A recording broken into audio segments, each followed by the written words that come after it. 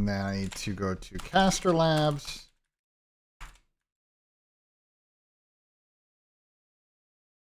And put on the Caster Labs chat.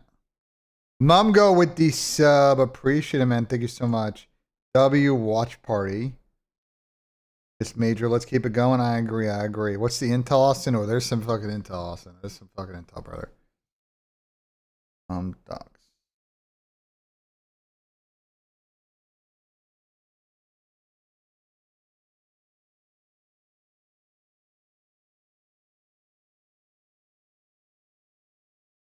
I don't have an active.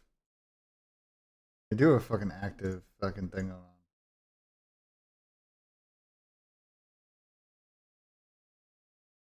Okay, now let's connect to YouTube chat. Like, cool.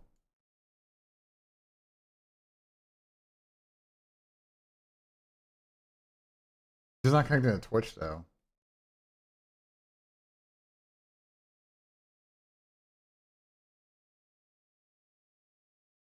Get phase loan out Luca. I don't know if Luca's getting interest like that. He dropped like a 1 this weekend. I think that's like not too bad for his first line. He's fucking 18.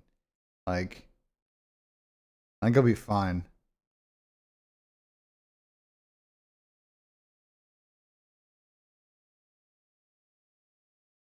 Okay, there we go. Now.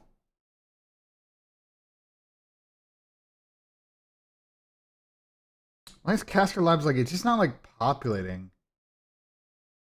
correctly?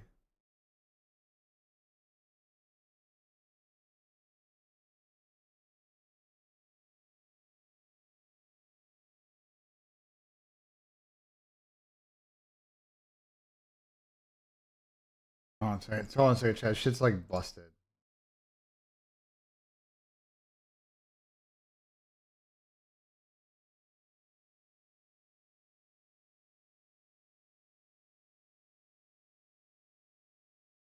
Okay, now it's working. Okay, it just fucking took a second. Jesus.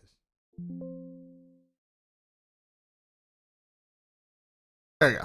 It was not working for a second.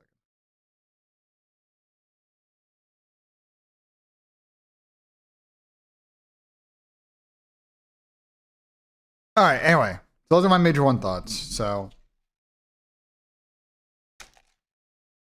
the same Spain top, yeah, because it's a good fucking seat, a good fucking good fucking thing. All right. All right. All right. Do we want to get into like what's going on with some of these teams? All right, I'm gonna kind of this is gonna kind of help for the show we're doing today because I want to kind of like give context on like who's making a change, who's not making a change, and like my kind of like really high level thoughts on how they played this weekend. And this would like help me like do my notes for the show. So, all right, grand finalist here.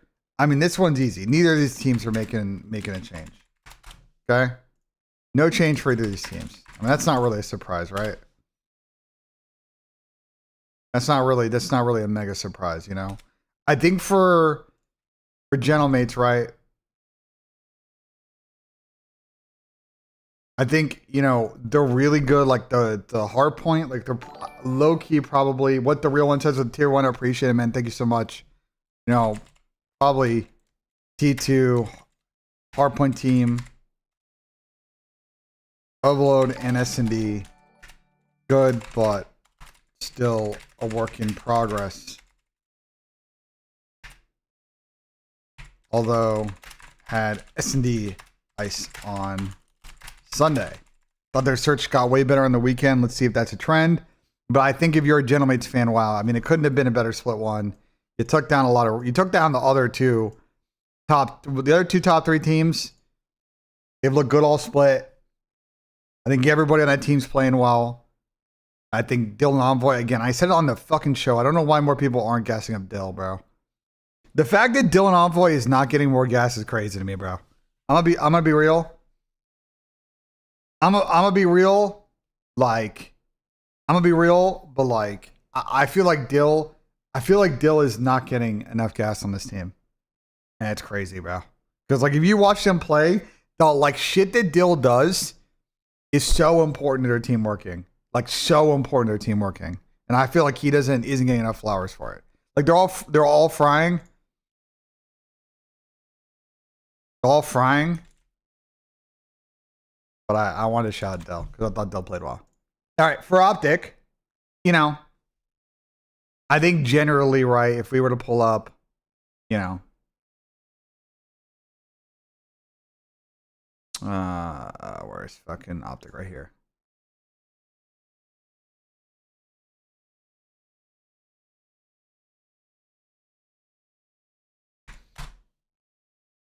How can you read chat on the screen? Because I can.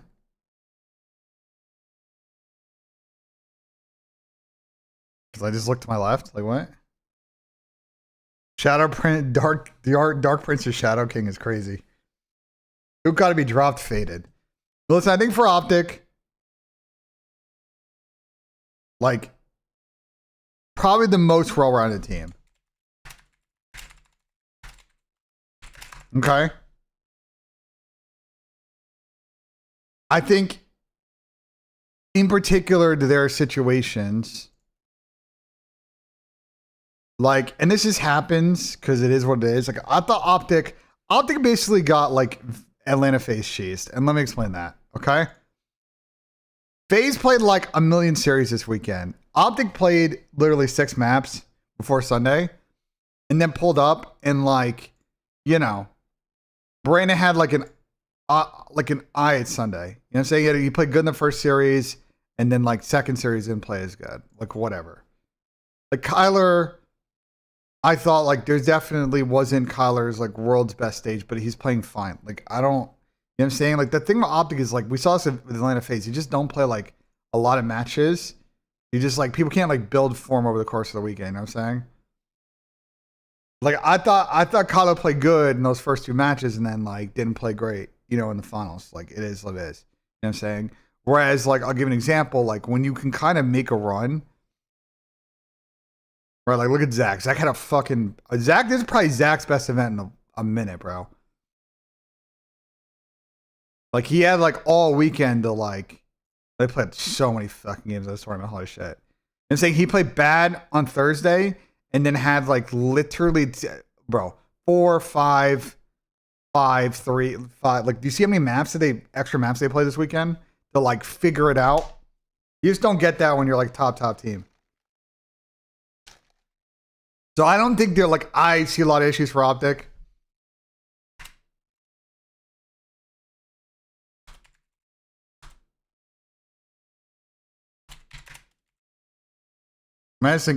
I just think generally S&D let them down in grand final. I didn't really go through like Optic search. Are there any like weird? I don't care about hardpoint S&D right now. Yes, opening to 1% of 40-4 definitely be improved. I'm surprised it's that low. I'm surprised their opening to 1% is that low. What's driving that? Oh, they're low on all the maps.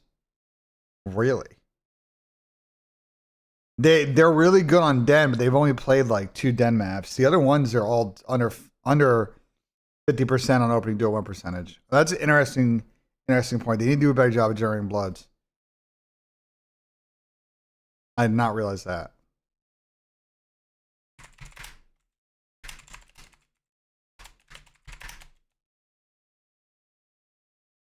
Is that correct? Stage 1? Yeah, it is correct. Do land only? We do land only. It's still 9th. It actually goes down, I think. Yeah, it goes down about 4%. So, yeah, I wouldn't say it's wraps because, like, I don't think they're gonna jump as fast from like 9th to 1st, you know. But like, they need to get this to like somewhere close to 50 because like they're the number one. Like they convert rounds when they get bloods. Like. This is the same. I'm going to be honest, though. This is a very similar problem. This is actually the opposite problem they had last year. Weirdly enough, I'm going to show you some stuff. Hold on. I'm going to show you some stuff. We're going to get real nerdy in this shit chat, okay? I'm going to give you real nerdy. Last year, in S&D, if I remember, their offense was pretty good. No, they were pretty scammy on offense last year.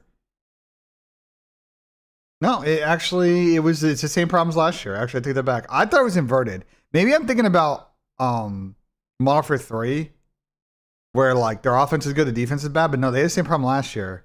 Their defense is pretty good, their offense is just scammy. But the difference now is like I think they're same thing. Same issue. Wow. 39-3 at the major. What was it? Stage 1? 8-4. Yeah, another offenses. But like the problem is I think they also played like hella dense. Dense? Nah. I'm gonna dual and attacking stats. It's at 47. Opening dual 1 percentage.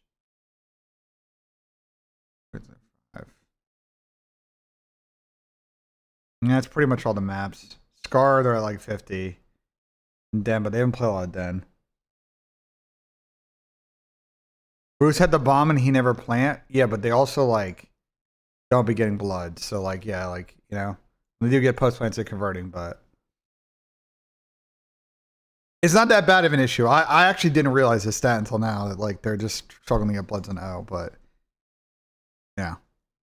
S&D is like generally like they're solid, but this S&D from like, you know, online to LAN, like, yeah, I know 3 of those losses on LAN were against Gentlemates, but like they'd also dropped a bunch of search maps online. Like, we're gonna get a lot of data this split, but I could see for Optic like one area of improvement. I don't know if JP's still here, but like, you know, that's very clean upable. Like this is very for a team like Optic is very clean upable because it's like, okay, but like, are we playing too passive to open these rounds? Are we not, you know, are we not trying to identify areas of weakness to try and get like early bloods?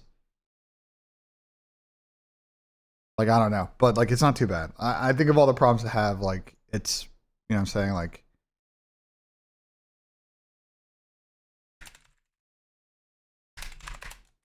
okay. All right. What's the intel? We'll get there. All right. Vegas phase. There's really no change, I think, for Vegas phase. I said this earlier. Like, yeah, I think they had a bad choke at this event. But like generally the numbers on this team, like if you had told FaZe going into this split, are those bloods not traded or just bloods that don't matter? I'm not sure, to be honest, JP. I'm not sure to be honest. I don't know if Austin tracks like insta trade search bloods like that. He might. That's an Austin question. I will say like it does line up with like your historical from last year though. But like also you guys went 0-18 in the middle of the year, so like these stats are like insane. Yeah, I agree with you, JP. But the one thing is like as long as your opening dual win percentage is like close to 500, great. But like I think conversion is still an important stat though, because even if shit gets traded, even if shit gets traded, the team still has to be good 3-on-3. So like you could break this out, but like, you know what I'm saying? Like the team, like, you know what I'm saying? Like you still want, fuck.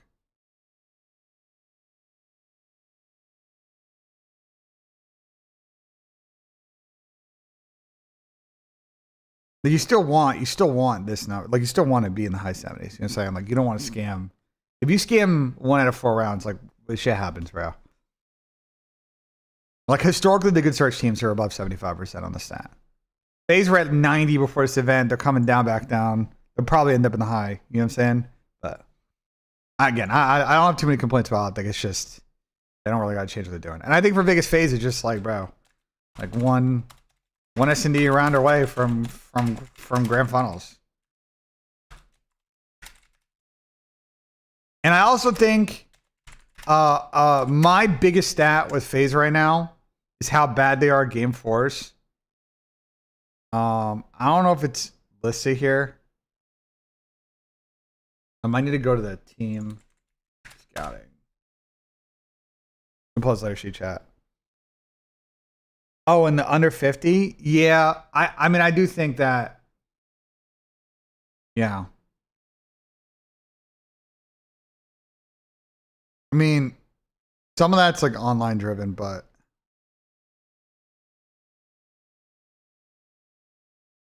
like the KPR is good. And the Bloods are good. I mean, you guys also play hella Dens though, JP. You guys are so you played hella Scars, and like the way Bloods work in Scar are like weird, bro. Because it's turning out in Scar like normally like a lot of COD maps are like driven by sub pressure. Most of the time generating Bloods, not always, but most of the time. Whereas Scar feels like ARs get like opening blood like 3 out of 4 rounds.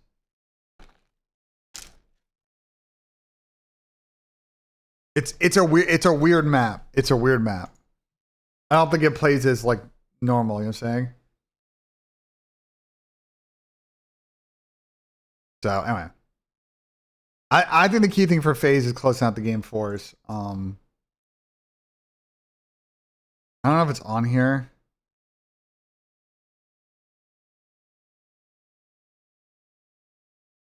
They were 2 and 5 in map force to split. Like I don't think that's good, bro.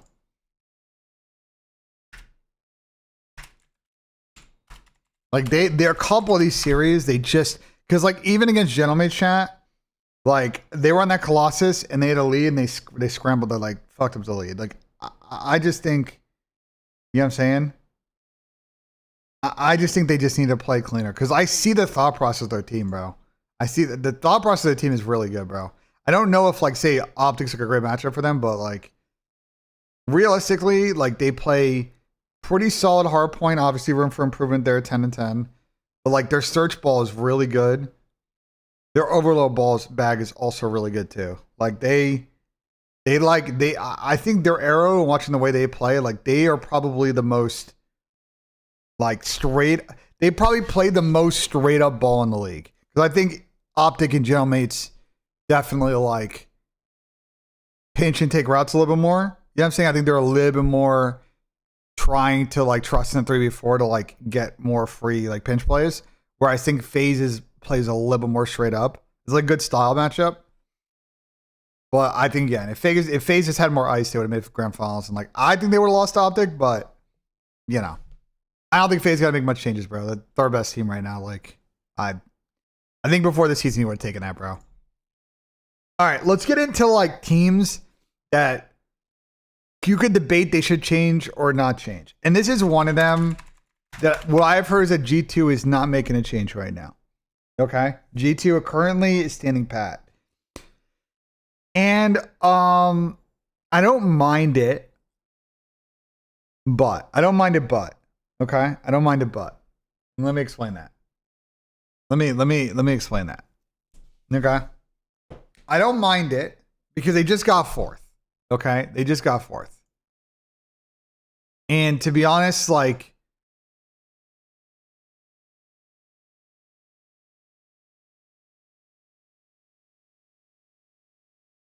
I owe Caesar 5 gifted. Brother, my bet wasn't with Caesar, bro.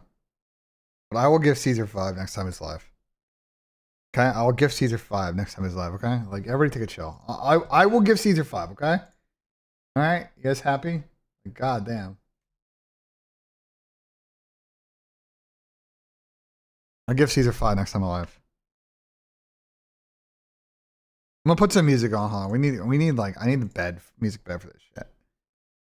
Because now we're getting into like the, you know what I'm saying? This is a good song.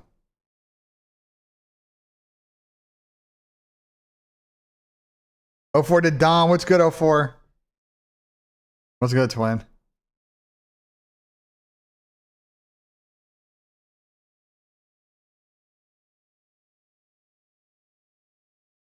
I ruined Nepstock. Yeah, here's the thing I did. Okay. All right. I think for Minnesota, like, I thought they played well. I still think the overload is like still very much a work in progress, but like they're a hard out team right now. You know what I'm saying? Like I wouldn't like hard grind out team at Major 1. Can Skies slay like this in stage 2 online is really the biggest question I have. Because if you can, like, they're good. Like, I wouldn't, change too much. If it's like the problem that, like, Boston last year, where they're just constantly not going to be as good online, I don't know. Do they get affected? Like, if people start to like pick away a little bit the map pool, they kind of played everything. They only lost to Colossus, so like they won 2 block cards both against FaZe. Like, I don't know. I want to see more. We're gonna get 11 matches, so like I think Minnesota was good, but we'll see. That one they shouldn't change. They just got fourth. They really shouldn't change. Miami, also no change. I think this one's obvious. Like, just thought they were a team that didn't get a lot of practice coming in the event. Just generally relative to other teams because of visa issues and blah blah blah. I think we just need to see more, Like, I see the thought process. S&D was great at times this stage. Can they continue to be T6 or better? Stage 2 is really where it's at. Because if not, then they might make a change. But like, if Miami are just floating around the 5th, 6th range, also like for the foreseeable future, like I don't, saying like they're good. QK, we're gonna get to QK in a second. I'm trying to speed up so we can get there. All right, let's get to the teams that like. Okay, let me skip around. Let's do the easy stuff first. Teams that are not gonna make a change. Falcons, no change, but like really can't get T8 again. Was a bad draw. They had a kind of mixy series. What's a song by Brent Faiyaz? It's a song by A$AP Rocky. It samples a Brent Faiyaz song though.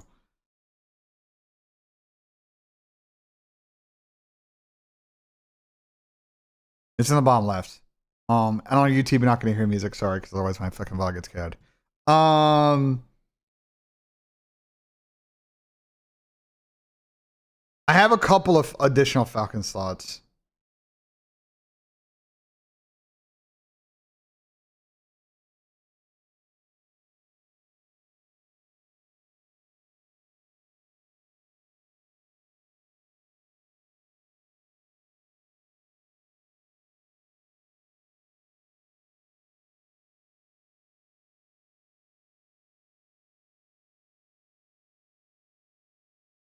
And that the thing with Falcons is like ultimately I felt like their map pool was pretty good this event. Like I had some concerns coming in about certain maps, but I think generally they seem like a hard out team.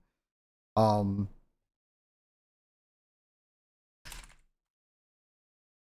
they were really good, like pretty solid in map 5s. Can they win more map 2s? Maybe. But I mean,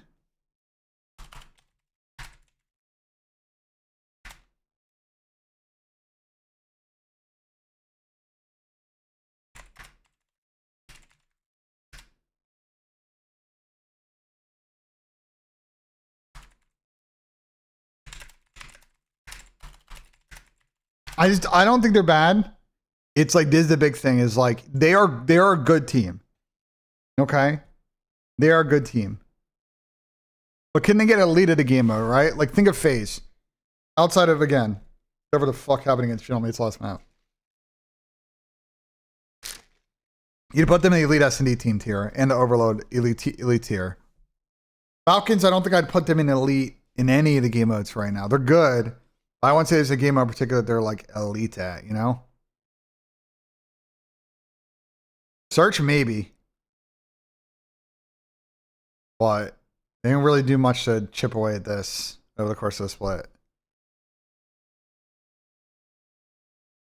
Okay, Swanee, we're going to get to the C9 thing here in a sec because I have a lot of thoughts. Okay, I'm just trying to speed up on the no changes ones. All right, so This is where we're gonna get a little bit intel, slash. I think this is like obvious. You know what I'm saying? No change, but Jeremiah Pat McAfee. No change, but need role changes. Kleenex, SMG, and Rail AR. I think they're gonna try it. It's really the only thing they can do. I heard they're not making a change at the moment. Now, with Toronto, it could always change. Y'all want to drop Jamie. I don't think Jamie played bad at this event, bro. I'm going to be honest. I think the Jamie hate sometimes is warranted. But to be honest, it's so much more obvious to me that there is another problem to fix before we evaluate Jamie. Like, these numbers are fine. Could they be better? Yeah. But I don't think that Jamie is playing bad enough to get dropped. I think the problem with their team is that Rail goes rogue and Toby wasn't impactful on the flex. And those two problems are creating inconsistency in the respawns. And it doesn't matter how many fucking kills Joe drops in a fucking map. It just all looks weird. Okay, their team ball looks weird on the map. It looks weird. And I think Jamie is potentially a problem long term, but that's solvable. I think, like, to me, it's trying to figure out, specifically I think Rail, because we know Toby will fly fry. This is, for their pickup, like, this is not great. So they need to figure out this Toby Rail thing, or it's going to result in changes.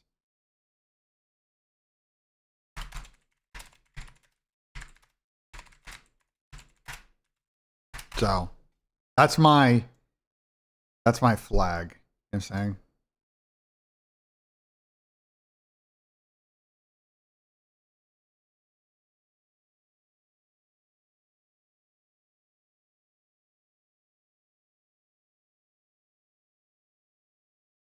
Like, fuck, I actually should pick a better color. It's like unreadable.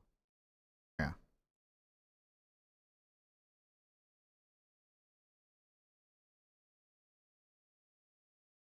Let me just fix the formatting real quick. Fucking pink, man. A Luca loan? I haven't heard any rumors about a Luca getting loaned yet. He played fine in challengers. He dropped the one. I think his team systemically has like a pace problem. And I think he's still got shit to work on, but like that's the point of him getting picked up as a sub, is to continue to work on those things. Like, you know what I'm saying? Like, not everybody, he's 18, bro. Can we like give the kid some fucking time?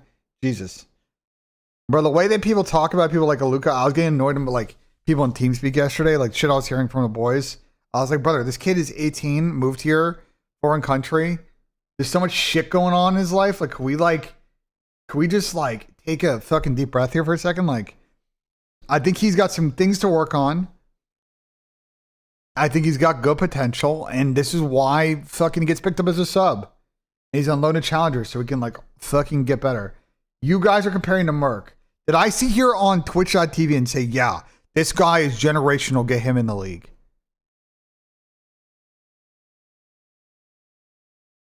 Like, bro.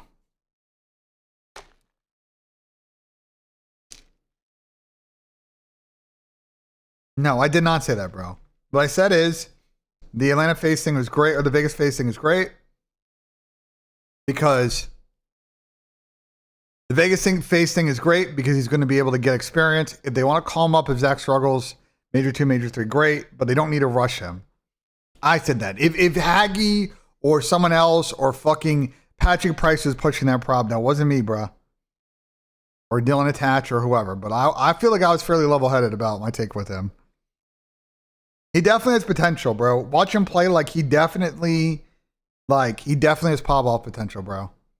He doesn't suck. I don't know like where that narrative's coming from. Like, he's 18, bro. Watch video. A 47-minute. Holy fuck. Can we watch this? Okay. It's 47 minutes, guys. We are not going to get through all this before.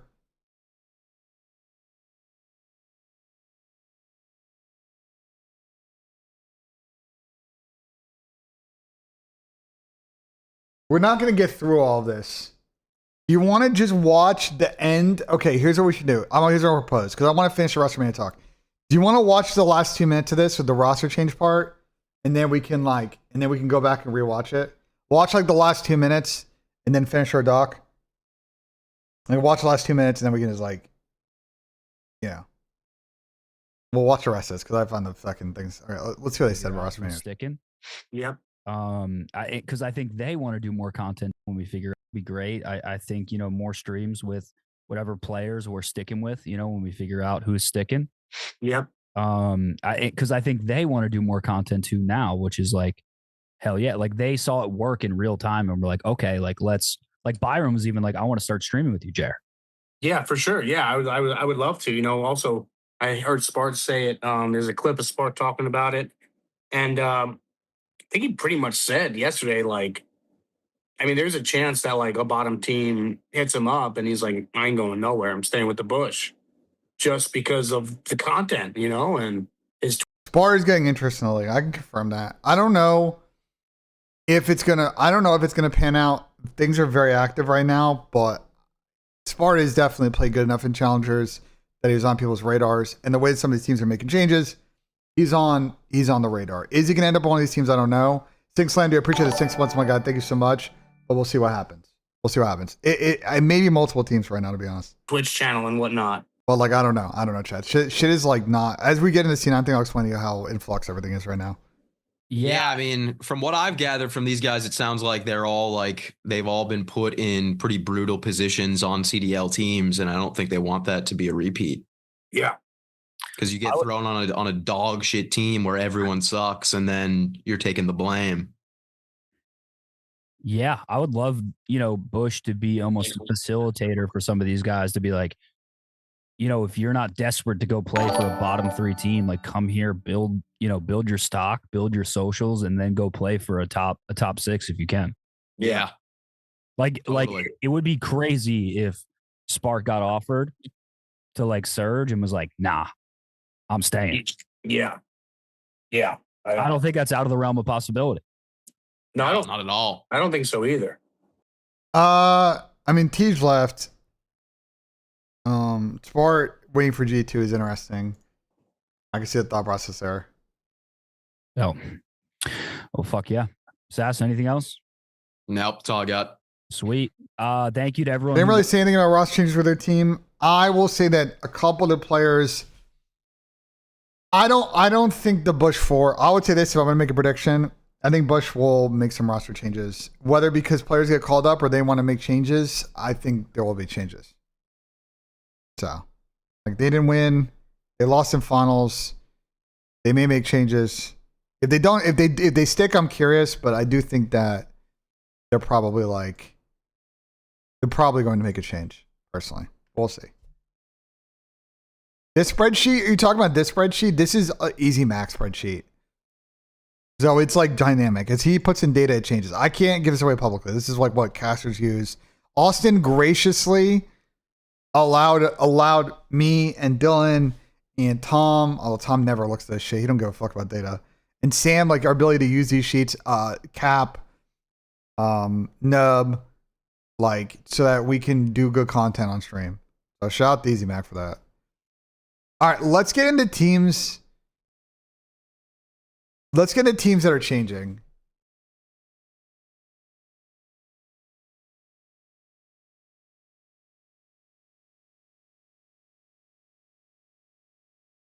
Well, hold on. Let's just finish like some of the edge ones.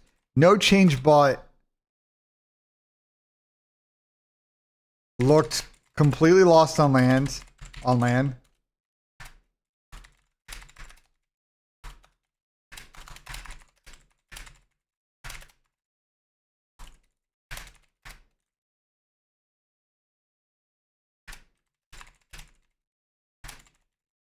That I don't know, but I don't think Carolina's making a change.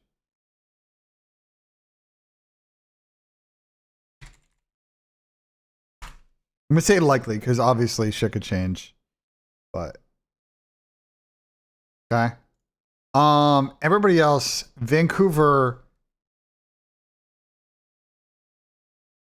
a weird one.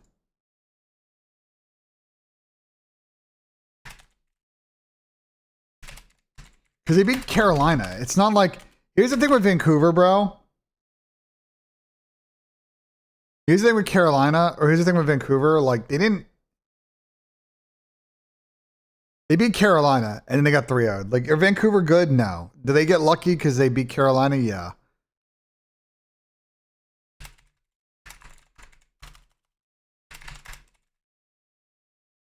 I mean, for me with Carolina, for me with Vancouver, I mean, I'm going to call how I see it. Like, I love Abe. Nice kid. But, like, bruh, this is not good enough, dude. So, we'll see what happens. Lunar's had a good land. I agree.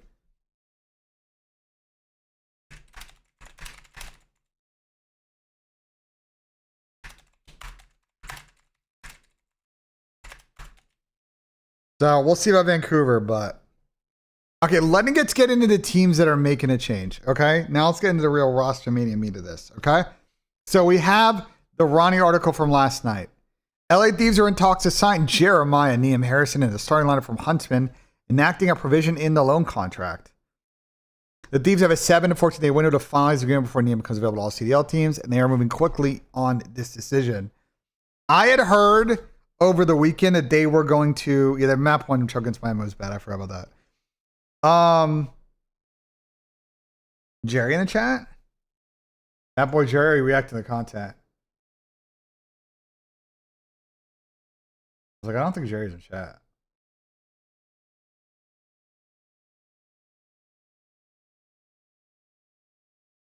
Zinted 3 days, not 14. I mean, who knows, bro? It doesn't matter. It's gonna happen. Even if they go past the date, they'll negotiate. Like, it's not. I think it's fine, bro. I think from my understanding, it's Nissim, bro.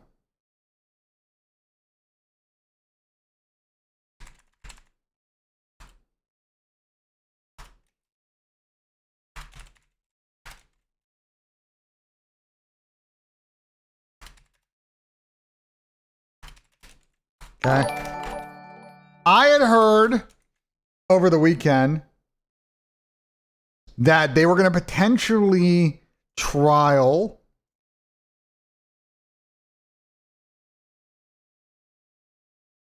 a couple of players and then make a decision.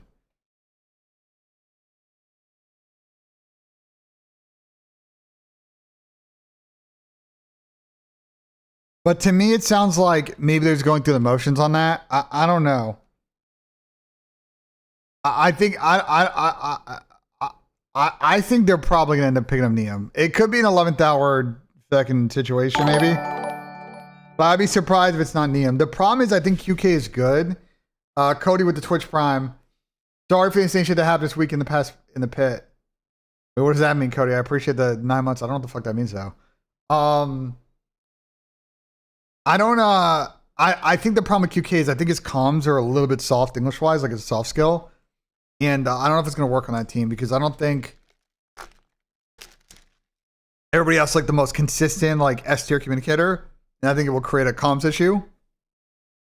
But I mean I think this is gonna end up with Nissim, bro.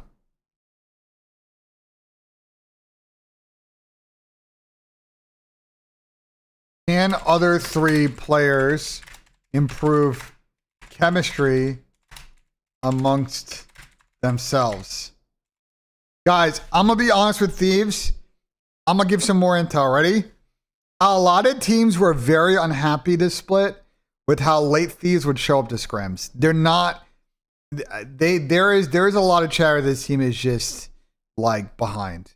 And that, you know... You could say like, oh, well, it's, saying they're just not locked in. They're not professional enough. Like bro, it's a shit that I said in the winter, bro. It's a shit that I said in November, October, fucking September, fucking December. Brother, they're a very talented team. They may have more talent than most of the teams in the league, if not potentially all the teams in the league. But like, they either don't like this game, don't like Overload, or don't like playing with each other at the moment, and like they gotta lock in, bro, because they're too good to play the way they're playing right now. Lame duck roster is insane. That is a stupid fucking statement. Okay, That's insane. They want to win, bro. What? Like, what a dumb. That might be the stupidest thing that someone said in my fucking chat today. I haven't crashed out too much yet, but that might cause me to crash out. Okay?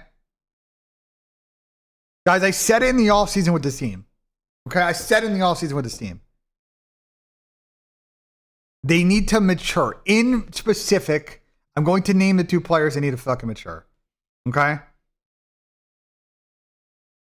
Abe doesn't need to mature. I thought Abe actually had a fairly good end of the split. Y'all say I'm the world's biggest Abizi hater. Look, I know they didn't play too good. They didn't play great in both the losses. Abe started to play much better in search at the end of the split. I think he had some good hardpoint games. He had some good overload games. I have no problem with Abe right now. He does oftentimes make some weird decisions in hardpoint. But like personally for me right now, I don't necessarily have a lot of complaints externally about Abizi. Okay? Chemistry-wise with the team, maybe. But like individually, he's playing fine. Okay? So stop this BENJ hates Abizi thing because I think Abe played pretty good at the end of the split, okay? Someone clip it, toss it on fucking Reddit, toss it on Twitter. Oh my God, Ben praises Abizi. Where there's a fucking solar eclipse going on outside. Okay? Like, you know what I'm saying? Like, I thought Abe was solid, okay? There's obviously room for improvement, but like, I thought the end of the split frame was good. My criticism is around the 2 star players. Okay, star player 1, Paco. Overall, this split, I don't think that his hardpoint was particularly good. And again, it goes back to the chemistry issues we talked about, okay? Like, he is just not an impact player for the most part in hardpoint right now. Like, he's just, he's not really taking over. He's not doing what we see from Simp and Joe DeCease and Neptune. Okay? He should be playing much better in hardpoint than he is. He'll get there, but right now, last year it was S&D. This year, it's hardpoint. Okay? He'll get there. Okay? His hardpoint is also like I had this split, but he's shooting back.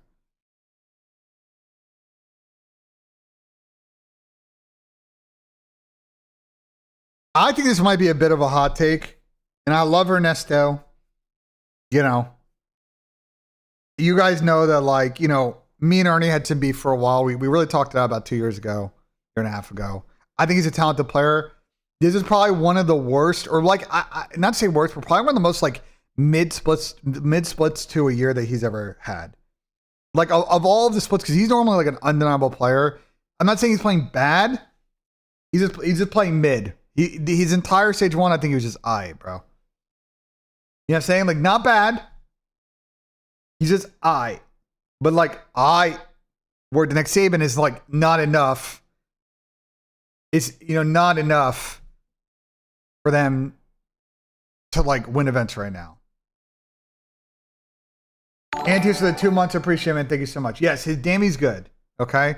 His Dammy's good. But like, these are not the normal scrap numbers that we see. There is room for improvement. He's been alright.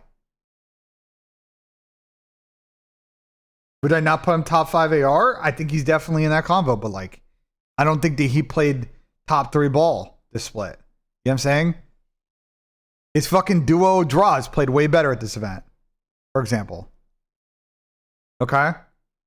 He's got to play individually a little bit better. Okay? Fuck no? Okay, so we just didn't watch. Like, Zach actually played pretty good at this event. Zach had a fucking great... We just not like... Well, do you guys not watch the series that got played this weekend? Like, Zach actually fried this weekend. Bro, Zach was frying this weekend. Were you guys just like not watching, bro? Yeah, 04 definitely. We had to pick a player on phase. I think individually has got to find his game. It's 04 a little bit. There's room here. Like he's got to find more consistency. But I'm patient when it comes to 04. The aggressive sub roll is the hardest. I think trying to find his way in the system. He definitely scammed at least one S&D this weekend. But like when he gets going, they're really good. When he gets going, like you could tell with them, like he gets to the level, I kind of see what's going on, bro. You know what I'm saying? It's just again, there's room for improvement 04. But anyway, for Thieves, it's Like this is the biggest issue, bro, with them. Because the Kemp's not there and it's affecting individual performance. I just don't see like the team ball right now with the way they play. Okay. And so now that you've dropped Ken, because I just don't see how Ken's sticking. I think they're making a change. Can they have better team ball? We have 11 matches to split. Guys, teams are going to play 2 matches every week outside of 1 week. Okay. Like if you go to Thieves here, matches, you see they have 2 matches a week.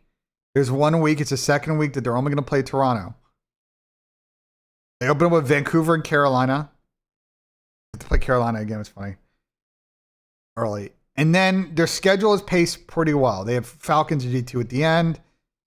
And Gentlemates, they have Optic and FaZe in the middle with Miami. Like, there's good balance to the schedule, you know? They got time to figure it out.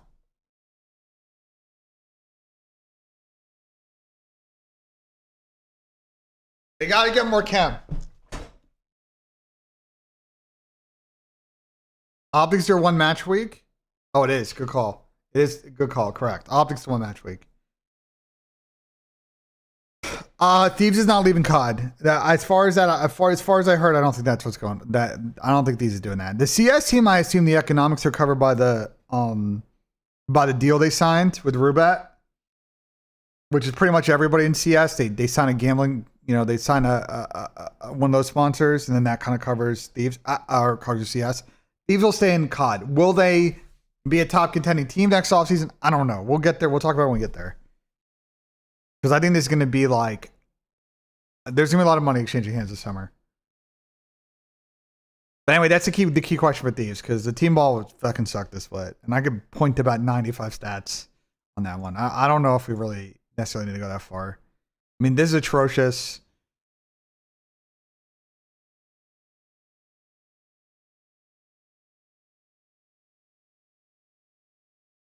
I mean, they should never be like they're 500 ball in S&D. Like the overload numbers are probably the worst though. If I showed you the overload numbers, bad. My concern with Thieves is that they sit there and they shit talk like over. Yeah, 2-8 map 1 is crazy.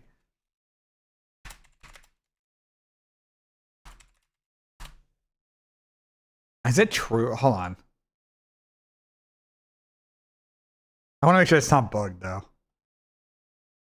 Yeah, it might be cracked.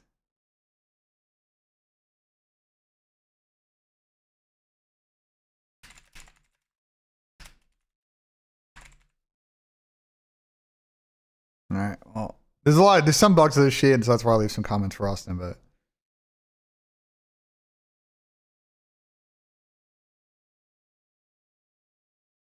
what has Abuza ever won? He's won Challengers Lands. He's been to about 19 finals last year and didn't win one. He got pretty close to getting a final this year. I think Abuza will get one eventually. Brother, I'm going to be honest. I would not criticize Abuza. I think he's having a fucking insane season so far. I'm sorry, but he's a top AR right now. Argue the wall on that one. I don't know. Everybody's going to, like, I sat here this offseason and said that he might put up all-star numbers. He's literally putting up all-star numbers. And you're saying, oh, like, he was good. He was good online. Brother, these were his stats from the event. And these are also good. So, like, I don't know what to tell you. To argue with the wall, you're fucking brain dead. Like, I don't know what to tell you. Like if you're coming in here trolling, like, the Zaza Bros cooked this weekend.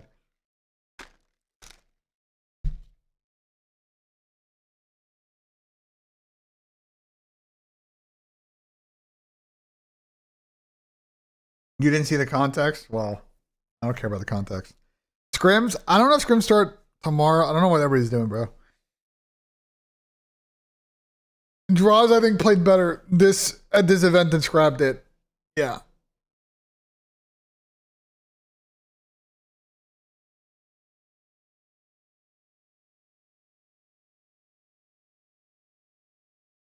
What do you mean what's going on with Tom? I don't know what the fuck that means. What does that mean? Tom tweets some weird shit. I talked to him last night. He was fucking good.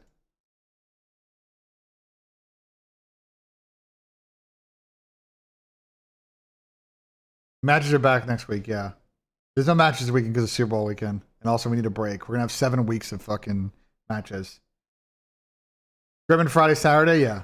Not surprised. All right, we'll get to QK. So let's get to the most interesting situation of this. Okay. This one is a clusterfuck. I need to explain this entire clusterfuck because it's a chat. I got the breakdown last night from about 19 different people. I'm going to explain to you what happened yesterday, okay? I'm working on my golf model. Okay, things are going great. I debug. I get the API working. We get the sheet working. Okay, I got to do some regression testing. I got to like figure out if it's accurate. I got to back test it a bit. I don't have historical price pick data. So it's going to be a work in progress, but I feel good about where it's at. I'm going to go cook that steak. Obviously, I could have cooked that steak better. You know, I could have cooked the steak better. You know. Okay, I could have cooked this better. I did not do the fat cap as much. Yeah, I could have fucking rendered the fat cap a bit more. Did I use instant mash? I did because I was fucking lazy. But the steak still fucking hit and it tasted good. So y'all can suck it. And it was like perfectly medium rare. So like whatever. Okay, good steak. A W steak. But then like I like checked my phone and I had about 95 fucking messages from people being like, yo, this C9 shit's popping off. And I'm like, what the fuck's going on? So, okay. I'm going to lay it in with C9 and we're going to have a real convo about what the fuck's going on here. Because I have some thoughts we're going to also talk about on the show. Because I think, I'm very curious what Ray and Ant think. I'm going to give you my high level take on C9 right now. And do not blame Arian because I do not think that Arian, this has nothing to do with Arian from my understanding. No, Rafi is tweeting about something else. I know what Rafi's tweeting about. It's not this. Okay? I know Rafi's tweeting about. It's not this.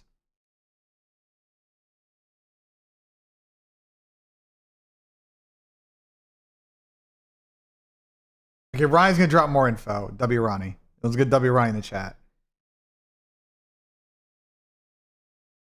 High level, what C9 is doing is they're trying to operate in the CDL, spend as little money as possible, not necessarily contract players, loan in players, and literally just mill and milk everybody to like break even or make money off the MTX and like EWC in COD. So they're basically not in COD to like build anything. They're literally just like doing it to make the economics work and make money. And I feel like that's kind of cheese. And if C9 Jack feels another way about that, I'd love to have Jack on the flank to try and explain what the fuck's going on here. Because that's what it seems like to me.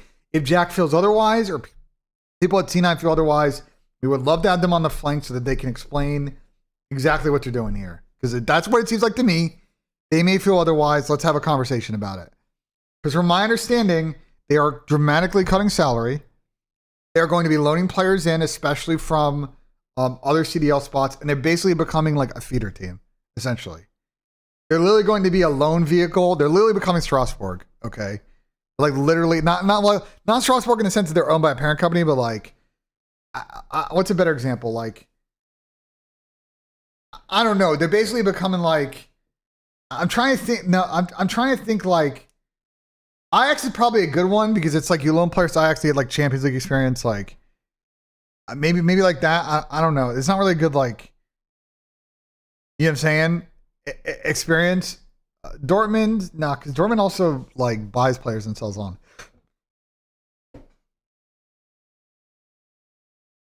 Okay, so Ronnie tweeted last night, or in his article. Well, hold on, I'm gonna run the bathroom real quick, chat. Quick. I need to fucking piss. 1 sec.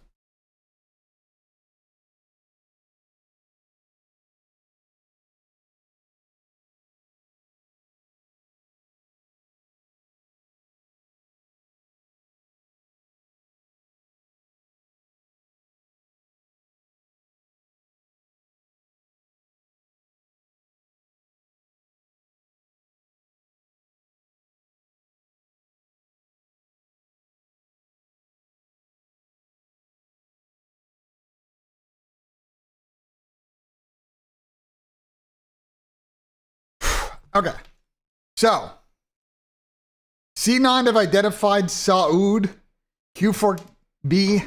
I'm not gonna attempt to pronounce his last name. I'll figure that out. They wanna get QK in, which I tip because I think QK is a shooter. He needs league experience. Falcons are probably gonna cover like all of his expenses, so it's literally like a free ad. Okay. Like Alo Tabi. Alo Tabi? Is that how you pronounce it? Am I doing it right? Alo Tabi?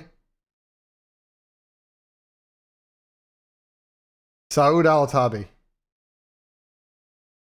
Or is it Tabi? Tabi or Tabi? So people are low. No, C9 is. No, don't say close enough. It either is or isn't. Whatever. Anyway, I'll talk to fucking Asim, bro. Asim will tell me. Wait, is Asim in TeamSpeak?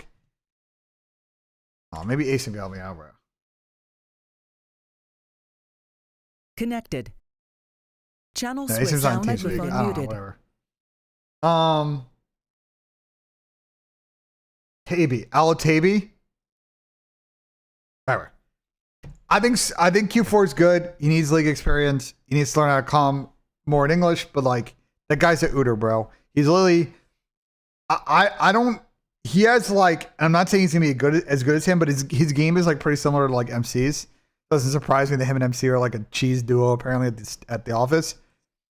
But like that's kind of like a bit of the prototype when you watch him play. I don't know if his like movement is as good as MC's, but his shot is as good as MC's. MC's got low key a good movement back. MC's got, and I'm properly using the word low key here. Falcons camp thinks he's ghosty, yeah, but he don't calm like ghosty though. That's the thing. Like I don't know. We'll see if his English communication gets to a ghosty level. But like that's the thing with Dan. Dan's a straight shooter, but he's also like a human UAV. So like we'll see. Okay. So QK I think is coming in again because I think that Falcons are going to. Asim is not a fake Arab. That is the biggest fucking L take of all time, bro. Like what? Like what? I don't know, Trey. I don't know. I assume so, but I don't know.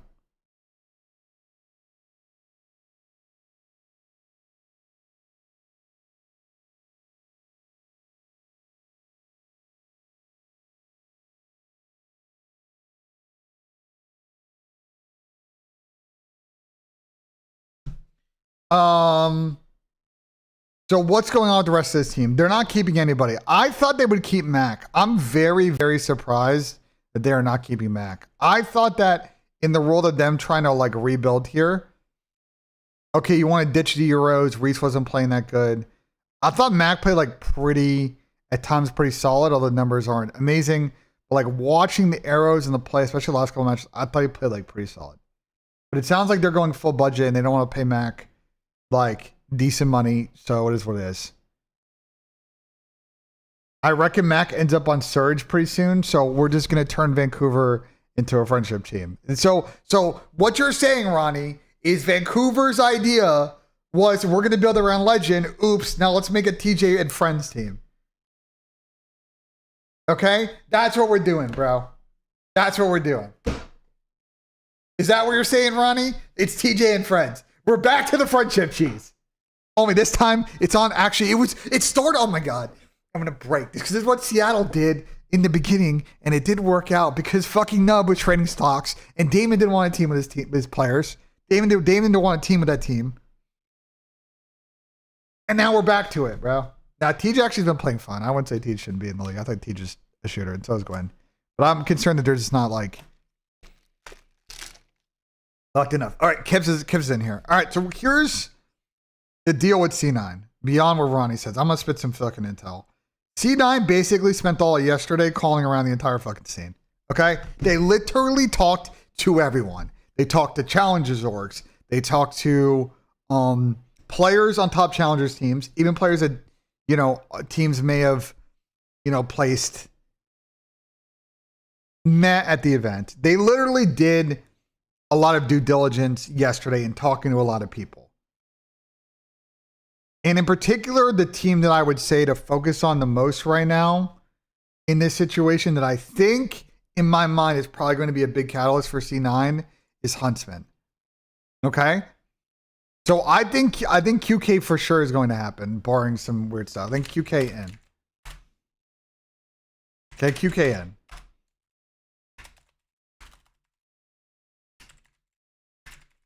So Huntsman's an interesting one. Because I've heard the Huntsman players just, their name thrown around a bit in this one. I thought Renegade played pretty good at LAN. I thought Renegade played pretty good at LAN this weekend. He's getting better literally every day. And the thing with Renegade is he literally has been on C9 before. For like 2 years. So like him going to C9 and they already know who he is. They know what he did in Halo. Like, to be honest, if I had to make a prediction, I'm going to say Renegade in. If we're going to BENJ crystal ball this, I'm going to say Renegade in. I don't know this for certain, chat, but if I had to make a prediction, based on what they're trying to do here, they need people that know and have been there in those pressure situations. This team tries to figure out how to be like a dark horse team. They need Renegade. Okay? If he's down to go there, he's going to get a chance to basically have the keys, I think, to a sensitive situation. Blame with the 2 months. Okay? Now, who else are they going to put in this team? That I don't know. Now we get to the fun part, because I think those two, to me, feel like locks. But I've heard about 19 other names for the other 2 spots. Okay? Kips is in my chat. Kips' name has been thrown around a lot with this team. I don't know if he's in or not. Okay? I would love to see Kips in the league. I would love to see Kips in the league. I don't know what's happening with that. Okay? Can we see Kips in? I think there's a chance. But then that second AR spot can be literally anybody. Someone said Ocus. Someone said Wake. So I've seen people, mention quite a few players. I've seen people mention like Spar earlier. I've seen people mention Geo. You all throwing Swooty. Like I think there's a lot of people that could go in here. C9, I don't think it made a decision on what they want to do.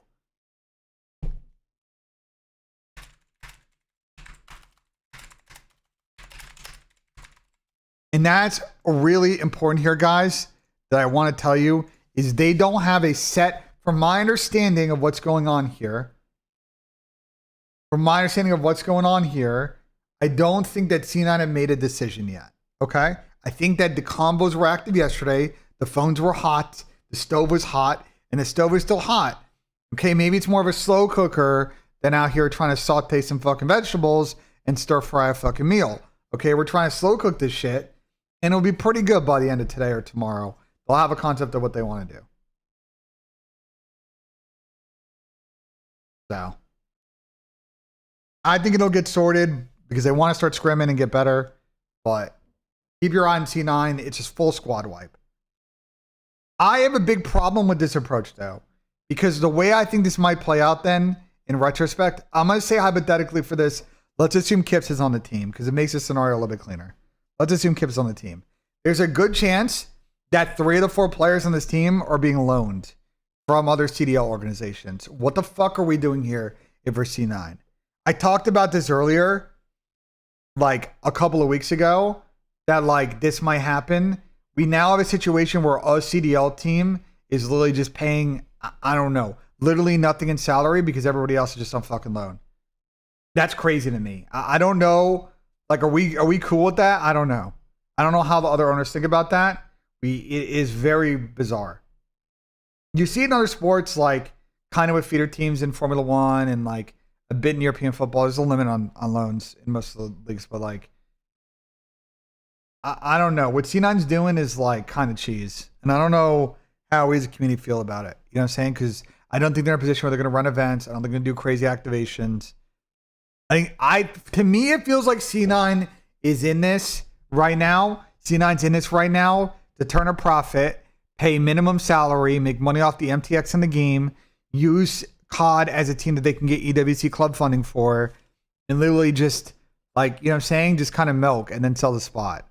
If Jack and them feel otherwise and want to come on stream, especially on, the flank and kind of explain the business process and where they're at with this, I'm fine to hear that perspective out because I think I want to hear it. I think the audience wants to hear it. You know what I'm saying? But right now, it's clear to me that they're going for like, it seems like that strat, so we'll see.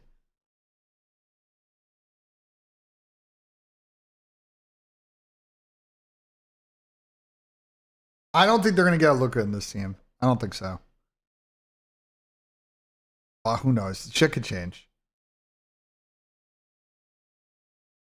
I mean, here's the thing, Dutch, is if I were Optic, and let's say in this hypothetical, Renegade and Kips are in the conversations, if I'm Optic and clear that C9 is like interested in getting QK and they're probably paying nothing, and we don't care about the money, why wouldn't we just loan those players out so that we have them in our bag over the summer and we can decide then what we want to do? If Optic can afford it, why wouldn't they just loan the players? You know what I'm saying? Is that your mall jersey? No, there's no name on the back.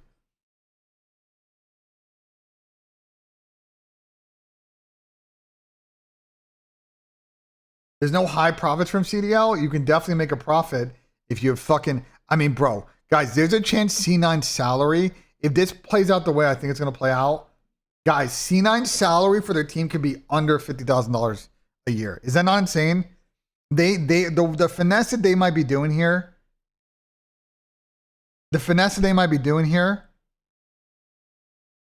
is like they may be way under the salary of, say, like some of the top teams. I just want you to realize what they're pulling off here, bro. It's crazy. Because I don't even know who on this team is going to be a full contract C9 player.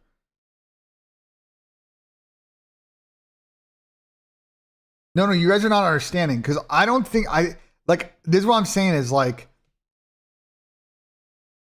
there's a world where they're loaning so many players and they're maybe paying like a loan fee, but like everything else is getting covered by the parent org. So like whatever their salary obligation to the parent org is like irrelevant. I'm just saying what it costs to Cloud9. I think C9 are going to somehow, I think C9 are finessing to really pay less than 6-figure in salary total for their team. Which is crazy. Misspelled title? Where did I fucking misspell it? Rostermania and M1 recap. Codcast. Oh my god, I misspelled noon. Jesus. Good catch.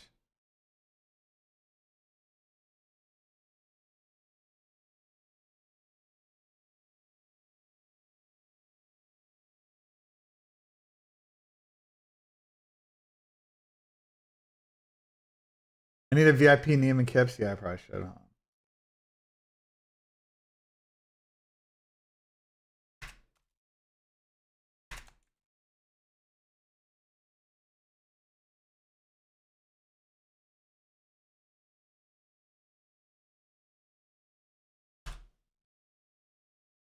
No, I don't think so, Sean. I mean, I don't think there are any. So, okay. I asked around on this. Let me give you some more info. Let me give you some more fucking info on what's going on here. General. If I can make the team, I think it'd be you, Renegade, QK, and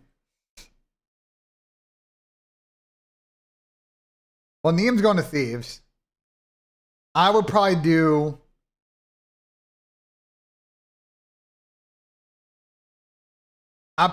either Sport, because like then it's a good mix of like experience. Sport doesn't need to come in and drop a 1. You know what I'm saying? I would like Sport. I think Ocus could be a really interesting idea as well.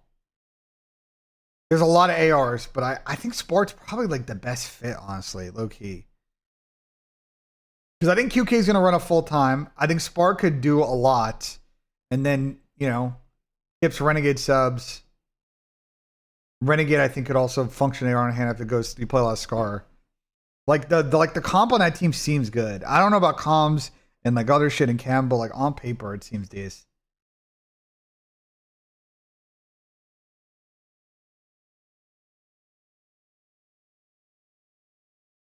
Say C9 and QK get on Renegade on loan. Who's responsible for living arrangements? I have no idea. You're not a sub player, so if you're coming in, you want to run both split. So then you would need another. I mean, unless Renegade's gonna run a full-time sub. I mean, if you pick up someone like Spart, like he can run both.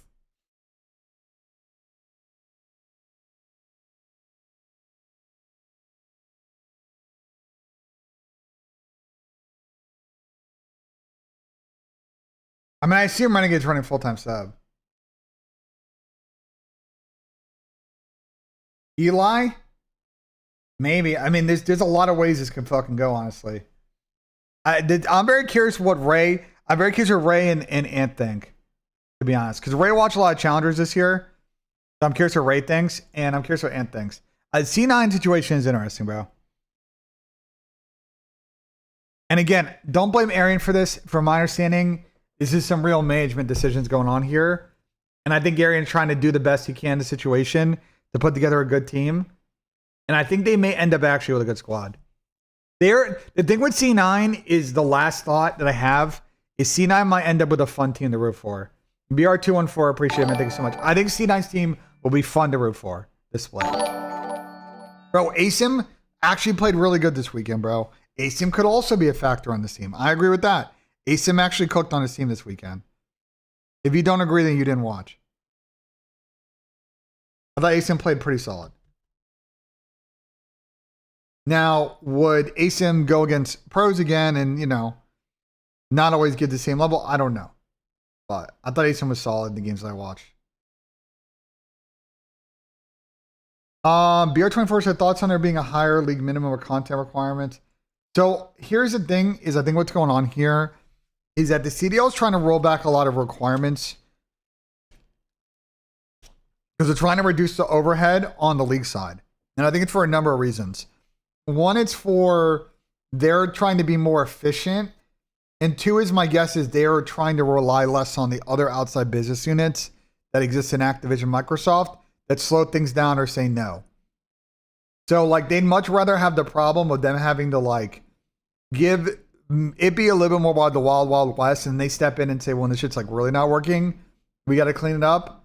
Then like, you know, really having to oversee like everything. Because my understanding now is like, I don't think the league has to approve contracts. I think there's a lot of shit the league doesn't need to approve that they had to approve before.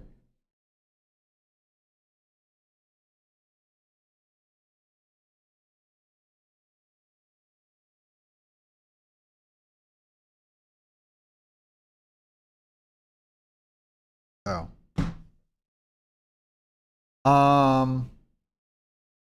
It just happens to CDL sit back, but Ronnie, I don't know if it's a good or a bad thing.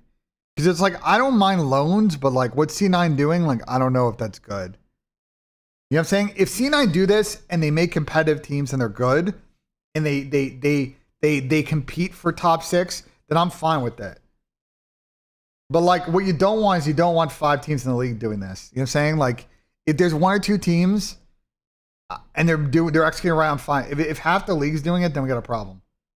Because then we basically just have like, it turns into Formula 1, bro. Just turns into F1. You've got the contenders in the mid pack like every year. Guys, bro. Paul Hamilton is a very wealthy man, okay? I'm not trying to bag check fucking Paul. I wouldn't worry about a Luca visa process with Paul, bro. They owned an Overwatch team. They import a lot of players, especially players from Asia. They know what the fuck they're doing. Okay? They know what the fuck they're doing, bro. I wouldn't worry about the phase visa process with Luca. Paul's fine, bro. Paul's a nice guy. I wouldn't, you know what I'm saying? Like, I think they're fine, bro. Yo, ain't you there? Yo, what's up, bro? Not much. What are you doing? Let's move to the Codcast room. Okay, wait. All right, I'm done.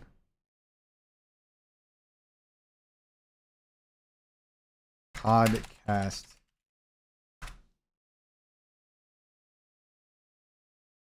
What's the intel? On the screen, though. Yo, I'm just trying to finish my notes right now. what's up, fellas? What's good, boys? Good afternoon. Good morning. Well, Yeah. Good morning to you. Wait, what time is it over there, Ray? 8:47. God Hey, yo, damn. do you guys have my stream open right now? That's light work. That's yeah. light work once you start getting Listen, the baby in, man. I'm gonna be talking about this Already. more. I'm gonna be talking about this more, Ant. Once I fine tune this, but I spent all day yesterday. We're out here trying to make some coin off of fucking golf out here, bro.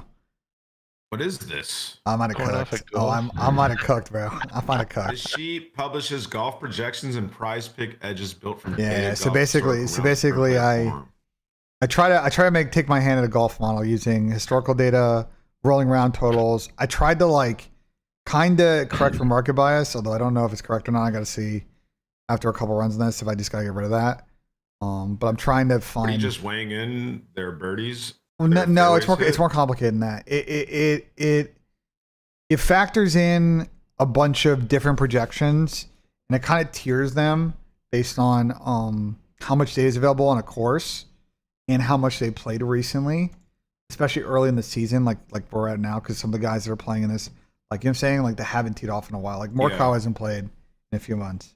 Okay. But like I took a crack at it. We'll see. I back tested a little bit, but I don't have historical like prize pick shit. But like, are you feeding in all this data? Or are you like pulling it? It's automatic. Like something automatic. It's automatic from Data Golf. Data Golf's API, and they also give skill fits that I'm also using. So like on Data Golf, they skill fit like strokes gained for everybody and like course fit. So I'm using that data. We'll see how accurate I am. The first month of the golf season, tell me like how many. Yeah, I'll tell you. But like there were like I ran this and I'm like, you know, there were a couple that were like weird. It's like, for example, like Chris Goddard's playing good, but my model thinks that he's gonna suck, and like I don't know, because like I think he's good. Like he was playing good. He played like good.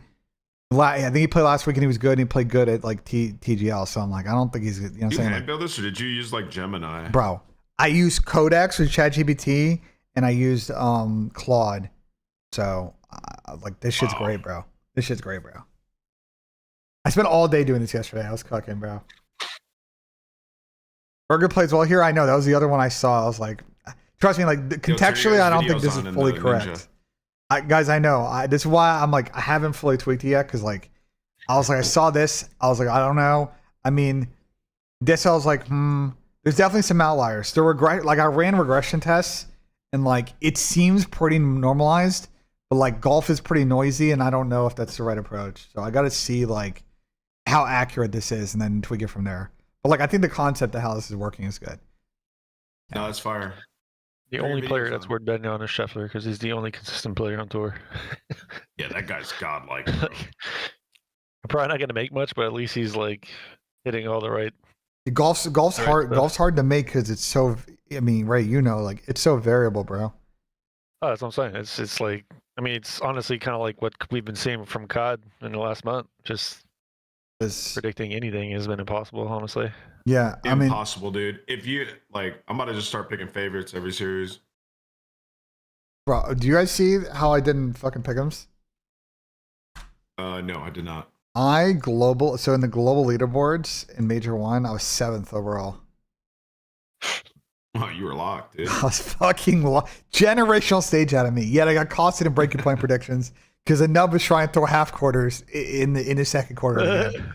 The nub was literally trying to go out here and like pull threes from the logo. That was funny for the nub, not gonna lie. He's only down a couple, and he's just like throwing air balls, bro. I picked too many upsets, dude. So, too risky. To be fair, Don was kind of doing the same for a bit for our side. So like, where'd you send the notes at? It's in our podcast doc every week, man. I tell you this every week. Well, what channel is it in? What do you mean channel? It's on your. It should be in your Google Doc. Oh, the same file. Same file. Okay, the same file every week. Okay, heard. I just sent it to you on Discord if you don't have it. That's far right. That's far ways to go. I built his API model. Can't find the Google. All right, shut the fuck up, bro. That's good. Can you guys turn your ninja links on, please? Yeah, I'm gonna do it right now. Thank you. We think Falcons should change. We'll talk about it on the show, but no, I think they need to run it at least one more split. They got a bad draw. Is the do you need ninja link as well, or I don't know. Sometimes it just doesn't work. Yeah, tell me a link. I'll send you. Hold on. Yeah. I just got a black screen when I open my link. I'm gonna send it to you on. Bro, we got hella shit to talk about. Got it. It was like hard to make the script. We're just gonna run through everything. There you go. That's the link, right? Yeah. Do you see my let me turn on fucking virtual cam. Do you see my camera now? No, unfortunately. I might need to like re-put the links in. If you guys can message my account. All one of the regular. Or put one. In the bubble. Actually, don't put it in the bubble here. It's public. Yeah. Do you want to message to your normal or to your backup? Yeah, my normal for OBS stuff. That's my Good a looks, solo. brother. I'll send Ray solo when he gets it.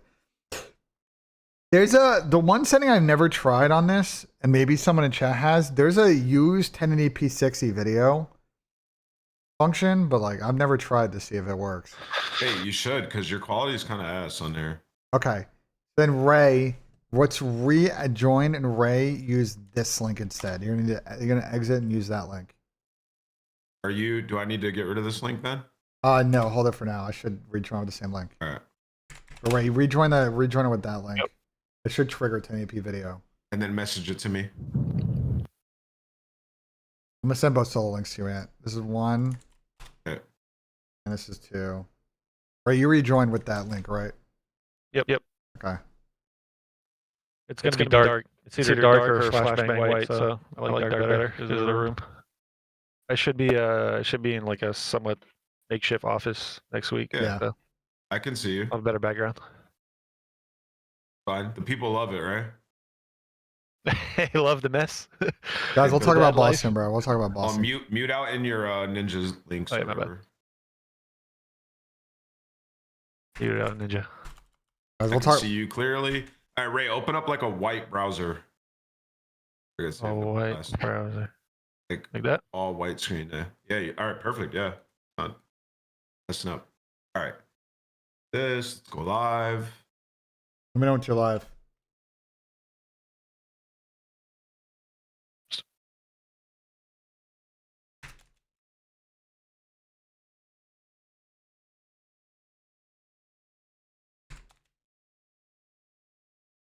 One is Ben. Second link is you. Yeah, second link is me. Are you live right now? No, I'm just making sure on the 2 page it's used for when I Okay. swap back. All right. Yeah, I'm I live. should have Ant's chat up, yeah? We're gonna do share chat. So go fix. Yeah. You're gonna what? We share We're gonna do chat. share chat. There's Where like do you share collab. chat? There's collab features now on Twitch. You can like make share calls. It's Oh, actually pretty that's cool. sick. Yeah. You should stream it, Ray. Yo, so Psych, I appreciate the 38 months. Thank you so I much. I can't stream until I get my Yeah. documentation that allows me to create income. That's okay. fair. That's fair. Ray I would needs have been to. streaming every day if not trust. Ray would have been cooking. Bro, that's not what I said, bro, about Abe. Like, Once I get Ray my- just, my bro, papers. it's so fucking annoying. And send the Like, I appreciate share 38 chat months. link. Oh, you wanna? Are you live right now?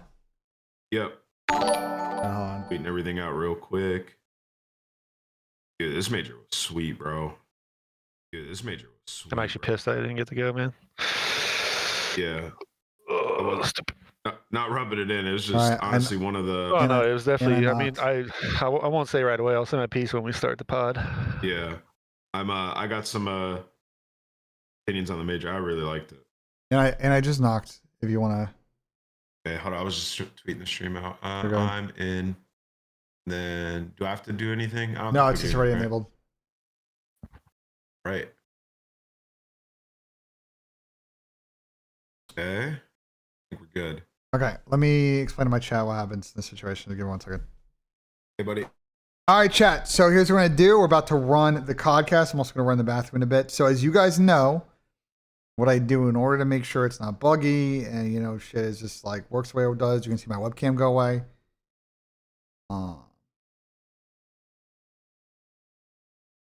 Holy fuck! I have too many tabs.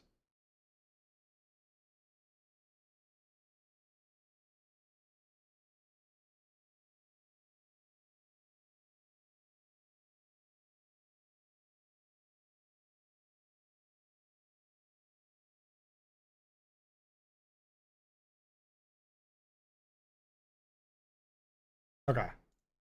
You guys know the deal. You guys know the deal.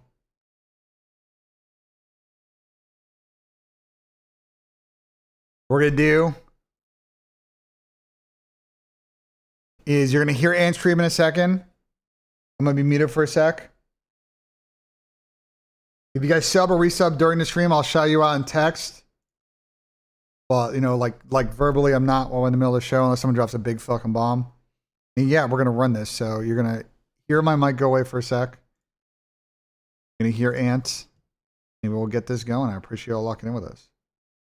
The fuck is my Rockstar fucking out there? All right, ready? Boom, boom, boom, boom, boom. Doo-doo-doo.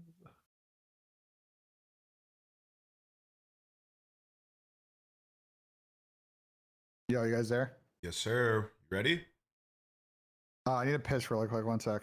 All right. Also, check your stream volume. It seems a little bit low on my end. Yeah. It's the same as it always is. There. Talk. Chat, you guys say if it's low or high, but I'll be right back. I turned you up. I've been on 128%. I think his mic is just quiet. Like, Ray, can you talk? Hello, hello, hello. Yeah, One, two, one, two, one, like two, one, two. Ray sounds good. Dude, Ben's a freaking alcoholic, bro. What the hell? He's got a rack. He's got a 2-stage rack back there, but Dude, load it up to the brim.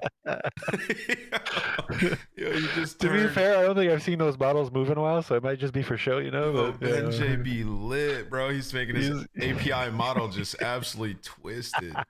It's like, Colin Morikawa, decent season. I'll drink to that one. Oh shit! I missed another putt. I got to drink.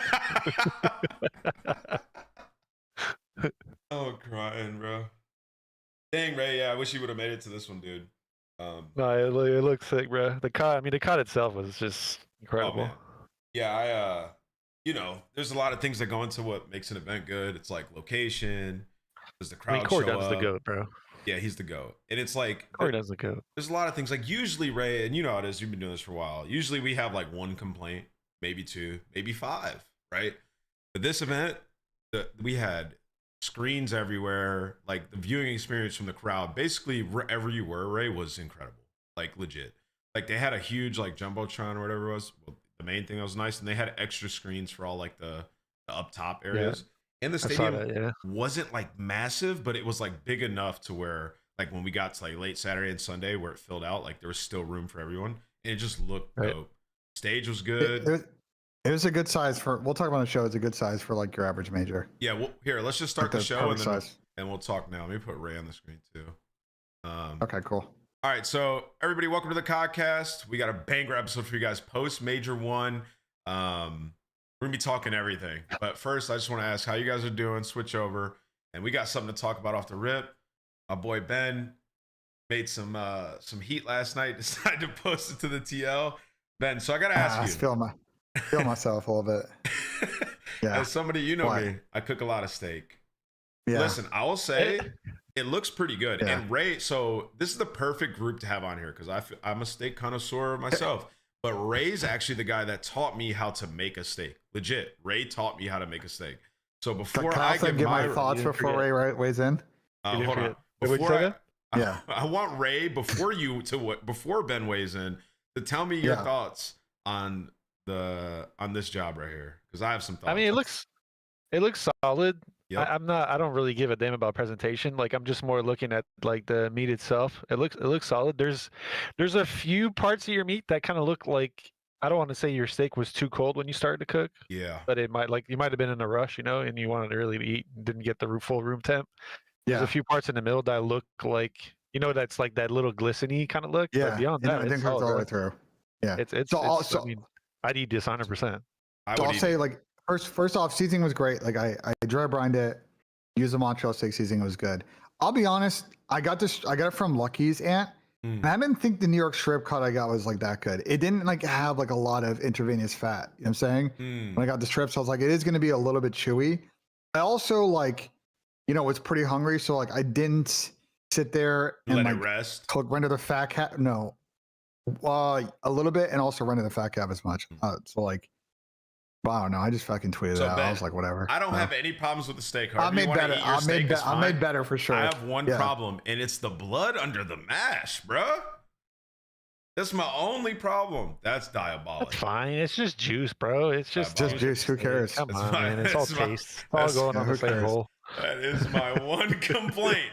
Yeah. Blood underneath the mash is criminal. But all right.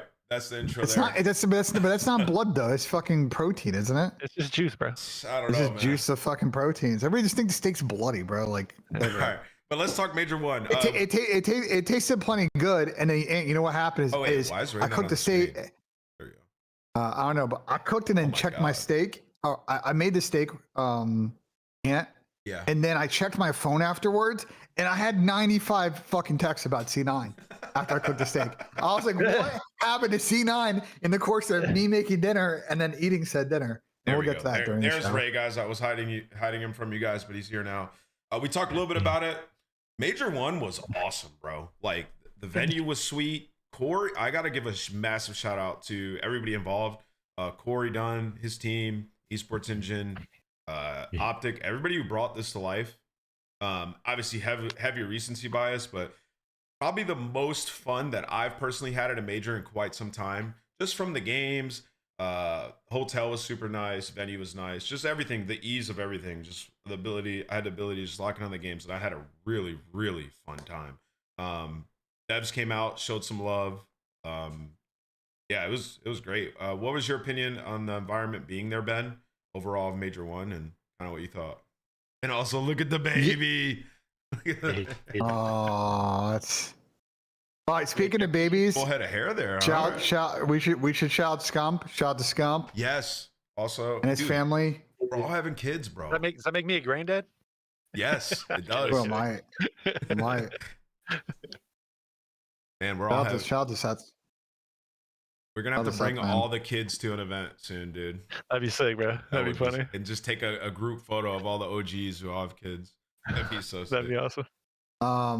Shout out to Seth, man. Mhm. I thought the event was good.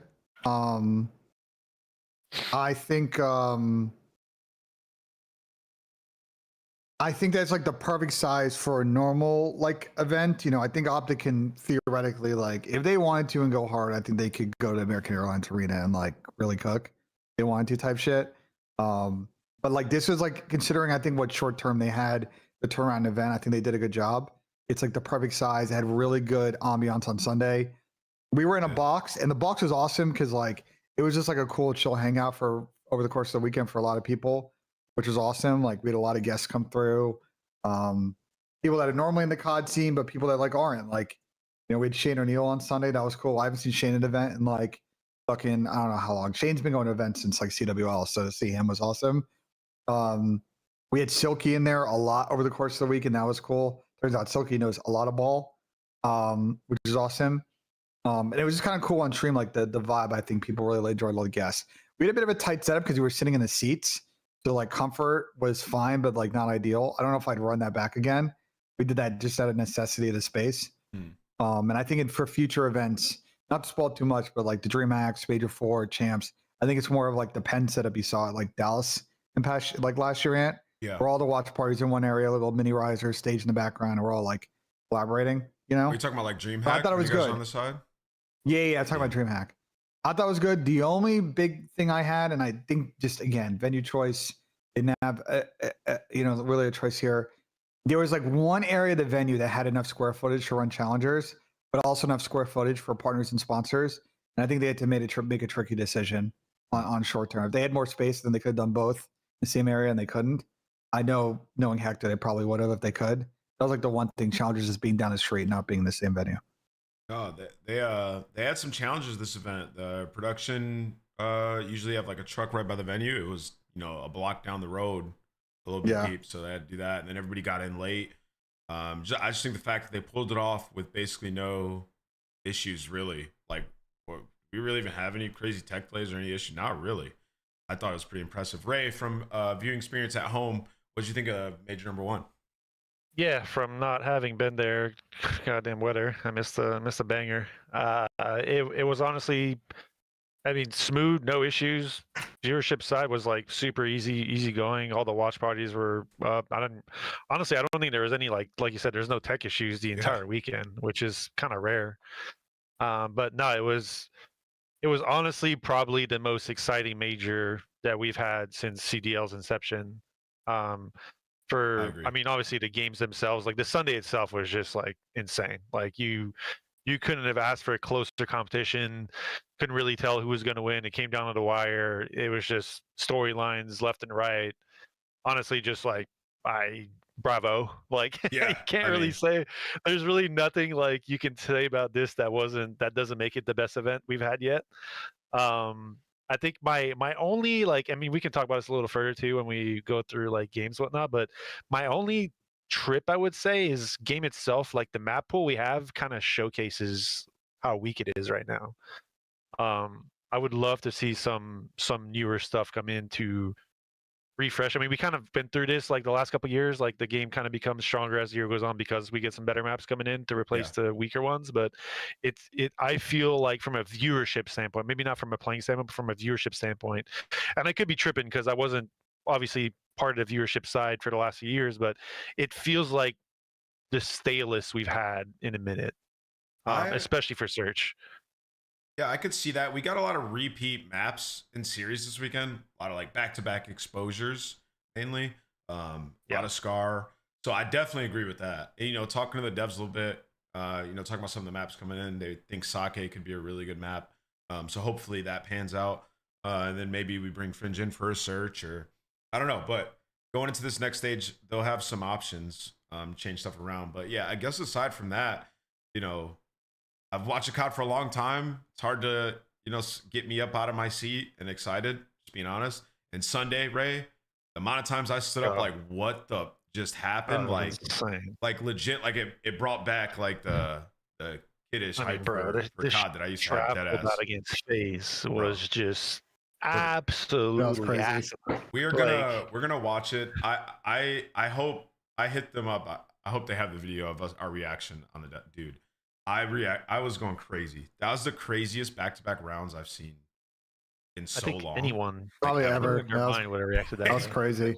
Like the second one where it's the ace and the slide on draws, the final kill was like so crazy. It like took a second to react to it. Like what? That was insane. We're gonna watch it. We're gonna talk about it. But yeah, let's go to overreaction Tuesday. Pull this up real quick. And let's kick things Wednesday off. though, overreaction Wednesday this week. Oh, true. It's not Tuesday anymore. But this is overreaction Tuesday. That's all right. I get you. I feel you. My bad. All right. Also, Ray is BENJ Nissim on the screen. Yeah, I don't know. Production's messed up today, dude. We're lagging our. This will be the best CDL season ever, and it won't be close. Competition is at an all-time high. Multiple teams look like they're trending in the right direction. Interest is growing, and the game is fun to watch. We pull the bracket back up. You guys tell me if that's an overreaction or not. That's not an overreaction. I think my macro takeaway from this event is that I think we have a really good mix of teams that play a risky style and teams that play like straight up, and the couple of these are like very good. And I think that like on top of that, like talent depth is good, roster construction generally across the league is good. Yeah. And like we just we have some clear top teams. We have teams in the next tier that can beat those teams. This isn't like an MW3 where there were like 3 or 4 good teams. They never got upset. Like we have a really good parity where, like I'm not surprised that like a Minnesota could get a top 4. I'm not surprised that Toronto with a bad draw can get last. We're going to have one of those years where it's going to be unpredictable and a little wild, and there'll be some top teams that are consistent, but bro, we have the best shot, the best CDL season of all time. No, I don't think that's an overreaction. Thank you. I think the parity between teams for sure is like one of the forefronts of why I think this will be the best year. Don't get me wrong, the game's awesome. We more or less the gameplay is kind of similar to last year. I think last year was great. I think as the year goes on, I think we're going to see even more teams shift to the faster pace kind of style of COD because. Let's be real here. Gentlemates are like pretty far ahead in terms of how you should be playing the game. And it's kind of crazy to me because it was kind of a similar way of playing the game last year that made my team successful and the other teams at the end of the year that were able to keep up.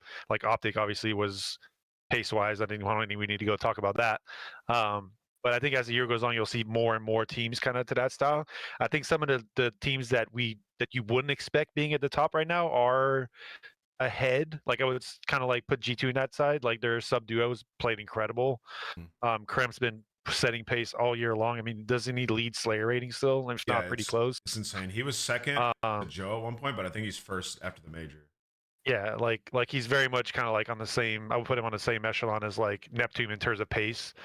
So it's just as the year goes on, I think we're going to see more and more of that. I think you'll see some of the teams that had a rough start to the year kind of catch up to that and play to that mindset. And I think it's going to set up like it's, in my opinion, I'm mostly all saying this because I think it's only going to get better as the year goes on, which is kind of crazy to think about. But definitely not an overreaction. 100% agree. Yeah, I mean, and the reason I put that is just because the plays you can make in this game at individual level are insane. I mean, we saw so many search clutches, crazy respawn moments. And like you said, it's the pace. It's so fast. And the talent dispersion this year it's pretty good. Like even the Riyadh, who I didn't think had like a great major, like went game 5 all the way at phase. Like they could have won it. And I think there's so much room to grow with a lot of these teams. And like you guys just both touched on, dude, G2 looked very good. And that's great for the league. It's just another team that's going to be in the mix. So this year, it should, I mean, based on Major 1, this should be the best CDL season ever. Like, based on what we saw from all our teams, the way the game watches, and the content that's coming in. Like, dude, there was like, there's a bunch of devs at the event, like, locked in on the games. Like, we have support. We have, the community is popping right now. Always. Yeah, like, shout out all of them. They're awesome. Lawrence going up, doing the segment, that was great. And then we looked like we pushed towards some records here. We peaked at 353K, which is up 119K from Major 1 last year, and the average was 178K. Obviously, that looks largely in part due to the Gentlemates. Shout out Gataga, shout out Broken. They came to the event. Brokey Brox, the homies, they showed mad love. And all I can say is their event is going to be absolutely insane. It's gonna be nuts. It is going. It's the most interesting COD event of all time, I think. I briefly talked to them. They came down to the desk, and I just basically asked them about it. They said it's going to be the greatest event ever. Like, this, basically, in a nutshell, that's kind of what they're saying. So I believe them. I think I don't think we've ever wanted a team. Like, it would be insane if Gentlemen could stay the way they are now. Like, if they can make it to Sunday at that event, it's going to be the craziest event of all time. Like, literally. So let's get the context. So the rumor is that they are trying to run their event at La Defense Arena, which is the biggest indoor. What's it called? Arena / La Defense Arena. La Défense. La Défense. It basically is a indoor rugby stadium is the best way to describe it. They had like swimming at the Olympics there too. La Défense. Yeah. Okay. La Défense. Yeah. Whoa. My boy, say it with me. La Défense. La Défense. Okay, I'm missing with the French. Anyway, La Défense. it's basically indoor rugby stadium, but you can configure it a lot of different ways. I think the max cap is like probably 40 plus. What? But like realistically, they could scale it to like 20, 30, 15, whatever. Because I think the stands can move in. This thing is huge. And like, it's I mean, listen, it's not the same size as say like, where like the Vikings play, we're talking 60 or 80 indoor with the retractable roof or like SoFi, but it's like, this is absurd though. It's big, but it's big. And like you can rig probably everywhere in that ceiling. So you can do some really cool stuff with the stage. Like, I don't think there's a lot of limitations of what you can do in this space. They can very much customize it any way they want to make the capacity. They can fit challengers behind the stage. Like, I think they're going to be able to, if this is where they're going, they're going to be able to do a lot in this space. And if anyone in this league can like figure out a way to get 20,000, 30,000 people in a venue, I think these guys could do it. So I'm real excited. This is where they're going. This is a rumor. So I think probably not. Their fan base is so passionate. I think us even saying 2030, like I mean, maybe I'm out of my rocker here, but I think they could get even more without even blinking twice. Like, they want to fill up a 30, 40,000 stadium. I honestly think they could. I think they could too. I mean, Ray, we played at some of the ESWCs. I mean, obviously it wasn't that many, but it was a ton of people at those events. I mean, they're passionate for COD out there. And whenever Gataga was playing, dude, he was getting mobbed. So he dropped me before that. Sorry. Oh shit. Okay. Well, listen, he's him. Shout out to that organization. Yeah, I can't wait. I mean, we're set up. I mean, the next event is Birmingham, and I'm pretty sure it's already sold out. So there we go. Birmingham, I was talking to my boy Sean. Shout out Sean and Pete. Like they built the event, put tickets on sale. They instantly sold out. They're like, fuck. Like, so they did another round. Those sold out. They're like, well, shit. We now can't fit this event in the space that we had. So they have now gotten another space, right? And I think at the time they knew they were also going to potentially run the Resurgence Series, Warzone will be at the event, Challengers. So like there's going to be a really good corner in that event that's all COD stuff. I think CDL will have its like own specific hall. Like there will probably be 5,000 or 6,000 people in that room at all times. Sounds good. And knowing these Euro fans, like they'll be lubricated. You know what I'm saying? The Guinness will be flowing. It'll sound incredible in broadcast, and I'm really excited to go. Yeah, it's a dream hack, right? Pretty sure. So yeah, that'd be great. What do you guys think this like surge in support and thriving is like credit to? Because like last year, obviously you had a pretty solid year, but we ended the year in Kitchener. The hype didn't feel as crazy. So what do you attribute this year's like upward trajectory to? Sorry, you Ray. You're saying compared to last year? I mean, I would say last year was pretty strong. No, it was pretty lit, but it didn't feel like at any point last year we were like ascending like we are start right. this year. You know what I mean? The community's on fire now. Yeah, I would say there's storylines around everyone. The parity between teams is definitely an effect on that. Like you watch now and you're not entirely sure who's going to win matches. Optic being Optic and good is obviously helping everything there. I can't really put my finger on anything specific beyond just the games being more enjoyable to watch and the league itself being kind of stronger as a whole. I wouldn't say anything beyond that is like striking me as like way different than before. The interest from the fans, I think there's a lot more content going out there too. Like the challenger scene is kind of blown up a little bit with Jersey guys coming in, and then as a whole, it just seems like there's more excitement throughout the entirety of things rather than just who's going to win this event. Yeah. There's more to digest, and there's more to kind of to watch throughout everything, which I would assume has some element to this. Like you actually have a reason to be involved with this, like COD during the week rather than just watching the few matches in the weekend now. I agree with that. I think challenge is a massive part. Ben, what about you? I think it's two main factors that are driving, I think, increased like interest and viewership. I think you guys, the Challengers piece is one with Barstool. I think going off of YouTube and being platform agnostic and giving people more choice on how they want to consume is another really good piece. Like I don't think we should underrate that. There's just a lot of different ways to watch whatever platform you want with whatever streamer, co-streamer you want. There's a lot of choice, and you add that all up, there's a lot. And I think the next thing, which is a great choice out of ownership in the league, is they made the league more global. And in the last couple of years, we brought in a Saudi organization, we brought in a Spanish organization, and we brought in a French organization. And we are embracing the fact that this was a league where, yeah, the anchor teams were NA stalwarts of Thieves and Optic and FaZe and Envy. But we're now embracing sort of the global flair of Call of Duty. And I think that's bringing in non-English viewers in a meaningful way at the moment. You take on the world thing for sure. That's a great take for sure. I agree with that.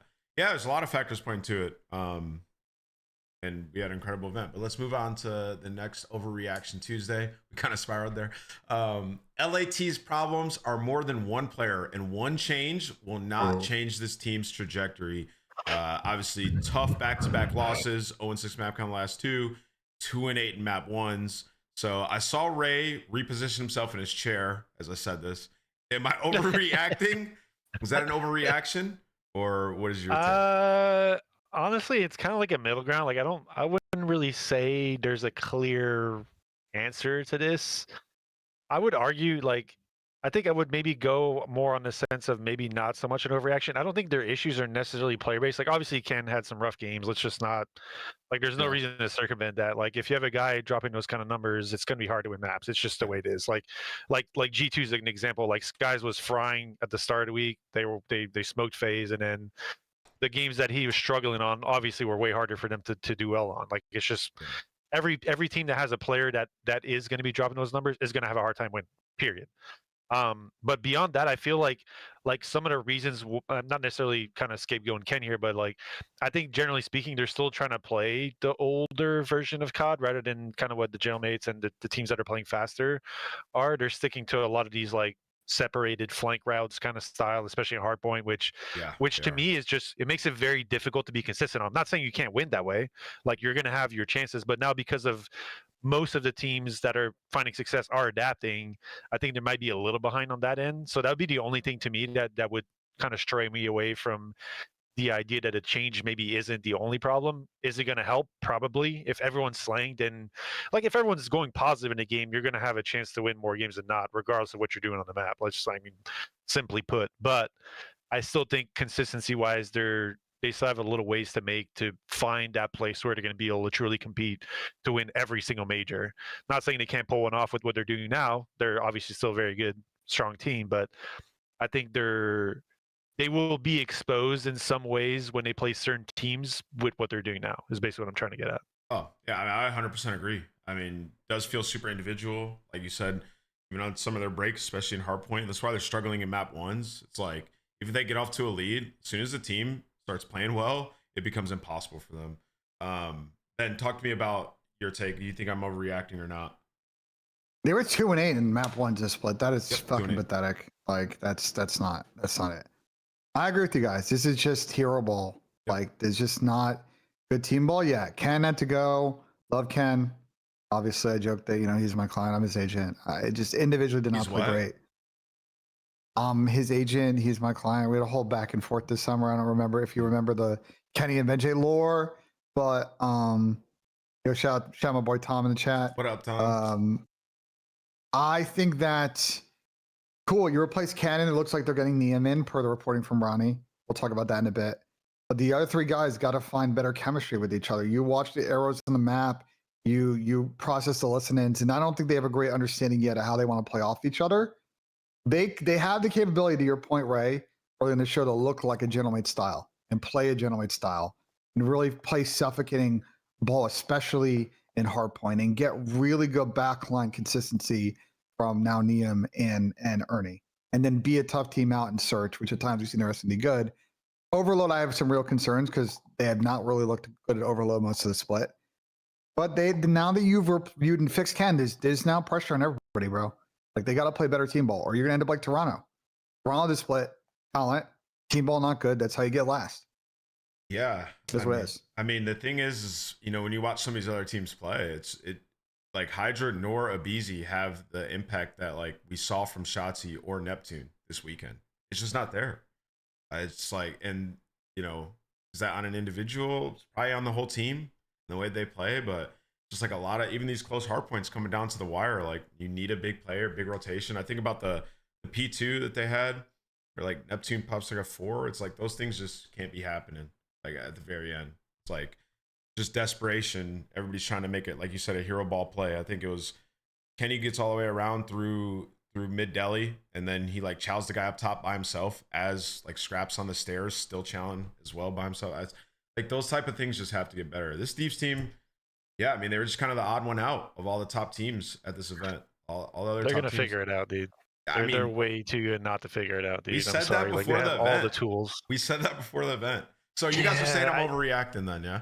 Or no, I mean I think right now it probably is, and I think over time I don't think it's gonna hold. Like they have all the proper, like they have all the people behind the support they need. They have the right players. Like this team is literally built to succeed. They just need to find a way to get to a place where all the players are happy and kind of adapt to what the game requires them to do right now. Like I mean this might be spiraling into like a different conversation, but the Toronto situation is somewhat similar in that way where like a lot of players that find success in years, and I could argue the same thing for me as a coach, and it took me probably a year or two to really kind of figure this out, coming back into the league, because everyone latches on to the way they succeed in the past. Like that's just, I did things in a way here, it worked for me. This is the way I perceive success. My brain is wired to try and do things in that way, right? But the games have changed so much through the years. Like Modern 2, the newer version Modern 2 was like absolutely insanely different than what we're playing now. And if you're trying to play the game the same way you played it then, what you're playing now, it's probably not going to work. I'm sorry, it's just not.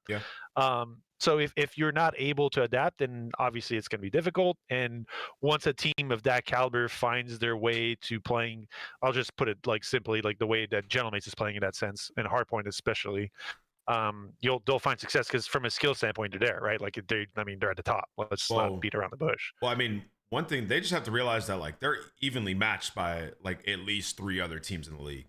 You got to start from 100%. there. You have to start from there. Like you're not going to get away with like, oh, we're better and Boys, like 100%. Well, that's kind of what I'm getting at. Is like if once they get to a place where they play similarly, then they match these teams, and then you have consistent results to where you're battling with these teams day in day out, and you're gonna win more than you lose probably. yeah. boys. LA Thieves did not win a Blackheart or Colossus its entire stage, and they only played those maps combined twice. He said it How the fuck going is- into every series. They have a disadvantage in every veto process, Ben.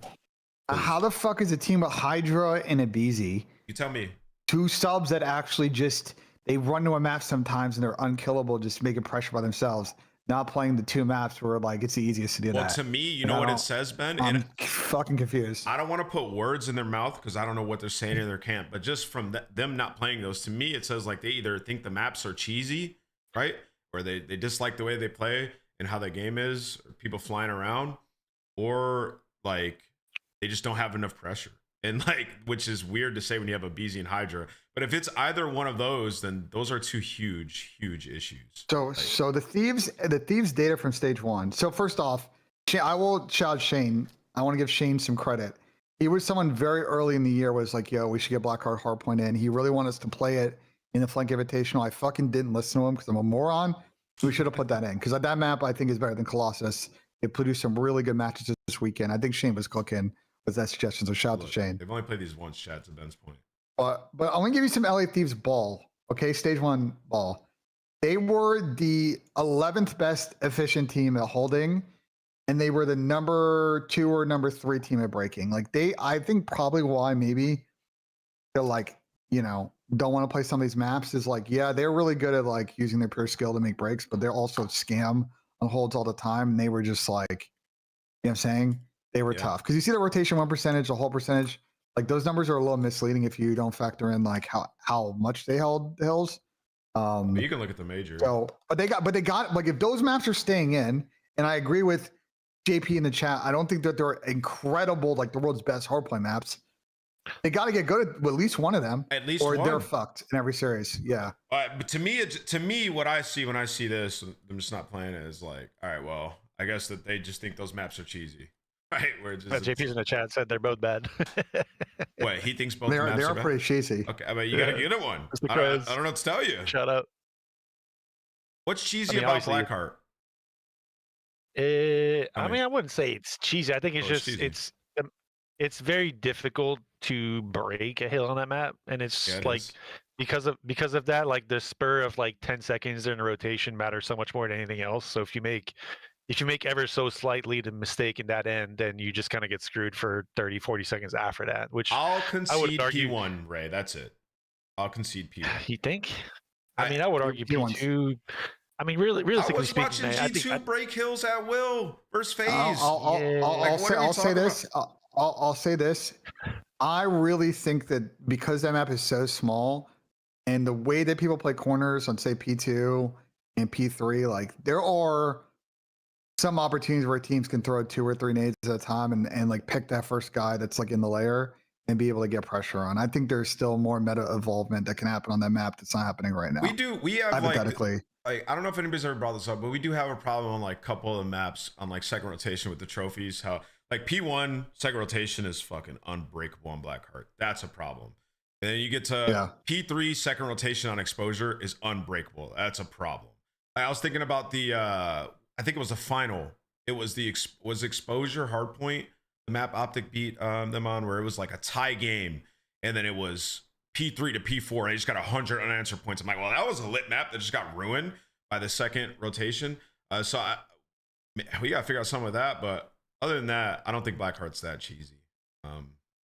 I don't think. I mean, I wouldn't say cheesy. Again, it's more just the idea that there's so many like parts of the game that are just unbelievably hard if you're not in the right position. While typically you have a chance, I would say your chances are a lot lesser on a map like that. Just again, being from what I'm seeing from what I've done in the past, and not what I've done, but what we've seen in the past from different maps, I would argue that's a map that's very much like super like when me and you played. Yeah. Where it's just like you win a rotation, you're probably gonna hold this hill. Like it's like Fair enough. raid old school in a way. I can see a little bit. All right, let's move on. So you guys are both saying that I was overreacting to Thieves, or no? They've both been fair. Both my takes so far. No, you're not overreacting, and I want to see. Hey. Supposedly Niam's going to this team. Let's Bring see the how heat. he does on the squad. I'm bringing the heat. All right, I'm in the middle. you're in the middle. All right, that's a in the middle. W for me. As long as it's not a reaction. All right, last one. Okay, I'm gonna reword this phrasing a little bit. We'll pull them up. All right. It is malpractice that the Toronto here we go. Koi have put Kleenex on an AR flex roll, and they picked up the wrong heretic. Rencor would have been the perfect fit. Well, Not Overreacting, overreaction. or am I? Not Or am I overreaction. fair? Ray, you want to go first on this one? Because you said, "Oh my god." Man, it's so hindsight though, dude. Like, wasn't Kleenex doing the? Wasn't he like flexing at the end of last year as well? When they got A, When they picked up A. Ben, yeah, it was a bit mixy. Yeah. And I'm not saying they like obviously didn't find like the crazy success, but they did make it. They made it top. Was it? They got top 3 at the. Hold on, EWC? let me edit out this last part. Forget the Rencor part. Since he was locked up, it is malpractice that Kleenex is on an SMG.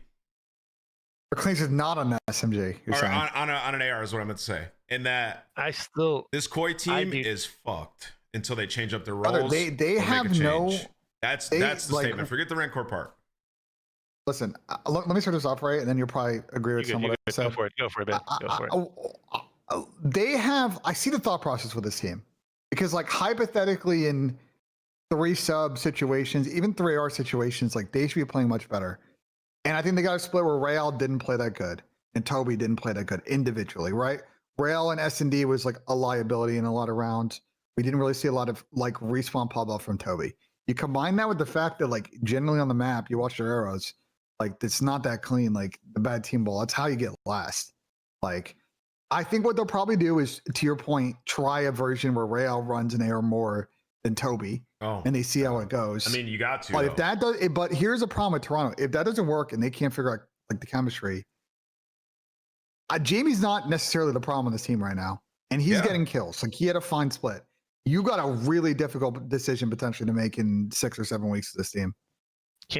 Can we put them in the same threshold of, or not threshold, but like the same line as a team that isn't playing the game at the pace that is required to be played? I'm going to pull something up while you guys discuss this. Like, I would argue, like, I think Kleenex going to sub, if anything, should have helped, or sorry, Kleenex going to AR, anything should have helped them from the flex side because they would create, you'd have 3 guys playing with higher pace now. And then Jamie would be following it up, hopefully speeding his game up as well to be more with the team. Like on paper, that's the way I saw it when they made a change, which I didn't hate, to be honest. I thought it was fine. Like Kleenex is extremely talented. Like all those guys that are very good to me are adaptable. Like in the same, I'm pretty sure I heard someone saying, again, this is kind of spiraling into something else, but like people were saying Abizi could run the flex on Thieves if a sub player was the player they could pick up. Like I think it was in light of like people saying they should go after Joe Deceif. Not saying that would happen, obviously, but just more so saying that I think the top players in the league are very adaptable in what they can use. So that to me isn't a problem. Is he more impactful on either role? We could argue that all day, but I just think from a pace standpoint, like you have Joe just speed demoning at things. Real isn't as fast as I don't think Real's as fast as he needs to be, and then I think the follow up from the R's behind him are not. They just don't seem to play as one, which to me is more the issue than anything else. I think it's just if they can figure that out and just play more team-based COD, I think they'll be fine with the way they have things set up now. Again, I think to me, it's more about adapting to what the times require you to do and the games require you to do that their issue is. That's the way I see it. What do you think, Ant? I feel like with this team, I think you've had a winning formula and you've been top 4 for years with Kleenex on an SMG. And yes, this is hindsight because I hear everything you guys are saying. And, you know, I understand the logic coming into the year and Kleenex may be feeling like he can run the AR, but it is completely changed the dynamic of this team and this roster in Search and Destroy and in Respawn. I think you go back to the winning formula that you've had. Cut your, like, I don't know what you got to do at Real. Maybe trade him, put him somewhere, but Kleenex needs to be back in an SMG. And they need, because in Search and Destroy, it throws the dynamic. Him, Kleenex, and Joe don't work in that game mode, bro. Every round, and I'm trying to pull up a couple rounds for you guys right now. But bro, but like, hold on. I agree. I'm more in Ray's camp that like, it's not working right now, but I'm not in blow it up territory. They like another 6 weeks and 11 matches. I think you make a change and trying some. Oh yeah. You think they Oh, should? yeah. You should say you're like you're done now. Oh yeah. Unless they want to come out, unless the No, map I'll set go with changes, and that. they're gonna run 3 subs every map. I think they need to make a change. For real. I'm not there yet. I think to Ray's point, I think the dynamic between those 3 players is not gonna work. I've seen enough, bro. You've had a When winning you're saying, formula for years. sorry, can you expand on dynamic? Yes. Just so we're on the same page. Yes, every single majority of the rounds when you watch them in S&D, it's Real on an island and them trying to work a bomb site, and Real is not finding success at all. And then it's putting Kleenex in these uncomfortable positions. He had a couple of searches. He was like 2 and 9 this weekend, just not able to figure it out around bomb. Like, let him go be the island player. I don't think it works unless they have a huge shift in the way that they approach and the roles on this team. And I heard Ben say, maybe try Real on AR. Do we think that's the answer? Really? You think that's the answer? I don't think that's the answer. I don't think we should I just don't think looking at the role thing to me is the subject of the conversation we should be looking to have. Like, I think what you said about search is more the way we should be going about this is sure. No, but it's strategically the way they're going about the game in that sense, right? Like they're choosing to put Real on the island because he found success doing that last year. So far hasn't really shown to work all that much with how they're trying to approach the game. Even when they play defense and search, they're so retake heavy, and so far the maps just don't really give you that many options for retakes in that way. So it's obviously hurting them more than helping them. I think if they can just see those things and just come to realization that they need to make a shift on those things, they'll be fine with what they have now. I don't really think the talent or the players, like unless the players are really like stubborn on the sense that they don't want to adapt or change their ways, then maybe that requires a change if like they're going to keep doing things the same way. But I think if they can just figure things out and adapt on that end, I think they'll be fine. Like, I think saying blow it up because of I didn't say blow it up. I'm not saying blow it up. I'm saying make it one change. No, you are saying blow it up. I'm saying yeah, it's blow it up. I think you could, yeah, bro. I think you could start with just looking at your options for Real. I really do. I don't think it's gonna work, man. I don't think it's going to work. What would that fix? Well, first, they put Kleenex back on SMG. Okay, and then what would that fix? Let's say they, in that sense, what is Real doing now that Kleenex would be doing if Real was on a, like, if Kleenex was on a sub? You let Kleenex go back to his normal role of being the disruptor, playing islands, doing what he likes to do. And it changes your search and destroy, first of all. You pick up an AR who's going to be more comfortable on the AR position, and then let Joe Deceives and Kleenex take over games.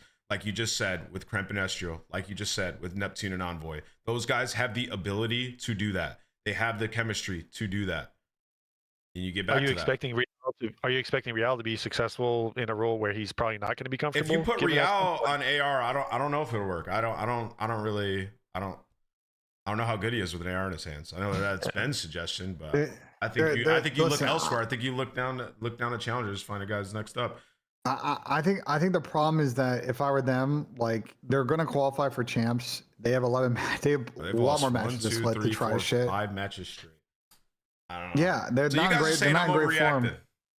No, because I think I think the team ball isn't good. You need to give them time to figure out like the right way to play the game. Like you don't think that Flux is now sit here watching how Genomate's Optic and FaZe play and be like, holy fuck, like we are going at this the absolute wrong direction, especially with their Scar fucking S&D. Let me just say this. That shit's terrible. You guys might not agree with me. That's Real Pokeball. No, can I just finish my thought real quick? Okay, go ahead. Like you're blowing it up, but like there's too much talent in this team to pull the fire alarm right now. If in the middle of the split, they're still losing to all those top teams and losing to them shitters, and it's clear that they're on a path where they're going to be flirting with champs qualification, then you can do that. But like you got to give them another month or so before it gets to that point. All right. So I would agree with Ben on that, and I would say just based on the way we're going about this, I'd say overreaction.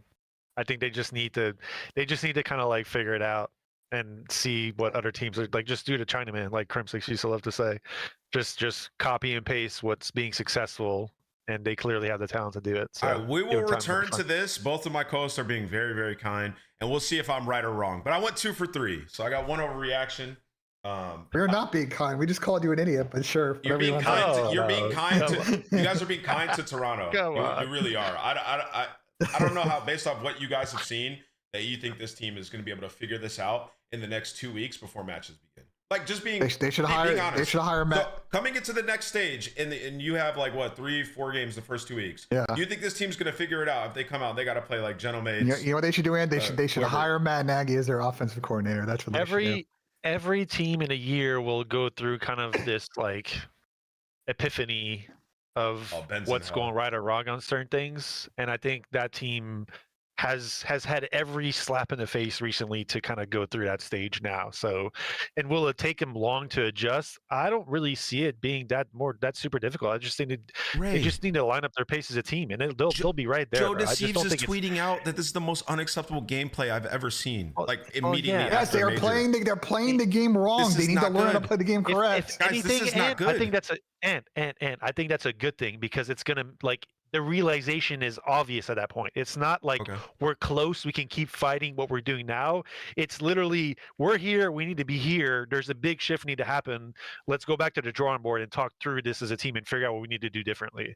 Like it's not small adjustment now. I would argue that's even better because you can wipe your slate clean of what you've been doing up until now to figure out what you need to actually do to move forward. You are a I would say unique that's way player better. in the history of COD, Ray. You look at it from that perspective. Everybody doesn't look at it like that. I played.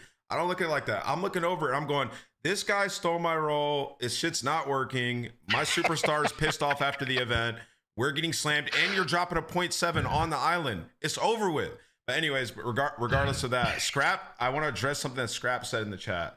He said, yo, F this shitty ass show who's saying we late every day. First of all, I don't think we talked about that on this show. I think that was a Ben clip from his own stream. He's talking about out of context Ben clip from earlier, bro, in which So I if you did wanna not address say that you guys are late every day. So once again, everybody's just getting fucking TDL highlighted, fucking COD clips getting fucking farmed, bro. Like this shit is so dumb, bro. Wait, what happened? are we I referring to? don't even know what happened. Yeah, I don't know. No. Like I was talking about thieves. I was talking about, I talked to about 4 to 5 different teams that over the course of the last year and a half or so, sometimes people at thieves were not always showing up on the scrims. There are a lot of teams that you guys know, Ray, because you were a coach. There are always teams in the league that aren't always showing up at fucking 2 p.m. But it was part of a bigger point that I was saying for thieves, which is generally they need to like lock in. And like, of course, shit gets like clipped. And like now it's a fucking whole thing that doesn't have the fucking context of it. And I got people from fucking thieves DMing me like upset about it, like whatever. Bro. All right. Well, regardless of that, I don't care. I don't care about this shit anymore. Since Go we're ahead. on here asking since he's on here saying people say stuff without context, I said something about your Blackheart and Colossus earlier, so I would like the context. Why don't you guys play those maps, Scrap? Before I keep talking, I just want the context. See if he has an answer. Typical Scrap response would be because you're dog shit. Yeah, just give me the context so I can talk about it with context. Because we don't like them. That's a problem. There's a problem. But if those maps are in the that's a pool, problem. like you guys gotta get good at one of them, or it's in every series. You can only ban one, and hope their team doesn't pick it. Like you gotta find joy in one of those maps somewhere. Dude, Scrap's probably furious. All right, let's move on to the next one. So we got roster news. Ben has been talking about the rosters this morning. I know you got some news for us. I saw one drop on the timeline, and it was Cloud9 expected to drop their whole roster. Oh, Let's I think dive. they did. Didn't they? they actually announced while you're doing this show. If you pull up the Cloud9 Twitter, that they are squad wiping their. While you do this, I'll kind of give the context. They're squad wiping their team. The context, and this is sort of from yesterday and today. I need to also put a flag that is a very active situation. This that is a crazy tweet, by the way. Yeah, it's a crazy tweet. There are conversations ongoing yesterday. There are conversations going right now as far as what's going on with the C9 roster. They don't have a set thing they're proceeding. There are some, I think, players are targeting, but essentially what they're doing is they're wiping the squad. The rumor is that essentially what C9 is doing is that they are kind of budget cutting the squad, and they're going to very effectively do that by loaning in players from some other organizations, negotiating how that salary or coverage or cost is split, and going like full budget. So what do you mean by that? Like loaning players from challengers teams that are like currently on? Like what? Explain that. Like pro teams, like pro organizations. Like we'll get to, if you pull up like the reporting from Jake Hill and from Ronnie, there's a couple of players in particular like QK, Renegade, whose names have been kind of thrown around from what I've heard in these situations. And I assume in the case of Optic and in Falcons, like they want to retain contract rights to those players. And so we'll see. Like I'm curious what you guys think about this, because like there's a chance now the C9 salary on their roster, like their actual player salary they're responsible for, is like less than 100,000. Really? depending on how these loan Well, deals are structured. Wait, I guess my question That's is like, crazy. with like a guy like QK, Ben, like if Falcons have the rights to him, right? Wouldn't they? Why would they loan him when like he could potentially come to their team if he's that good, right? Like how does that process work? Like would they still have access to him if they wanted him? It depends on what's in the loan. Like Yeah. this is now where we get into loan fugazi, because it's like the loan people, like the loans can be structured any way you want essentially. And from from talking to people at the event, like the league is not going to sit here and like mega step in on trying to at the moment to regulate a lot of the structure of the loans. So like you could have a situation where in the case of QK, where Clay and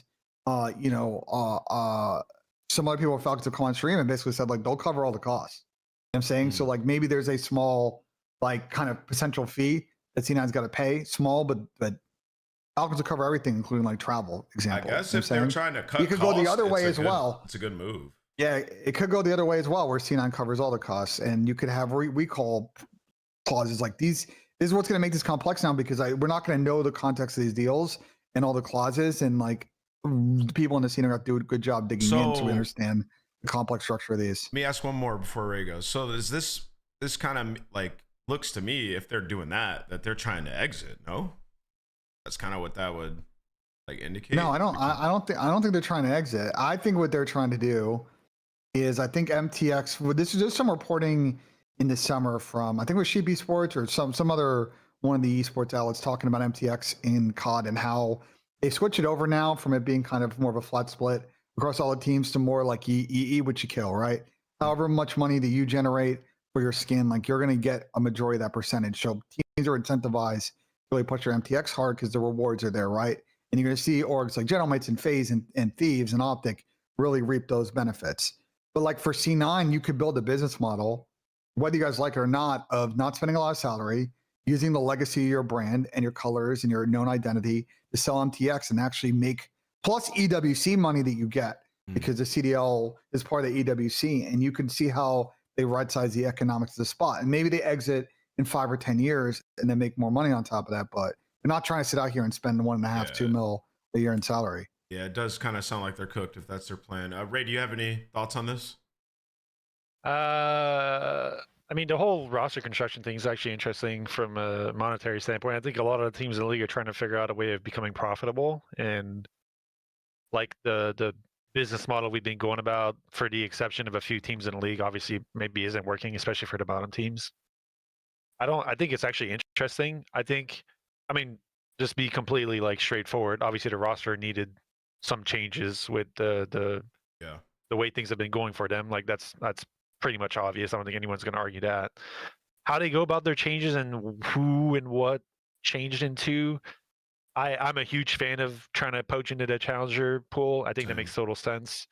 I think, realistically speaking, if they were in this position to start the year, I would have maybe liked to have seen it. I mean, this is all hindsight, right? But I would have maybe liked to see it be more from the get-go instead of trying to go after players that like were in the league before and were somewhere recycled. It's always, again, easy for us to say the players that we're talking about all found success last year for the most part in challengers. So it's like, yeah, right, you're saying the same thing. So in that sense, it's super easy for us to say now after the fact. But I think there's a lot of like talent that's coming up. I think the highlights we've had on challengers in the past like 2 months also help showcase who the players that really deserve a shot are, which I think will make their lives much easier.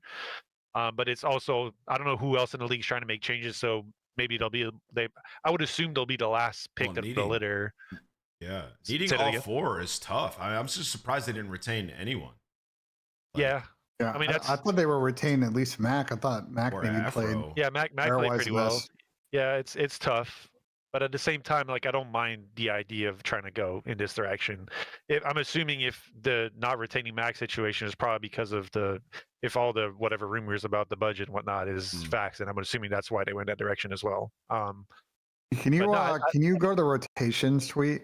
Yeah. There's some context there, and I'm curious what this team doesn't get worse. Like they still were having Game 5 bangers. They're still entertaining. Also, the rumored roster right now, from what I've heard and from what there's some conversation on the internet. There's a JKL article. Let me pull this up. Like the rumored 4 right now Yeah, so this is just the context, and then we can talk about the rumor So for. Cloud9 allegedly wanted their players to cut their salaries in half, and it's claimed the players were fired and not dropped. Sources to Cloud9 instead claim they are offering to help the players to not leave them completely screwed. There's allegedly also potential that some of the players could stay with the team, but they would apparently need to accept this pay cut. That seems like a crazy ultimatum, honestly, if that's true. But there's got to be some details missing here, right? Yeah, I'd rather not comment on speculations Yeah, like me that. To be too. honest, it's just kind of like I all up in the air. We don't really know the. I said it earlier. I think they have a bit of a PR problem now because this is going to snowball with the amount of moving pieces here. that doesn't sound And right. I would say, for the sake of the C9 fan base, there's a question on C9's side: is there somebody that should be from the org post all of this message out, like exactly what they're doing here, short term, long term? They got to do I said on my damage stream control earlier. now. We would it was probably the same thing. And if Jack wants to come on, C9 Jack wants to come on this show, the flank, Yeah. individual streams, whatever, like we're happy to have him to kind of address what's going on here. Yeah, I think at this But point do you they wanna probably hear need the- to. Yeah, I would love to. Go ahead. Yeah. So the rumored roster that I have heard, and mind you, caveat, it's changed about 8 times since last night. So who knows what it is right now. Is QK as a top target for both talent wise, because I think QK is obviously talented, needs to learn to communicate in English, but like there's skill there, right? And also I think Falcons will cover all the costs. One. They're looking at a couple of the Huntsman players, in particular Renegade and Kips. And then they would need to figure out the fourth because they have a lot of ARs then if they go down that route. Like they don't have a lot of like natural aggressive sub players. They have an interesting mix of experience and rookie ball, but like they need that fourth is like really important. So is it someone from Challengers? Is it from another pro team? Someone getting dropped? Like I don't know what they're gonna do. Supposedly the rumor, the person I heard this morning is Spart. That changed about 85 times. I've heard Wake, I've heard Geo, I've heard a million players in a spot. All ARs, weirdly enough. But I'm curious what you guys think about They're that. going to be in trouble because I think, Ray, you said earlier, this is like the last team you'd want to come into given this situation, Well, if this stuff's true from Challenger. I think it's more. I mean, if you really think about it, like let's say hypothetically all the contract stuff was the loan stuff, like Ben was saying, then it doesn't really affect those players in that way to get a chance to go, especially newcomers get a chance to go in the league and prove themselves. Which for those guys, like if let's say what said the roster was going to be like what Renegade, QK, Hips, like a Spart. Kips, and then like a Geo Spart, whatever. Like, I mean, Spart's been in league before, but for the rest of those guys, they're basically getting new shots. Yeah, QK. Did QK play a few matches for Falcons, No. or did he not? No. No. No, that was Kicks. My bad. Yep, Right, wrong. thanks. Yeah. By the way, he got They're MVP. all gamer gamer tag. tag. He got All their MVP, gamer I tags. think, Are, in the finals. Right. He was going crazy. But talking to Falcons boys, like I talked to Asim a bunch, talked to Clay a bunch. can I Like, finish my point? yeah, go ahead. There you go. I think what you were saying a second ago, Ant, about being worried because this team's been competitive, I think it's gives them a team like that at the bottom part of the league should be looking for high risk, high reward. Like at the see very that. least, it gives you direction and getting players that can, like, let's say only 2 of the 4 players they pick up are crazy off the bat, then they can adjust and make changes and give themselves a chance down the stretch. Those guys to me are like this team should be looking at whatever they can do to give them a chance to make to make champs at this point. Like that should be the mentality moving forward, is trying to be as competitive as possible, at least give ourselves a chance to win games to potentially make champs. And if you can start acting on these things as fast as possible now, and like again, that's kind of where I was going with my point earlier about maybe they're a little late on this, could have started year in this direction, but doing it now gives you a chance because you have like such a long second stage. You can even make changes within the changes within the stages. Some guys aren't the players you need right away. So, Ray, to me, that feels very optimistic given the news, which I don't know is true or not, of the cutting the salary part. I would say if that's true, then it's more likely that it feels like they're chalking the season a little bit, because otherwise, why wouldn't you have done that coming into the year? You know what I mean? That's kind of the other side of it to me. Like that's where like I see the optimism, but there's also like another side to it. Take the money aspect out of it. The challenger players that aren't going to get spots elsewhere in the league will probably take what they can get. As much as it's like annoying to say and it shouldn't be a thing, that's just the reality of the situation. I think if those guys can get a chance to prove themselves at the higher level, then it's almost like those guys are probably battling to obviously do well for the team, but at the same time showcase their talent so they can find something once this whole situation is over. So it could be a win-win, I guess. I think it is. To me, it does project as a potential win-win for all those guys. Like, I mean, this is hindsight, but like compare not hindsight, but like more of a situation I had last year with the surge with my team. All my guys were on their last year to deals. There wasn't much interest to re-sign from the higher ups. I won't go into details as to why, but all those guys, obviously, them doing well were.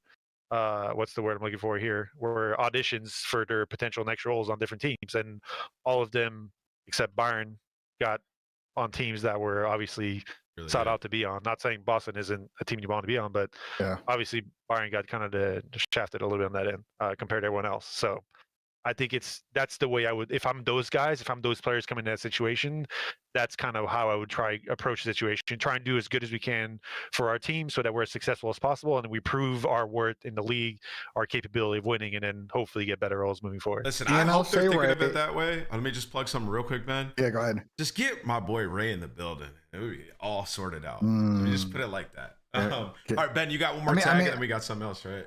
I mean, the additional context is because this is basically becoming a loan team. Is like if the team blows up, those players. I'm assuming they're going to loan all these players. I don't think there's buyouts going on here.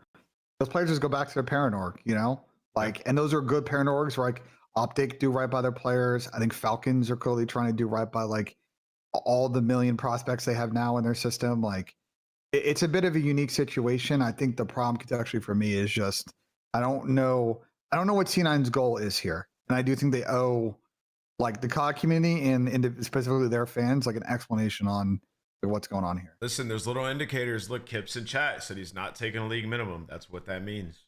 My boy Kips, hey, stay strong, man. You got it. Stay strong, my boy.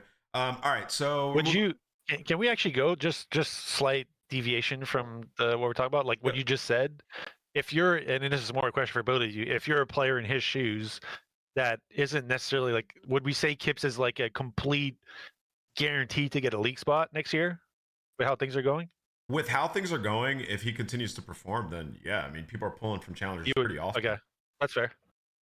More so where I was going is like, let's say in a case that you didn't believe so, would you say that he's better off not taking that offer or actually taking that offer to give himself a chance to prove it on the big stage? It all depends on the surrounding roster. Like if you're like a guy like Kips, who you're going to be one of the future pickups, it depends on like who they're going to surround you with. You know what I mean? Yeah. It's a tough question. I mean, you never know when you're going to get that. You never know when you're going to get that call. But that's the thing, man. That's the toughest part of it. But the wrong one could put you in a tough spot. I mean, look at Lunars. Agreed. He's really good at this game. He's in a tough spot, bro. It's just being honest.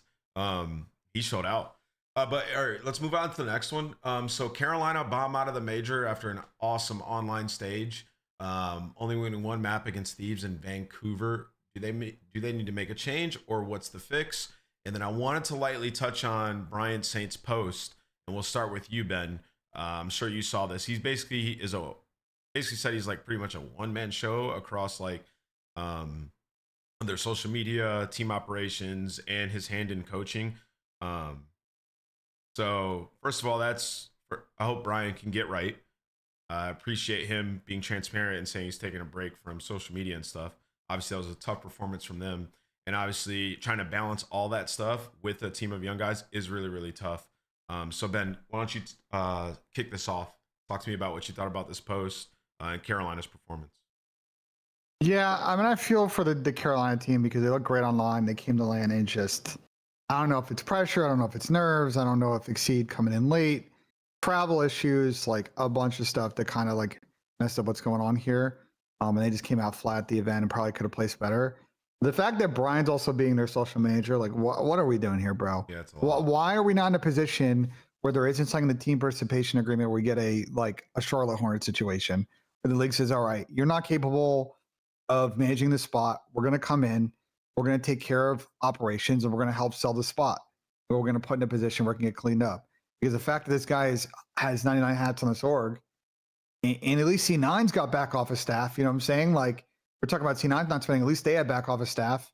Like, this team doesn't. I don't get it, bro. Why are they still in the fucking league? I feel bad for Brian, man. Yeah, I feel bad for Brian for sure. Go ahead, Ray. Being in a similar situation, I wasn't booking flights and then doing the social stuff.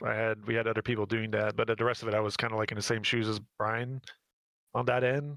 It's very difficult to manage your time in a way where you're not feeling burnt out because you're spending so much of your day and attention. Like coaching, bro, like especially when you're a solo coach, like you have to deal with all the outside of the game stuff too, what's going on with the team. And it's a reality of the game. Like all the teams go through these kind of situations. It's hard, bro. So I feel for Brian that end for sure.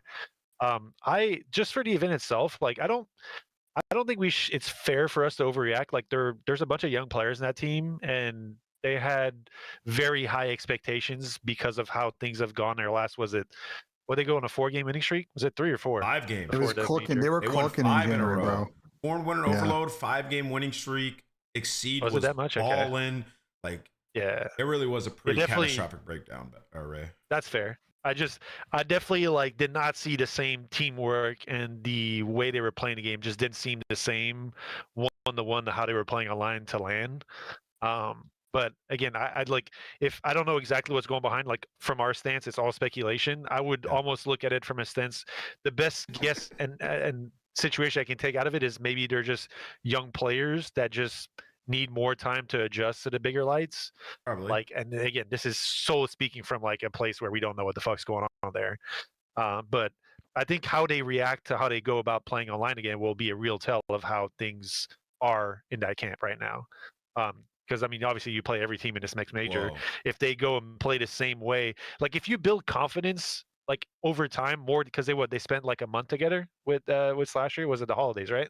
Yeah. Oh, they. It was they a dropped month-ish, yeah. They dropped. Yeah, so they were together. They've only been together for a month in that sense, and they obviously started playing the game drastically different than they were playing before. So, if they can keep building on that and actually get into a place where this is all they know, there's no other thing in their brains that go to when they play COD, I can see this team finding real success throughout the year, and not the same way that this major happened. I mean, the Like, ARs got. it's easy for me to cooked. like. They did. I just almost like. I hate to say it's like almost like a fluke in a way, because obviously we haven't seen anyone on that team really prove their worth at a high level consistently, but I definitely see this team having a chance to be successful through the year.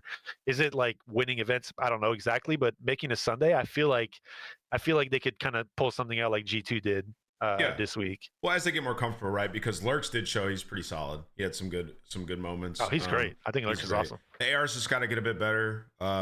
Exceed and Nero did not have a great event. I mean, it led to Lunars literally breaking records against these guys. Like, bro, this guy went plus 40, 14,000 plus damage in 4 maps. Yeah, I mean, to me, just they can be similar to like the Boston of last year, where it's like you're not going to be at risk of missing champs because they're so good online. You just got to try to find a way to, clutch up, upset a team, winners round 1, and make a run. Yeah, I think you just keep this roster and bank on the ARs, kind of figuring it out when you get to LAN. Because online, they were great. Really good overload team. Looked like they were kind of ahead. The search was very good. Exceed Sniper was on point. Just none of that happened on LAN. Maybe it's these guys. They're at home. They're not all together. I think first things first, if you're Carolina, you try to get these guys all together. Whether that's an Airbnb, if that's an Airbnb, whatever it is, you got to pay a team to maybe use the facility. I don't know how you get that done, but you got to figure out a way to get them together, man. Because you got to LAN, you could really see. I don't know. That'd be hard, brother. Can I tag in here for a sec?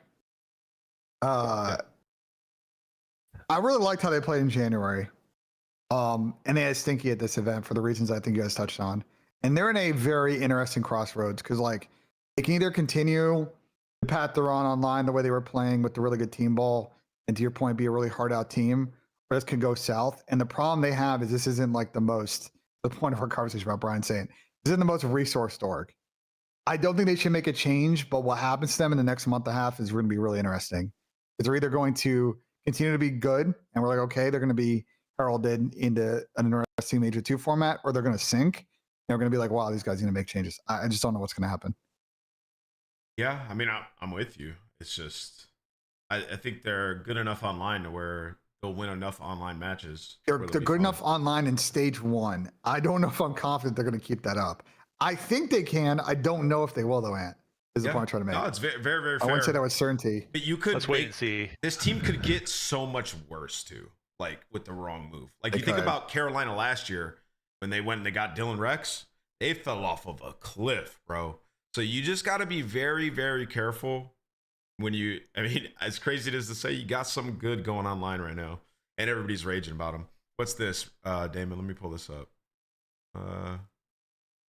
By the way, while we're here, just while you do that, Ronnie did put out a new article confirming that C9 are targeting QK, Renegade, and Kips, and they're also looking at Spartan Wake, but obviously everything's kind of moving quickly.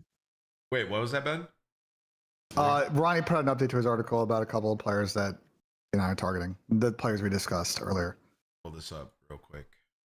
Also, Damon is hilarious. He just linked their match up against Carolina, where they got torpedoed. Yeah, I mean, they got that going for them. You're beating that team like that. Good. So here is what Ben was just talking about. Cloud9 targets loans to rebuild roster. Let's pull up this article. Yeah, I mean, this is all the stuff we talked about. It's a very evolving situation. Seems like the Hunts. I don't know who's gonna be on Huntsman now because they're losing 3 of their fucking players, so that's tough. That's wild. But it's just really just recipe looking for 3. Like Giga's in the convo, Sparks in the convo. Mm-hmm. Yeah, I will say there is a lack of true subs on this team. So the problem of picking up like a Spartan Wake is like you're sitting here looking at, I don't know, you can see it's like 4 ARs on a team. Like I don't think we really know what Renegade is yet in this game. Sounds like a bunch of Toronto Koi's options getting swooped up. Time to figure it out, Toronto. Ah, shit. Better be quick, dude. Better be quick. Sounds like all your options getting swooped up, my Drop boys. it, just drop it. I wanted to go 3 for 3 today. It doesn't look like it's happening. All right, next topic You're here. forcing it. Boston draw Vegas and lose round 1. What's the deal with Boston? Talk to me about it. Ray, as somebody who coached Nasty last year, talk to me about this roster and what you think that they should maybe do from a strategic standpoint or roster standpoint. Yeah, it's hard one. I don't like the only loss they've had so far that was very surprising was the Surge one. Like every other match to me has gone kind of what I would expect this team to have gone through this early in the year. We all saw kind of the Bayern move. Obviously, Bayern had an incredible year last year. He's still playing really good this year. You would probably think that was an upgrade in that sense. They haven't seemed to quite figure themselves out on how they want to approach things. I don't know if is it maybe fair to say the way like the way the game's played is more similar, but the maps themselves, like if your sub duo isn't doing well, it seems pretty hard to be successful. Oh yeah, they got a fair to say. Point. I 100% agree because that's where I'm going with this. And I think Purge has had Purge to me has shown that he's capable of doing it. I think it's just a matter of finding the consistency in doing it. And I feel like this team, I don't want to say relies on him doing well, but when he does well, this team's always firing.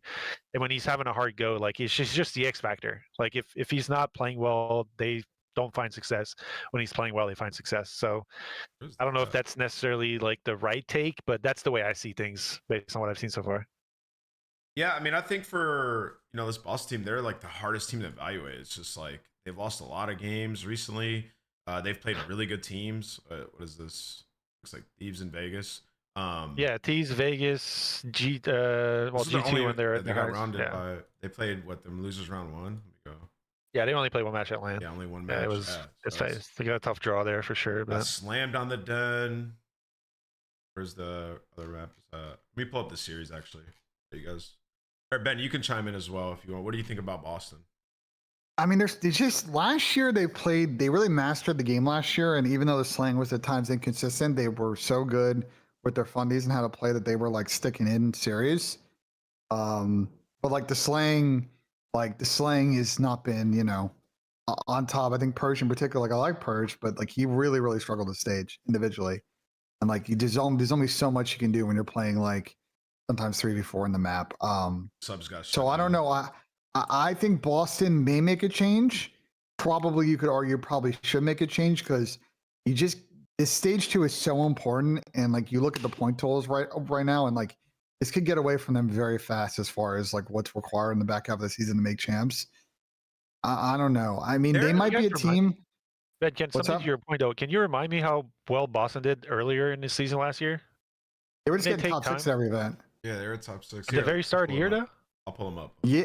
Didn't they got 6 at a bunch of the early events? Like they were never great online. They weren't like world starring people online the whole year, but they were just going to an event and just winning a losers bracket match or 2 and just sometimes getting a winners bracket. But like they were just they were just like getting. They were just competitive all year. This is their. I feel like performance. I feel like part of the reason why this team was successful last year is because they were like a team. They Like, got top 12 first major. yeah, I was Yeah. gonna say they kind of had a slow start last year, which is the way, like this team to me is like the three guys except Bayern like didn't they come through challengers together technically? I mean, obviously Cammy's been in the league before, but they had that stint where at the end of Modern 3, Well, they picked them up they for were all playing EWC, challenge. right? And that was the team they made. Right. Yeah. Right. With the like obviously Snoop being the one that stood on the old roster. So Yeah. I kind of like the sense that they have that camaraderie, and I think being a team on the inside is extremely important to your success. So I don't necessarily think a change is going to happen. Like whatever we believe a change is necessary or not, I would assume they're going to give it time to write it out. And I would assume this is the kind of team that will only have will only get better. I don't think they'll get worse. I think it's not like they had a disastrous stage. They still won 3 games online. They're still hanging in there. They're still like in a place that isn't necessarily the worst. They're 9th in the standings. They're not that far off point wise. Like if they can find a way to get to where they need to be from how they go about things, and obviously Purge can find a little more consistency, I think they'll be a successful team and have a chance to do some of the stuff they did last year. You know what? I'm with you because I'm looking at they lost the tiebreaker because of map count. Obviously didn't get into winners, and then you drew FaZe. And I remember talking to Nasty a little bit in one of the interviews, and he was just like, "We just started off slow," which they did, and now you see that's the spot they're in. So I mean, it is a bad draw. Let's just be honest. Like there was no world where they were going to beat FaZe there. Given the history, I can't say you're wrong, Ray. You probably should just run it back with this team and figure it out because you're not in the worst spot. Where are they at? Oh, regular season. Yeah, I mean, they're not really down that much. Oh, they didn't even add the points yet, did they?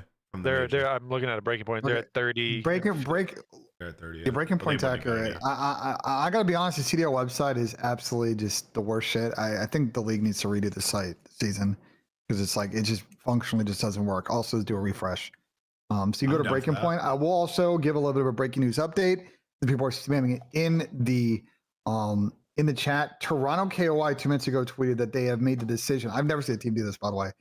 They have made the decision to swap Royale to a Flex and Kleenex to an SMG. So I don't know why they're tweeting out role changes, They're farming. So I wasn't overreacting. I wasn't overreacting. I'm spitting No, but bars. we all agree. We all you. agreed they need to. We all agreed they need to try this. Though you were trying to blow this shit up and trade Royale. That was an option. There were there's 2 options here. They went the easy way out, Ben. Now listen here. Okay, bro. There's 2 they went the easy way out. Now I hope it works. You're not getting that W. I'm glad. You're not getting that but W. listen, but that means that camp was like, nah, G, this ain't gonna work, bro. We got to switch it up. But the general sentiment is correct. If the team even feels the same way, is that having Kleenex on that role is not the answer. And Torto, I did spend some time talking to the Toronto guys on Sunday night, so maybe I did a little bit. Oh, insider info. But I really like that team, and I think they've been a good moniker of success over the CDL season, not being one of the grandfathered orgs that have a ton of fandom, and they've kind of catapulted themselves into that of like the Optic, the FaZe, and the Thieves. Just being a consistently good team in the CDL. So glad to see the 2 mainstays of that team back on their proper roles. Put it that way. Who tweeted that, Ben? It's Toronto Ultra. Not a fan of you in the chat right now, but I'll let you ash him out with them later. Crazy, after the show. What do you mean? I really like this team coming into the year, and I'm Mr. Hindsight right now because I said I thought you guys built a great roster, but we were all wrong. You guys included that the roles didn't work, and now we're in a better spot. I've never seen a tweet like this though, Ben. You're right. I've never seen either, but I tip it, bro. I tip it. I've never seen either, but you know what? We're all here for it. People got to start with new shit. They're fucking innovating. I tip it.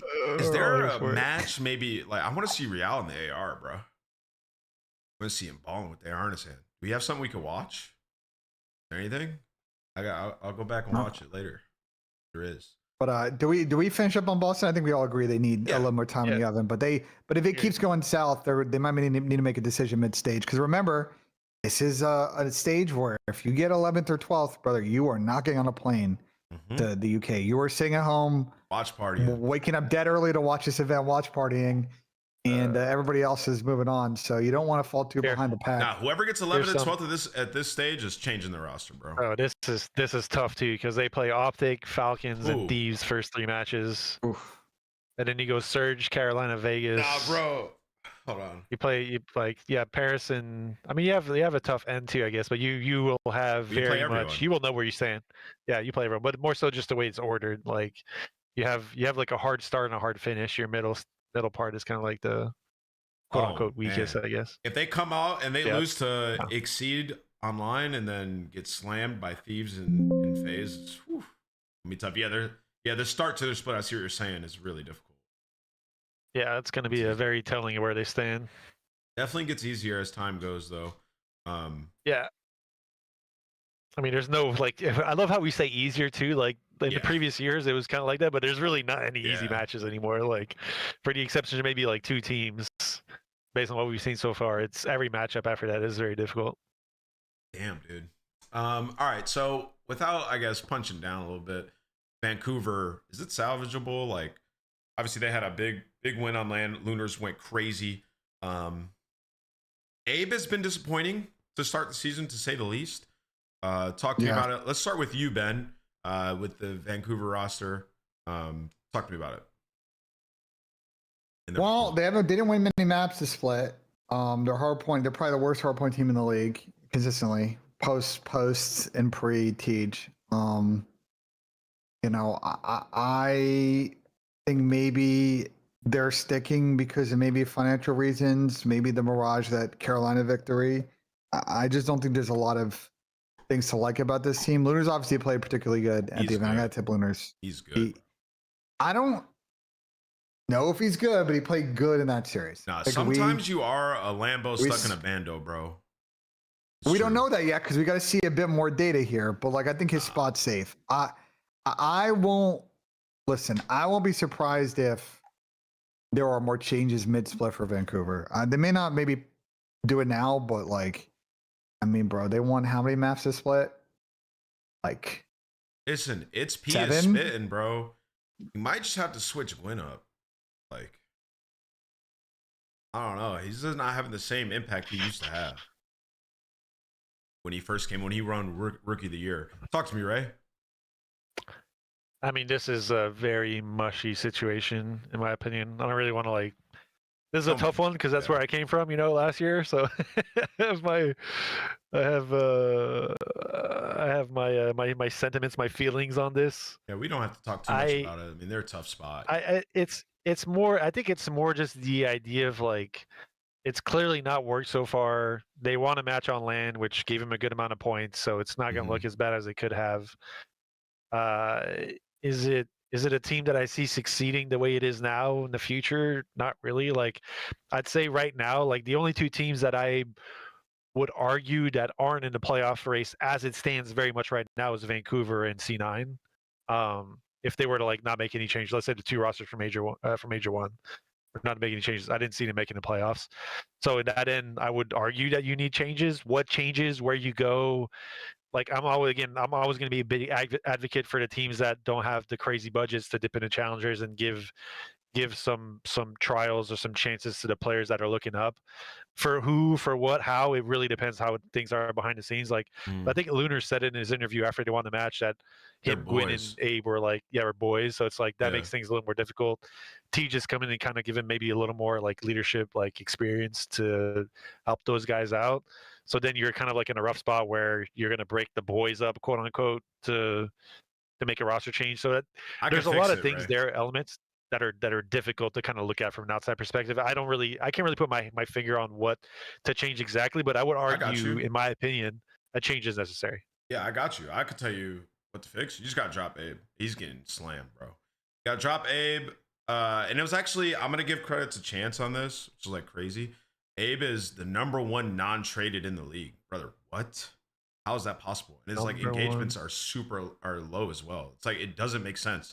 Like, at least Purge is like flying in. Like, he's similar, I think, in that regard. But at least his engagements are, he's like flying in. Abe's not. And he's also just getting slammed. Yeah, let's put on that take, would you argue Abe wasn't good with Toronto last year when they had him on the team? I think that Toronto team was a way different beast. That team, I mean, you're playing alongside. Well, more so, like, because Abe is still young, obviously going to be moldable to his environment. If the environment isn't the best, then obviously it's harder for a player like that to succeed. I feel like he was pretty solid last year. Like, to me, I thought he was. I mean, I saw him for sure being in the league this year after the end of the year that he had with Toronto last year. Yeah, so like players like that don't just get worse overnight. Like, it's not a Like I don't think he's necessarily worse for it. Obviously, he's not performing in the same way he was before. But again, I think the way they go about playing the game can have an impact on that. Like the non-traded aspect. Like again, that's a very team-based statistic. We'd agree on that, yeah. Yeah. Like Probably. obviously your individual play will have an effect on that, but if it's that much of an outlier, then I'd say the team around you maybe isn't playing the way you want to play the game or whatever that is. It's just weird. Like, that's just weird. There's Like probably more it to it. changed. I think like in terms of SMGs, it's really high, 68.5, and like right there, he's like 22 kills per 10 minutes in hardpoint. It's like really low. I know it's a very political answer, but I would say like the team aspect probably has a bigger impact on his play than anything else. Yeah, probably. Just because we saw him play well last year. But it's like one of those things where you could theoretically. Wait, where's this match at? Let's pull up. Lunar's popped off. I don't even know where I lost the link. Regardless of you just click on his name. When I think about this team, Ben, I think you move Gwyn back to SMG, and you get rid of Abe. Maybe find somebody down in challengers. Bro, this team could actually be pretty solid. Like if Lunars can build off of that performance. Obviously, we know Teej is a solid search and destroy player. Like, there actually is an avenue where Vancouver becomes like a good team. And whether that's Abe starting to perform better or you get somebody who's going to perform better in that spot and get Gwyn back to where he was, like, this team actually has talent. Like, they can... I'm gonna be honest. I'm going to tell you what they're going to do. Instead of doing that, it's going to be Teej and friends, and they're going to be 11th and 12th all year, bro. So this is going to be the friendship team where maybe they keep Lunars, but it's Teej and Gwyn playing with one of their other friends. And they just keep getting, people keep being bottom 4, and it just is what it is, bro. Not everybody can be good in the league. I just see a world where this team could be solid. I don't know. Maybe I'm faded. I think they have like. There's a world I don't think it's likely though. Is the problem that I feel like? I mean, they had a really bad split. Obviously, you could turn around. Look at for Abe might not be the worst. But it's like, for example, like this isn't the case like last year with your team, right? Like the last Surge team, where like, yeah, I love Charlie. Obviously, bookended by like the Kyler and Nep thing, but like watching your team play, and I'm like, bro, like the ideas are good. They're just Charlie just isn't getting enough kills. Everybody's not getting enough kills, and they just got to make the change. And then obviously you guys got better. I just watched them play, and I don't know what the fuck's going on here. Yeah, they're in tough That's why they spot. were 423 map count. Like just speaking from a place where the point you just brought up to me is, do you feel like there was structuring what we were doing before? We just weren't getting kills, or do you feel like we were just kind of like all over the place and things are short line? Well, there were times where you guys were definitely getting frustrated, getting shit on in that stage. But like there were a lot of situations where I'm just like, I like Charlie. He's making a good play and then doesn't finish his dinner, and it's like you can only have that happen so much. You know what I'm saying? Like, but like it's true though, because I don't think Charlie like is the tough thing about Charlie is like, bro, he won an event with Toronto. Like he clearly knows how to play to win. Like I watched Charlie, like he just. It just the slang wasn't there, and then you pick it up. He was a different player, and like it's just the way it was, right? But that's how it is with Abe right now. It's the same thing with Abe. Like if you swap him out to somebody, maybe not to the level of like a Neptune, but somebody who's better than Abe, who can go out there and slay and like alleviate pressure. I think the only difference, they have talent. Like Gwyn and Lunars are talented. Yeah. The problem is they have. Go ahead, Ray, then I'll come out. I was going to say the main difference from where we're comparing the two is that we were 4-3 in our stage. Obviously, we got smoked on LAN. But like we were finding some level of success, like Vancouver currently is not. So that's kind of the big difference here, I think. Is they found some on LAN though, right? Because I mean, you win the first series. They want a match on LAN, and this was a collapse. Against Carolina, bro. Like, this exposure was a collapse. Like this series looks different. This series looks way different, bro. They're up 9. I don't even know how much they were up, but they had 2 Hellstorms on P5 exposure. What the fuck? Yeah, but then they crumbled the next 2 maps like a fucking crumble cookie, bro. Here's my problem with Vancouver, bro. I want to believe, but like the evidence you saw from Teej and Gwyn last year, the team got worse over the course of the year, and like I don't know. I don't see how this team I don't see how a collection of some of these players rotate in and out, like what they got going on there, the lack of resources. I just think the deck is stacked against them, and someone's got to get 11th to 12th. Like it is how it is, bro. And like I think they're one of those teams. You guys are. I mean, yeah. So you guys think they should rock out with this team, or like, if they want to try running this, for another 2 weeks, great. But like, we'll see what. I think it's just gonna be like, well, Abe's got to go, bro. It sucks. I like Abe. He's a good kid, but it's not working on this team right now. What is he isn't shooting his. he isn't shooting his gun enough. Like he's throwing away his life a lot. Like maybe a different team, the situation helps. Yeah. But like then I'm concerned they replace Abe with like again a Tej and a Grin friendship cheese, and like they're just a vibes team, and like the vibes aren't vibing. If that's what enough they do, Ben, I'll be top furious because I don't think that this team projects terrible if they make the right moves here. But we spent too much time talking about the bottom, so let's move on to the success stories of this event. We got the bracket up here, and as you guys can see, G2, the dark horse, had a hell of a run and had some of the most exciting matches that we had at Major One. Shout out to them. Shout out to Skies Bueno. Great performance in this tournament. He had a target on his back, a ton of pressure. Obviously, the leader on this team. Mamba's a rookie, so you gotta be a good leader for that. And I thought he did great. I want to shout out Looney as well. Fucking good job, bro. You guys came prepared. You guys look great, and in particular, that first Scar S&D. Now we're not gonna talk about the last Scar S&D, but we'll talk about that first Scar. And that first Scar, Danny, you was in your bag. Now your Sunday Scar wasn't all the way there, but the first one, all the first bloods, incredible performance. Yeah, I know. Y'all must have known when we get back to that Game 5 Scar that there was no chance. They adjusted completely. But you guys had a hell of a performance. Let's kick things off with you, Ben. With G2, I loved what I saw. I think they profiled really well the rest of the year. And Skies and the AR duo in particular played great. And we got the consistency out of Estrio we wanted. It's a fun team. I want to root for this team, man. Like I've been waiting for Estriel to get on like a really good squad and realize the potential he thought he's had for a couple of years. Crump obviously played really good in that Thieves team that made the final EWC a couple of years ago. C9 obviously was completely dog shit last year, so we didn't see much of that. But like Mambo played great at EWC last year. Like he's had some good moments to split. Caesar played great on lane. Like I want to really like this G2 team. There's obviously a couple of things to clean up. I think they did a really good job of running out their map pool by the end of this split that I don't think there are any, from the match they play, like any crazy weaknesses. Yeah, maybe the overload at times still work in progress, but like they lost to FaZe, who are a top overload team, like whatever, I think the maybe a little bit more Game 5 ice, like, okay, I just think like they're in a good spot. They don't need to drop Caesar right away. I know I said that thing about Caesar and the gifted 5 to Tommy. I guess I got to go get 5 Caesar chat now, which is fine. I don't mind that. I love Caesar, bro.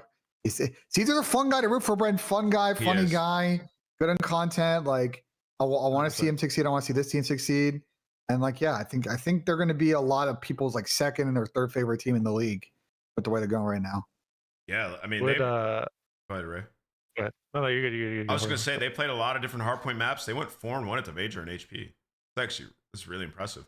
One loss was the 203 to 250 to Texas on Colossus. Ray in Search, they went 2-3. They lost 2 of those to FaZe in that matchup, which I think is somewhat forgivable. And then 2-2 in Overload. So by all means, great performance. But go ahead, Ray. Yeah, I was going to say this is a team that I think out of all the teams in the league, this is a team that actually embraced the Colossus Blackheart the most.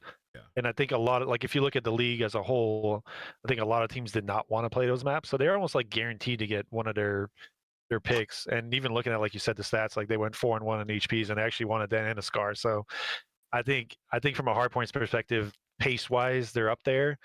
I think the only thing that I would say, and again, I think Sky's performed really well, and don't get me wrong, I love Sky to death. I would love to see him trying to adapt his pace a little more to match. Like they're super close to being a team on the same wavelength of like the Mates in terms of the space, like Mate and Optic. Let's just put them up there. Like they're really, really close to being in a place where they can find that consistency in HP, just because of simply having given himself the most chances at doing things on the map where they're all 4 kind of that same wavelength pace wise.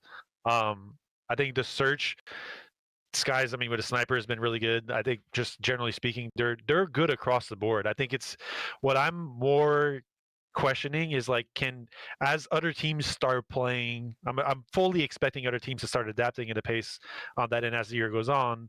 Are they going to be able to like keep up when other teams start playing a game in a very similar way? And so far, I have zero reason to think not. It's just more so that would be the only thing to me that down the road could maybe not let them shine as much as they have so far. Because I mean, they've played very well. I mean, I think Estriel and Kremp are, I mean, from a performance standpoint, one of the better sub duos in the league. Definitely top half at the very least. So I'm excited to see this team moving forward, bro. I think you could they're, argue. was it Ben or you and that said like they're fun to watch? Like I 100% Yeah, I said it last episode. put that sentiment on, bro. Like Kyler's just a masterpiece to watch around the map, bro. I love watching that kid play. They're so fun to watch. But I think to your pace point, I like somewhat see, but they're also just like winning all their HPs, like we just pointed out. So it's like the pace is really good. But like you said, the Thieves, they're gonna end up, being on that level at some point. Gentlemates, there's no reason to believe they won't get better. Same with Optics. So yeah, I mean, I could see what you're saying there. I just don't know where you really tell Skies other than speed it up a little bit. I mean, it's like, other than that, their hardpoint just looks great, and he played good. So I really have no complaints about this team. Maybe just some game planning things a little bit. Like you lost 2 searches to FaZe, and on the game 5, like the adjustments FaZe made is just way too much for them. So other than that, yeah, I think this team's going to be good, solid all year. Just got to build upon this performance. Ben, I don't think you chimed in yet. What are your thoughts? Yeah, I gave some thoughts. I mean, the overload is still work in progress. They're one of the slower teams to kind of lock in on the game mode. I think the game 5 ice hasn't been great at times this year. Yeah, they did clutch up that one nice one against FaZe, but they lost to FaZe and Optic on the end of the weekend. So I don't think they finished above 500 in it. But again, there's area of progress there. Again, I like G2.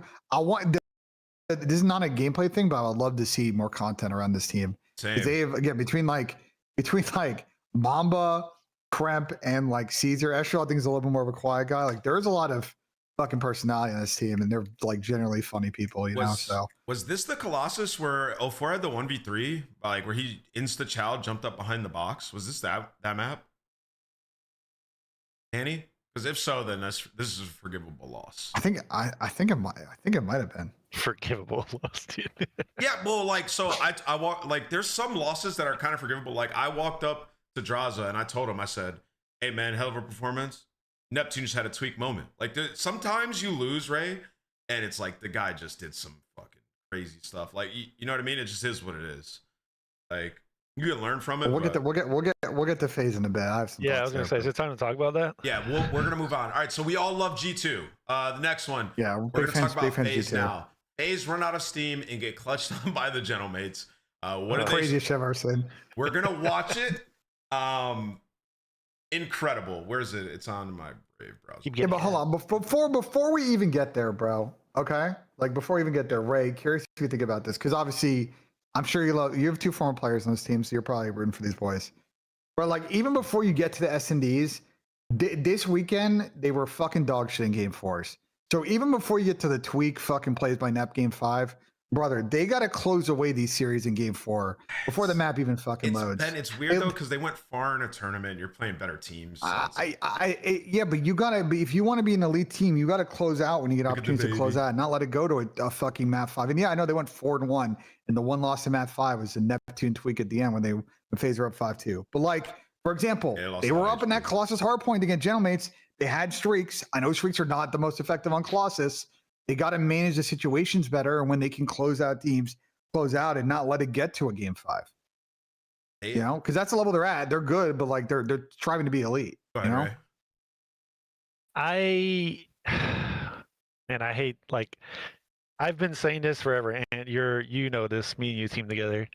Like clutches like that are 90% mistakes on the team that has numbers, even probably more so than 90%. Like the 5-2 round, the FaZe split up, Simp got picked. The 2, like literally was a 1v1v1v1. There was no 31 there. Like there's so many instances and flashy highlight plays that we see that are just so based on the other team misplaying the situation dramatically. And I hate to say that about FaZe, because I think, like, dude, they had no reason to lose that game. That was all, bro. Absolute cinema, bro. That was absolute cinema.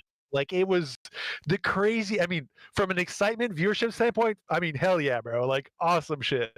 But I was feeling for FaZe there, bro. Like that was just crazy as shit.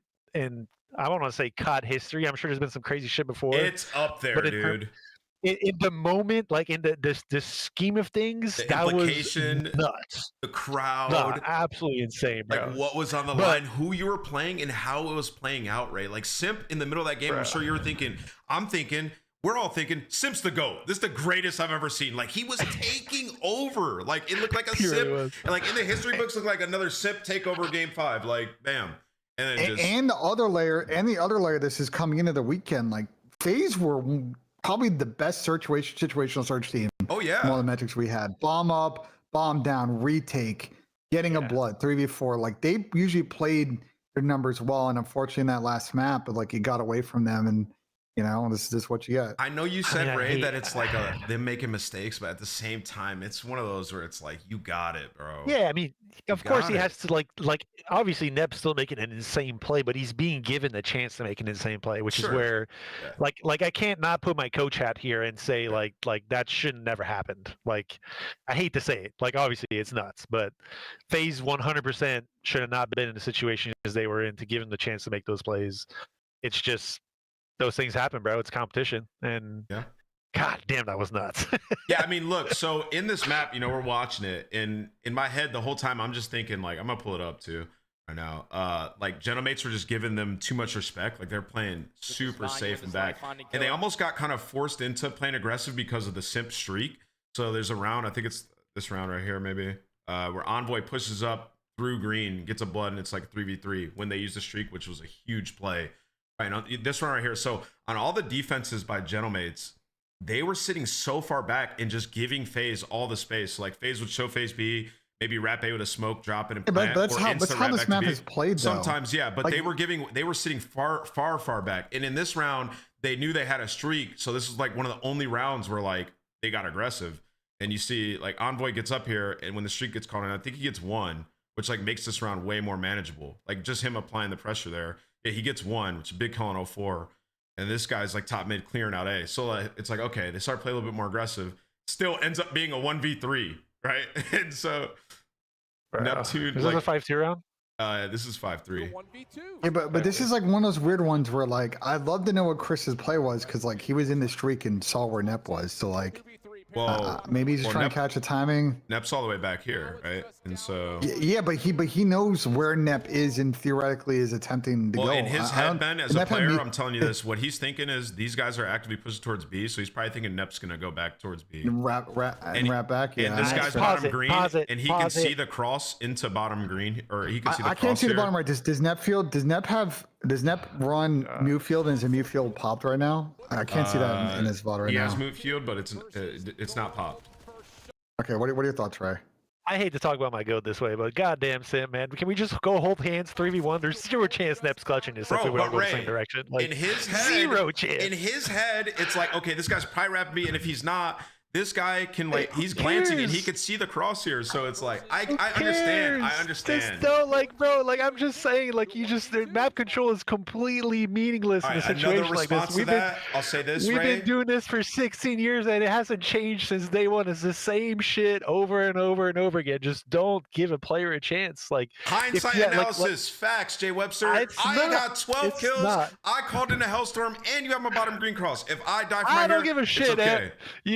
And same situation. Would I not be yelling at you after this? If you're yelling at me, I'm looking over at you. I'd be yelling at you. I'd be yelling at you. I'm like, get a kill. Ant's getting flashbacks now. He's getting fucking flashbacks. Also, brother, can we talk about? All right, hold on. Is Abuza or Draws in chat? Plant B. He just killed your teammate on statue. The best place he can be is bottom green flying. Like, if we're actually going to full hindsight, why are we wrapping the map looking for this guy who's got 4 Zins in, turn out of his gills, plant B, and just play a setup? You know he has to come from here or here. They scanned a bunch of B post plants at this event. If we're being hindsight, like, but at the same time, bro just had a tweak moment. Like, it is what it is. He just plays this perfectly. Nah, it was nuts. Even the round, I think it was the other clutch that I thought was even more clinical the way he played it, where he was like, when he was P4 and he was like sitting behind the wall and like picked someone while jumping up. That was insane. He had bomb. There's also a round where too. We're about to, bro. There was also a round where Sim somehow didn't get at least one on what was like, I feel like a 2-piece that would have ended this map. Like, bro, the tweak in divine intervention that happened this series A here feels so crazy. Like, it's just terrifying, dude. Also, like, Octane, can you give me your thoughts on running around looping the map looking for a guy like Neptune?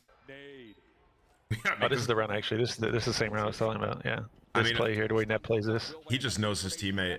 This is just knowing your teammate.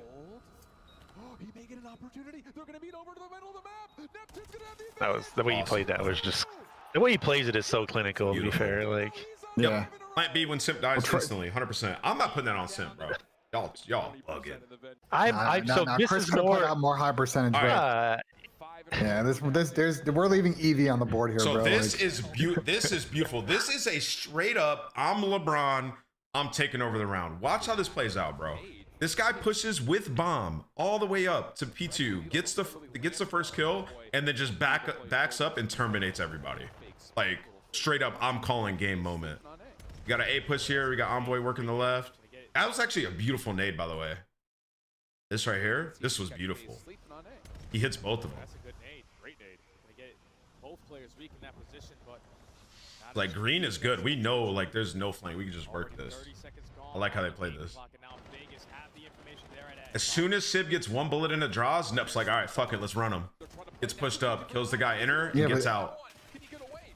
And I mean, the then- nade was good, but I think kind of guess the nade a little now. Wait, do you not even? then Ben, you don't didn't- no, didn't- Ben, let's not do this, bro. He nades them so that there's nobody green, nobody flank. Like they're not even gonna commit. Like that's a good play by Envoy to slow him Yeah, down. but it's still played pretty basic at hey. It's still played with the Sure. two guys aren't gonna just slide out fucking statue. Sure, but I We've like seen the FaZe certain- a million. Well, but like if you watch FaZe play, it's not like they've tried this strat of like trying to deny the bomb play and throw smoke down. And they never win those rounds. Usually, like maybe they do in scrims. Like talking they're about generally FaZe? gonna play the retake. Yeah. Well, They're gonna that's play why. the retake. Maybe try to line up nades and get the guy. But it's like didn't really change too much of the destination this round. No. I mean, it just slows down and lets the play develop at A. If you think when Envoy's doing this, like they're backing up and now they're getting ready to take space. It's like these guys are still like trying to figure out what they're doing. Like it just slows down whatever play they were trying to make. But either way, Neptune gets up and he gets a one-on-one, which is beautiful. Good job to Sib, even though he dies. And then they just get world starred. Like, bro. I mean, yeah. Somehow they just get angled here. 'Cause I think Zach's a little bit out of the play. Right. Thoughts. Like I don't know also, but the divine intervention. Look at this. Look at the mini map, bro. They get like perfect angle. They get like good angles to this top mid push. Like FaZe actually played this 2-2 like pretty good. I would You Like think? the fact that the fact that one of them doesn't get two is crazy. love to hear the comms in this round from both sides. What's to hear FaZe's what exact retake? So they got two top mid. Before they get two. So they got two top mid, two here. Neptune kills one, and then they double fly off top mid. I think that's a great. I think the way FaZe played this is awesome. to be Yeah, honest. it's good. I think it's a good reaction to the pressure being front because now, like, if when you have a guy push through bomb side, your player supporting him is going to be looking over, which then should alleviate space top mid. Like that's. Yeah. I think honestly, like everything about this round is the way FaZe wanted to go down, except the 2v1. Like it's. Honestly, I didn't even notice it the first time, but like Neptune opens this with the kill on Abuza, who's like side P2. If he doesn't get that kill, like Have you listened to a word I've I mean, said? I think 04 is getting like 3 maybe in this situation as GG's. That's what I'm talking about. That's why it's so good. He gets the shots down, and then Neptune just insta takes the space, kills the guy's side door. And then right here, FaZe played it great. It's like we know there's two here, and Envoy's bottom green because he just naded us. So it's like we're just gonna fly off top and kill the one statue and let the guys P2 get kills. Does Nep get another kill? Does who? Yeah, he does. Yes, he gets Nep another runs kill. back, and so they have info on Nep here. I don't know. Bro. he kills the guy that dropped. Well, no. So the way they played it is, and I love what FaZe did. 04 flies out top straight to statue to shoot the guys. It's like either Sib or whoever he's assuming is gonna be outer, and then Simp flies off with him to shoot the guy that's coming from bottom green that just naded them, which was Envoy. But Nep kills this guy and just trades everyone. Like he just literally trades. That's crazy. He turns around and helps everyone. So like Envoy doesn't die there from Simp, trades it, which forces 04 to shoot Envoy, and then he shits on 04. So technically, he just kind of bait and switched this whole team, but it was flawless. Yeah, I mean it's like it's all hindsight in the moment, right? Like, Yeah. but the only thing that should have been better on FaZe here is just them chatting together whenever it was Nep last alive. That's the only thing you could.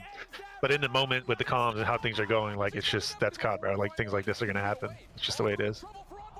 Yeah, Draws probably should have got involved earlier. Like when he gets shot, I think from Sib, he like backs down for too long. He goes all the way back. At like until Nep kills whoever's like statue, Draws doesn't know where Nep is. So like pause it right here. That's when Draws gets info on Nep because Nep could Yeah. easily ran True. inner to lobby if he wanted to get cracked. We- So Draws I've is seen playing a with lot- that in mind. I've seen a lot of people die in this spot, so it's like the only ways you could play it is like sit more in the stairs, so they got to come like deeper to try and chow you. You know what I'm saying? But then you're like kind of a little bit deeper and like the timing's a little bit fucked. But This like, is what we gotta switch though. When you guys are playing a guy like this who's coming off a clutch, who's just beaming, bro, 04, you gotta chill, dog. Dog, I'm telling you, this guy's on, he's got 3 zins in, he's turned, and Droz just got back down with an AR in his hand. You do not want this guy in the 1v1 right here, bro. You just don't. He's not so that one. Oh, yo, way low key, hold up. I think I figured it out. Low key. He got a call that Nep was 1E, bro. He probably got a one-shot call. Yeah, that's fair. He got that's a fair. one-shot call. He's 100. Like dog. again, like bro, they're not stupid. Like obviously they're reacting based on what's going on in the moment. Like it's all fat. Like this shit, we're seeing this. We're breaking this down on the slow time. Like, oh, this is instant, bro. Like, yeah, it's hindsight. You can't do it. He's hearing a one shot. Like if I'm 04 hearing one shot, I'm guaranteed challenging. There's no way I'm not. Like he just got he literally got his health back as his twin challenge. So it's just. They also team shoot this guy if there wasn't an absolute mix. Like next to tunnel with Zach's last one the play getting called, so there's just a whole all this shit going on the fucking wall run over there, and like he's trying to react to that call out. Like, yeah, I mean, 04 probably getting chilled, but yeah, I agree, dude, Ben. This map was like, I agree with Ray, bro. It's a real mix of like net making plays, divine fucking intervention on the round, like for example, where Sim didn't get those 1 or 2 of those fucking kills, and like, you know, FaZe cutting a couple of trolls, and that's how they were great situationals, but the fucking universe and their bad decisions dictated they weren't going to win. Well, that's what I said before the game, Damon. I said this is. I told Droz at the event too. I said you can't do anything about it. He just tweaked. I mean, he just slammed them. But also, you know, going back and even hindsighting it, you know, frame by frame, both teams played that great. Yeah, the strat from Gentlemates was awesome. The setup from Envoy left to clearing everything, the retake from top mid, like the one place to retake that from was top mid, and having 2 slow P2, like it just is what it is. It came down to the last kill. So that's what made it so awesome. It was a good round for both teams. Yeah, the first clutch to me was obviously problematic and kind of a throw, but this one was just caught round, bro. Like straight up. And then the 5-5, in case you all forgot, you might as well watch this too. Look at this. Envoy gets hit with the Yobi, dog. Off the rip. See ya. I think he kind of botches the streak here. Hits the wall, right? Don't have the ability to quickly clear the space that FaZe just created for them. Yeah, it hits the wall. Shout out Sid, dude. Ethical baller. Oh, right here. I want you to watch this. This is a brilliant play by Sid. Oh no, I saw this. Trust me, this was an insane pinch, bro. Insane pinch. Brilliant play. So Sib, first of all, evens out the odds. He gets the kill, right? And now it's like, all right, this is a championship round. Everybody's playing in depths, dude. I think that's my issue with it, is that like there's clearly in this situation and something that I've been more up about, because this is what FaZe is doing like right now should have happened probably a little earlier. I agree. And I think the timings on the way around play that would have been way different if they did. But like they're like now both teams are playing to win the round, but for a minute there they weren't, and this they're is regrouping. I mean, this is just insane. This is an insane round. So they flip the map and they get it down, and just a brilliant play by Sibs, like the way this plays out. So this guy goes all the way back to the depths, I'm pretty sure, right? I mean, the timings are happening he's on got this map green, are crazy, he's bro. got drop down, and this guy has if somebody needs to come through here, right? So as there's a little bit of a lull, Sib just takes the timing. I don't know if he hears him or whatever it is, but as soon as he shoots him, he knows this guy has, if they wrap here, I'm clearing out top mid. This guy has green. I'm just going to flank. Brilliant. Yeah, no, brilliant play by play. Sib. Everything's like somewhat covered timing wise, and like he just takes his shot. That's brilliant. That's awesome. It's such a good for you, man. Divine intervention, bro.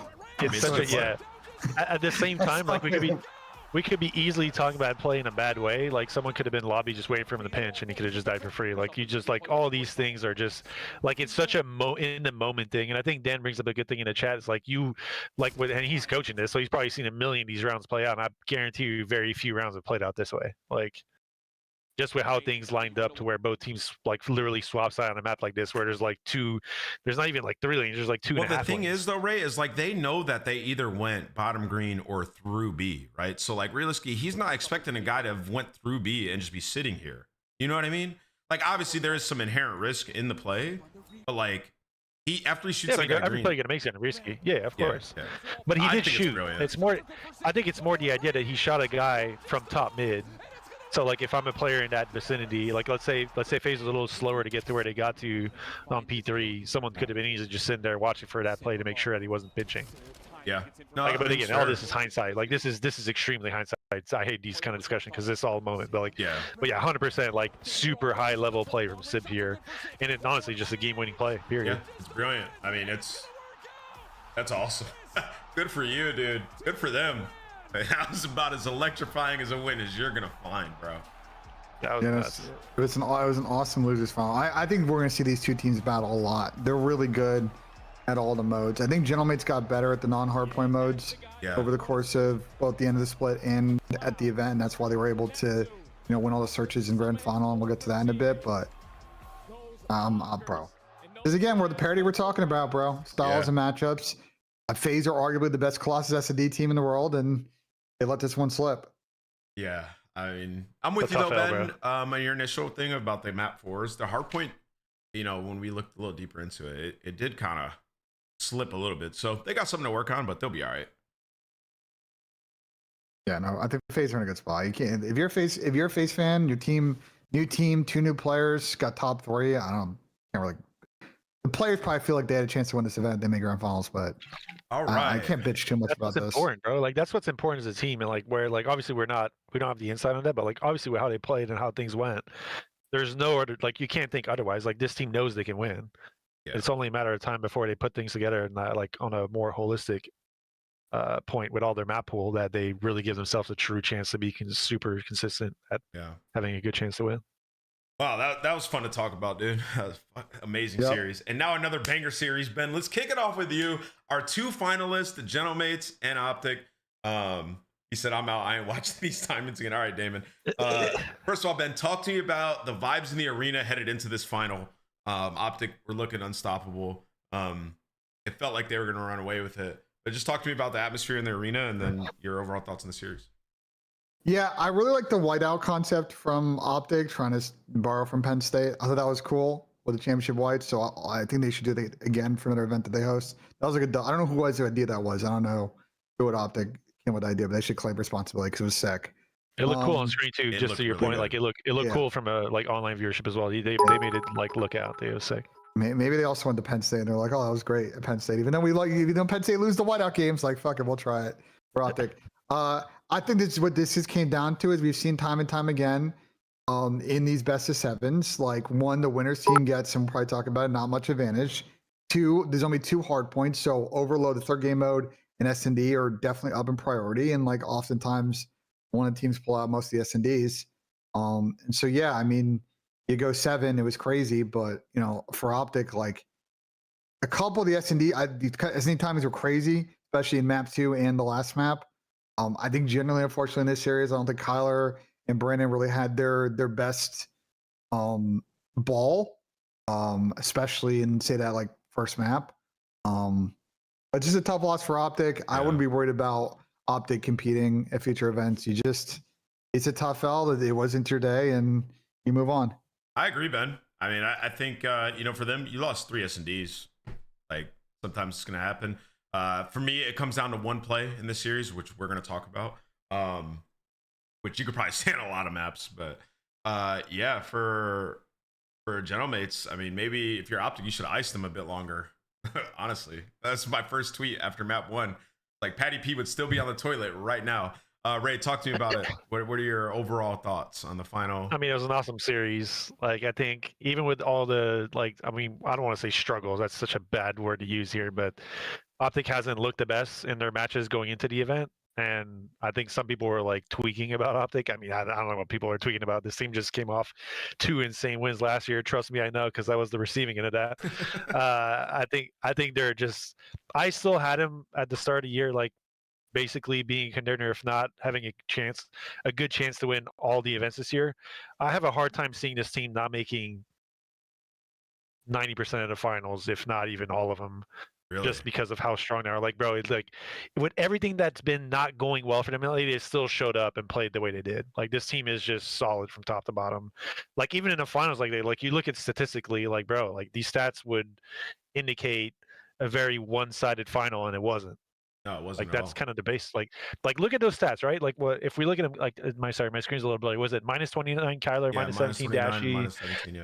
So what's the overall on the plus minus? Was it 20? 29 and So what, 17. like 20? The 26? 26 is a team. Overall? Oh, Yeah, minus 26 is a team. 20. Yeah, 28. Something like that. So let's just say, let's 26, put that yeah. in line. And the fact that they lost 3 searches, I'm sorry, brother. Like you would think they fine. lost 3 hard points with this. Like this team is very much with Gentlemates the top 2 in the league right now. I agree. I think it's just tough. Like it's so. I hate talking about these things in hindsight, but like fucking Optic had a 5-2 lead in game 2. Obviously, if you think that with a grain of salt, they probably would have had a better chance to win the series. That was probably like the tipping point that really made things the way they did. Yeah. But bro, like even like I loved watching that. That was one of the better finals we've had because Oh, it was yeah. just so. Most of the maps are close. Even the maps like scoreline that weren't super close, we're still every round search, every like play in control or sorry yeah. overload. And Even this like everything exposure, it was tied until the P3, P4 second rotation where like Optic just went back to back, right? Which one is my complaint on the map? But it was so close. And it actually pisses me off from a viewer standpoint that we were literally a 4v2 trash play away in game 7 to get a round 11 to determine the event. Know, that would have been the only thing I could think that would have made this event better is if that actually had happened. That would have been fucking did insane. Major 1 last year? Was that round 11 on the Skyline? It was. Yeah, when Thieves for the 98th time Hydra that went series with a underground. check bomb.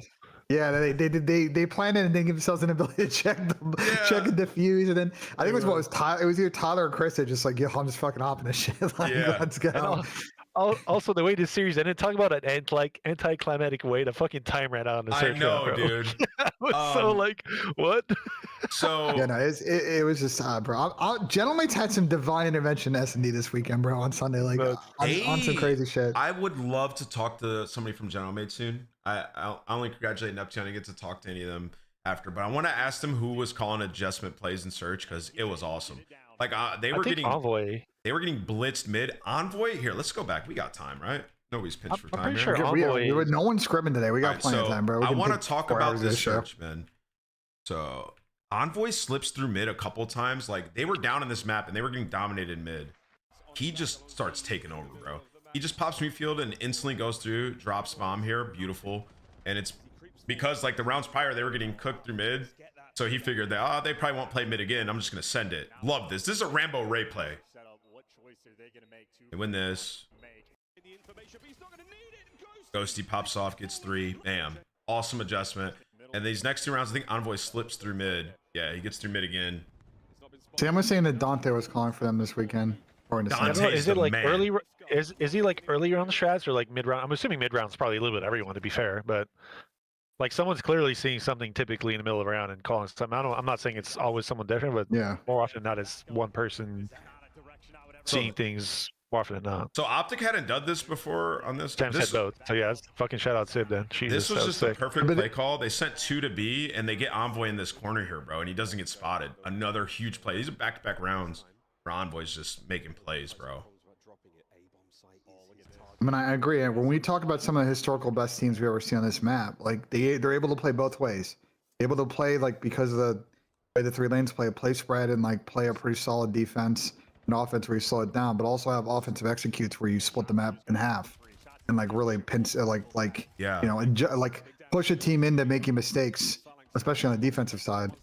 So he gets through, and they never really knew Ben like the exact spot he was playing, but he just shoots somebody in the back, and then we get to this, right? So 1, 2 back-to-back awesome play calls. I don't know who it was. We get to this 5-5. First of all, I just gotta say, if Damon's in chat, shout out Optic, awesome play call. Let's get this fucking rock down and let's set up the late play. They plan it for water stairs, right? For who? So in this situation, in my opinion, as soon as Ant dies, the guy Ring dies, as soon as he dies, Hook's gotta be going to try to make a play or like help out a little bit. Well, hold on, back it up, because we were debating this on the flank. Do you think that Ant had the ability plus should have gone to middle instead of Ring? I don't know if he had hindsight the ability to get out. I think you need a presence here, because if he backs up, is kind of what you're saying, right? If he gives this up, they take over Ring, and if they have a smoke, you're in a really tough spot. Like, Yeah. How I much heard can you that. stretch? I was gonna ask, like, how much can you stretch the bomb? Like is a smoke a reliable way well, to it's protect GA. the bomb diffuser? Stretching is GA to that extent, I think. That's what I'm saying. But like, when you can still like, I'm not saying slide stretch, but you can still stretch the bomb away. Like you can still pick up the bomb from not its exact location. Yeah, I think so. So like, how far is that? Like, is a smoke like?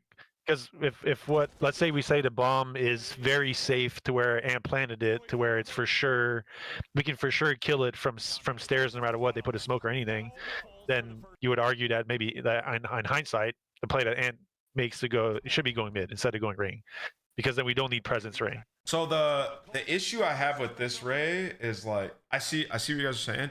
Issue I have with this though is that Envoy slipped through mid twice now in the 2 defenses prior to this. I don't know how Kyler, bro, And so running back and play it. The timing is insane, bro. No, it is. How Kyler doesn't see him is like, Yeah, that's around there, to be honest. again, Probably bro, I'm telling you, divine fucking intervention for gentlemen on some of these SD rounds. Well, I just don't know what watch the this. It's strat is crazy. because his play is to be the clutch. Like he's the clutch player, but like he should be making sure nobody can get water stairs. Because right now, Mercules has the push through here, right? So Pillars is open, but they're kind of like leaving that open is fine, but nobody can flank, and so he just needs to make sure nobody can get water steps.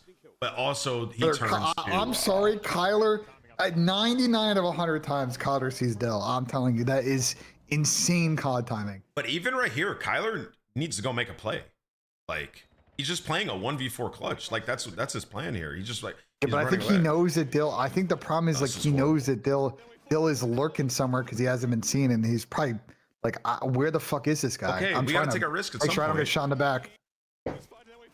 Nah, I mean, all of this is hindsight. Like, I think, it is, sure. like Sam said in the chat, that Merc maybe gives up mid for a second. Maybe that's why Ant doesn't feel comfortable going through mid Well, after Ant he dies, plants. so they're getting pressured. So like he Well, has to. but, Help. I mean, realistically speaking, it's a weird play overall because Ant goes ring alone, and then you still have a guy mid, you have a guy water stairs, so it's basically like the way General plays is almost like a 3v2 in ring. They're gonna get obviously gonna get outnumbered, and then like obviously I don't know if Kyler's playing for someone to push through all the way through bed, or what kind of angle he has from where he was. It's super unfortunate that someone gets through that. Obviously, the timing was insane too. I think he's just playing the clutch. I don't think there's anything else besides. I think the whole round it's 5-5. He's just playing his life and hoping his team kills 2 people and then he can just win 1v2 with a guy on bomb. That's all Hook's doing. Maybe and so that like, could have been their win condition. Who knows? Like it's just strategically that's the way they played it. So yeah, their win condition just it relies on Shotzi to stay alive.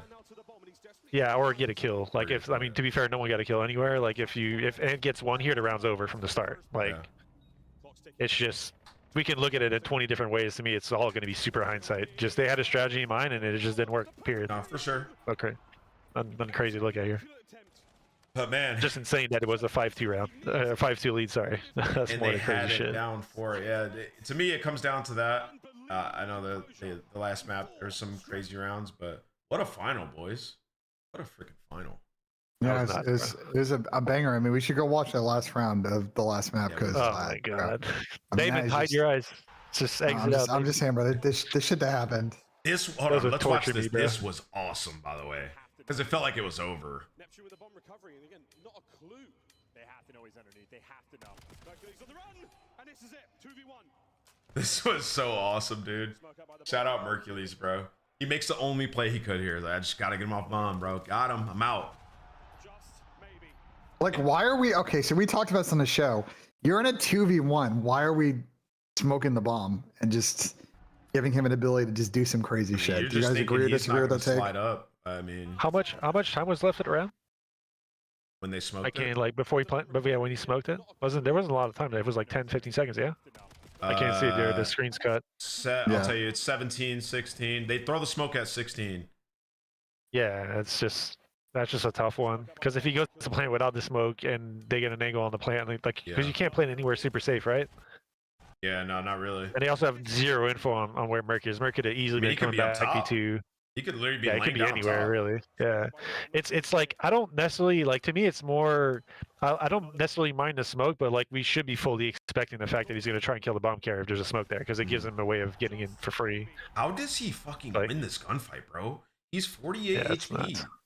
Like this is crazy. He just hits the first hip fire and on. I mean, he kind of catches Dell slipping. Yeah, he chows. Yeah, It's man, just a that's timing chow. insane clutch. Yeah. Dude, that is electric, bro. Like that's Yeah, that was such an nuts. improbable win. But Dill gets his get back in the next round, bro. Dill does some Yeah, I fucking know. insane shit at the end of this one. Like I was saying before on my stream earlier that like I think not enough people are guessing Dylan Envoy. Wait, for this was how he kind played of this stage. a psycho play call, no, Ben? Out of Optic. Yeah. I'm bugging? This is kind of insane. I mean, it's just more. I mean, there's probably some things that happened previous in the map leading up to a decision like this. Okay, like it's, Well, I they don't think it's tag- just a random. Oh yeah, let's get into this, Rake. I want to ask you something about it. They get into this situation where Sib can see if they cross back. First of all, let's talk about the brilliance of this motherfucker right here. This guy played out of his mind. I mean, he's flying. He has Dante was- 18,000 Wait, damage. no. He gets pre-stunned and like they nade him. So Yeah, they knew approximately where he was. yeah, like he's getting trapped currently. There's guys playing. They're back down green. It's not like he has a hell of a lot of help here. So look how he plays this, bro.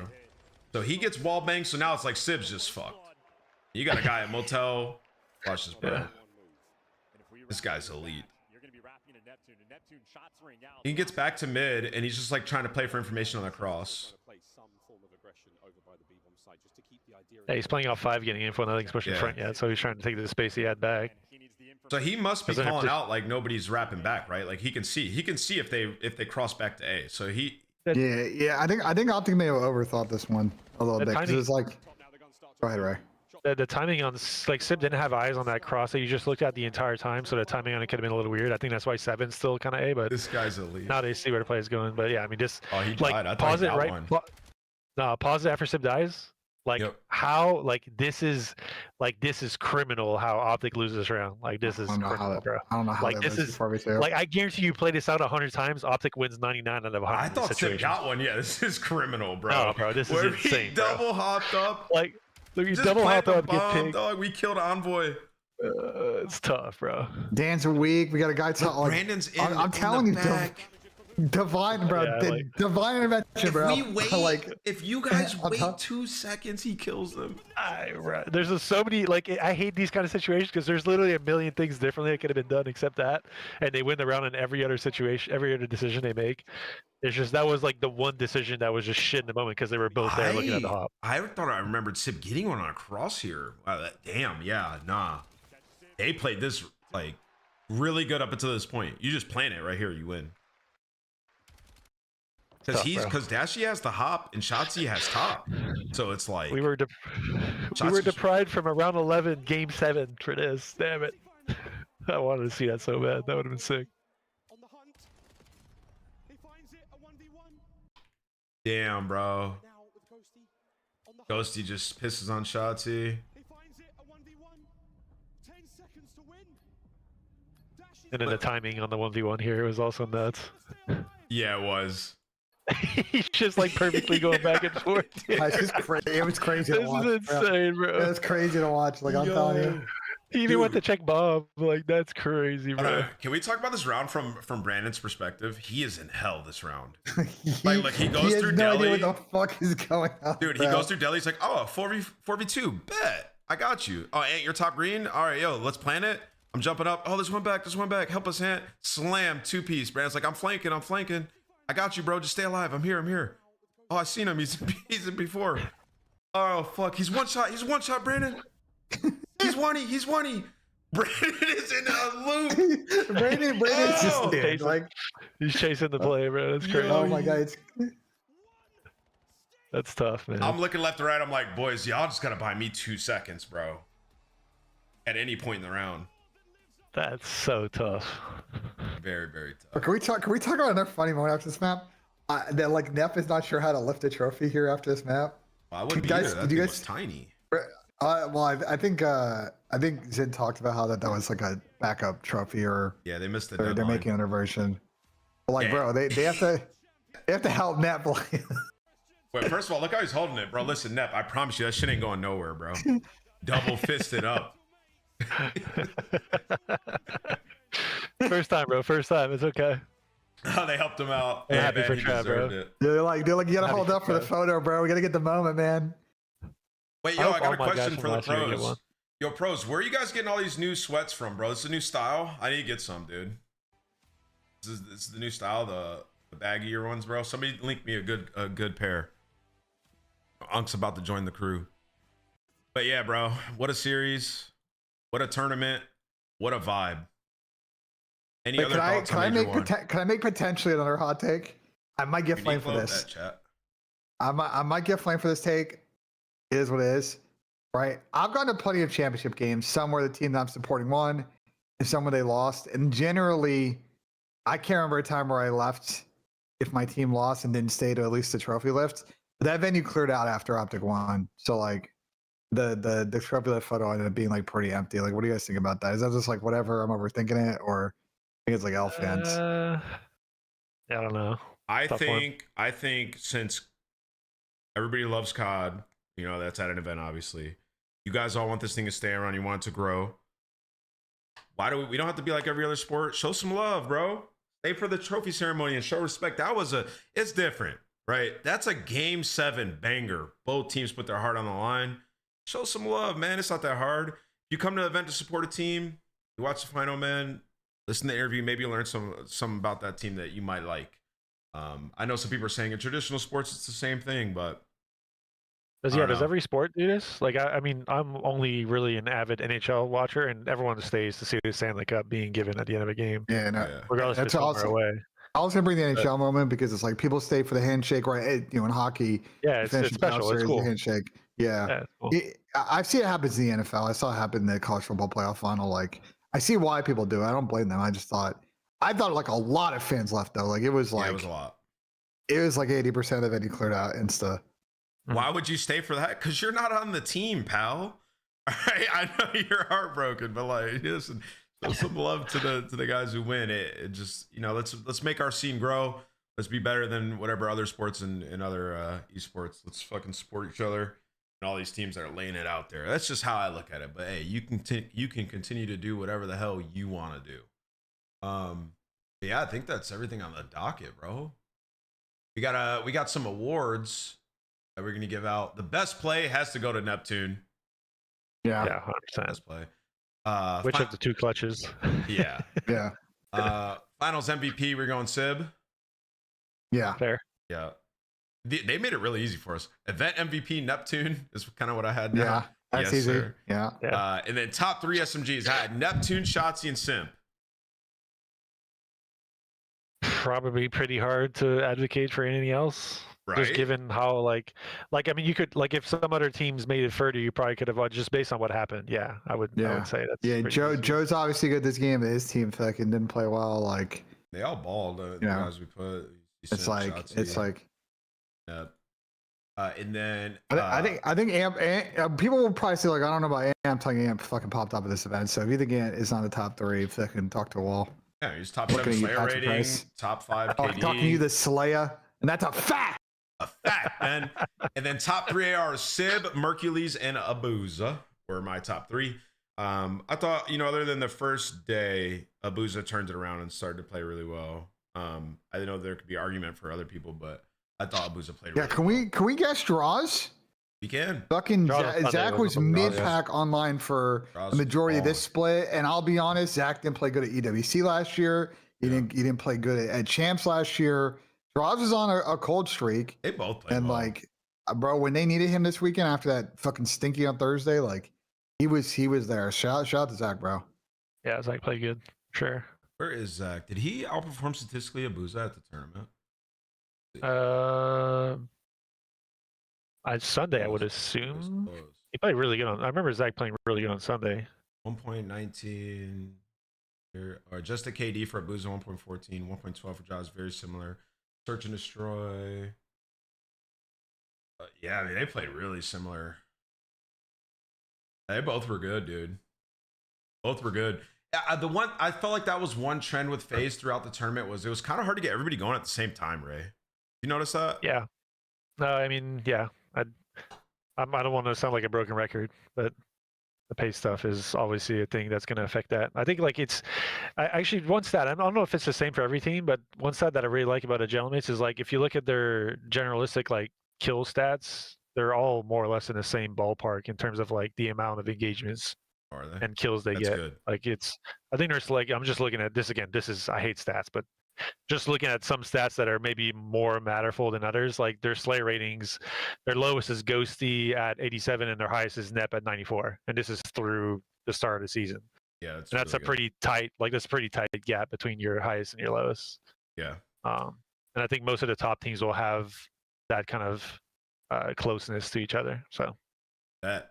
Well, we got one call in, so I guess we can do that. If you got, we'll do a couple call-ins. Do like 4 or 5. If you guys want to join up and you got some questions for us to round this episode out, feel free to join !point Discord in the chat, and we'll drag you in here.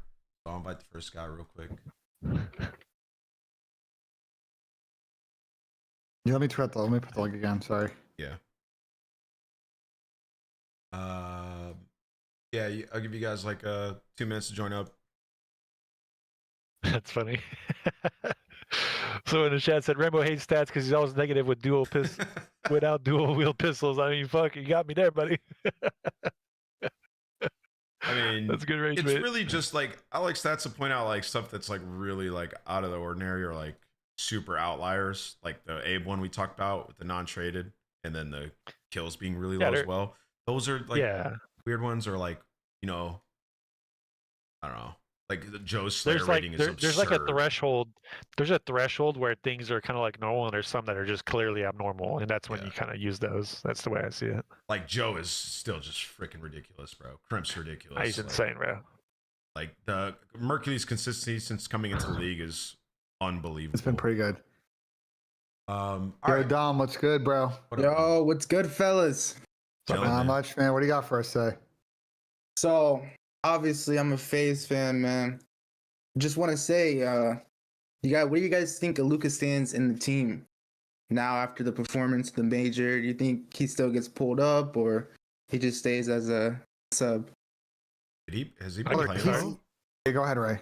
I think it would have taken a lot for him to be pulled up right away, like just based on the players that are on this team and the success they've had so far. Mm-hmm. I think you needed to have like a very abysmal, like 0-6 kind of performance, and someone very much like whoever they thought that had in mind to potentially replace him for. But I think Luka, we've talked about in this last show, but I think Luka is more of a long-term project rather than like someone filling in for them this season. I like that. Yeah, I mean, they started losers 1, bro, and made a run to top 3. So I don't think they're making any changes. But, but yeah, I mean, there was a lot of credence to that before, but dude, everybody's playing well. Like, it was a good tournament out of FaZe. I mean, to add the Luka thing that people keep forgetting, bro, this kid didn't grow up in the U.S. He emigrated here this summer to go to university CCL in order to play, and then like stuff just kicked up, and now he's a sub. Or like, give this kid some fucking time, bro.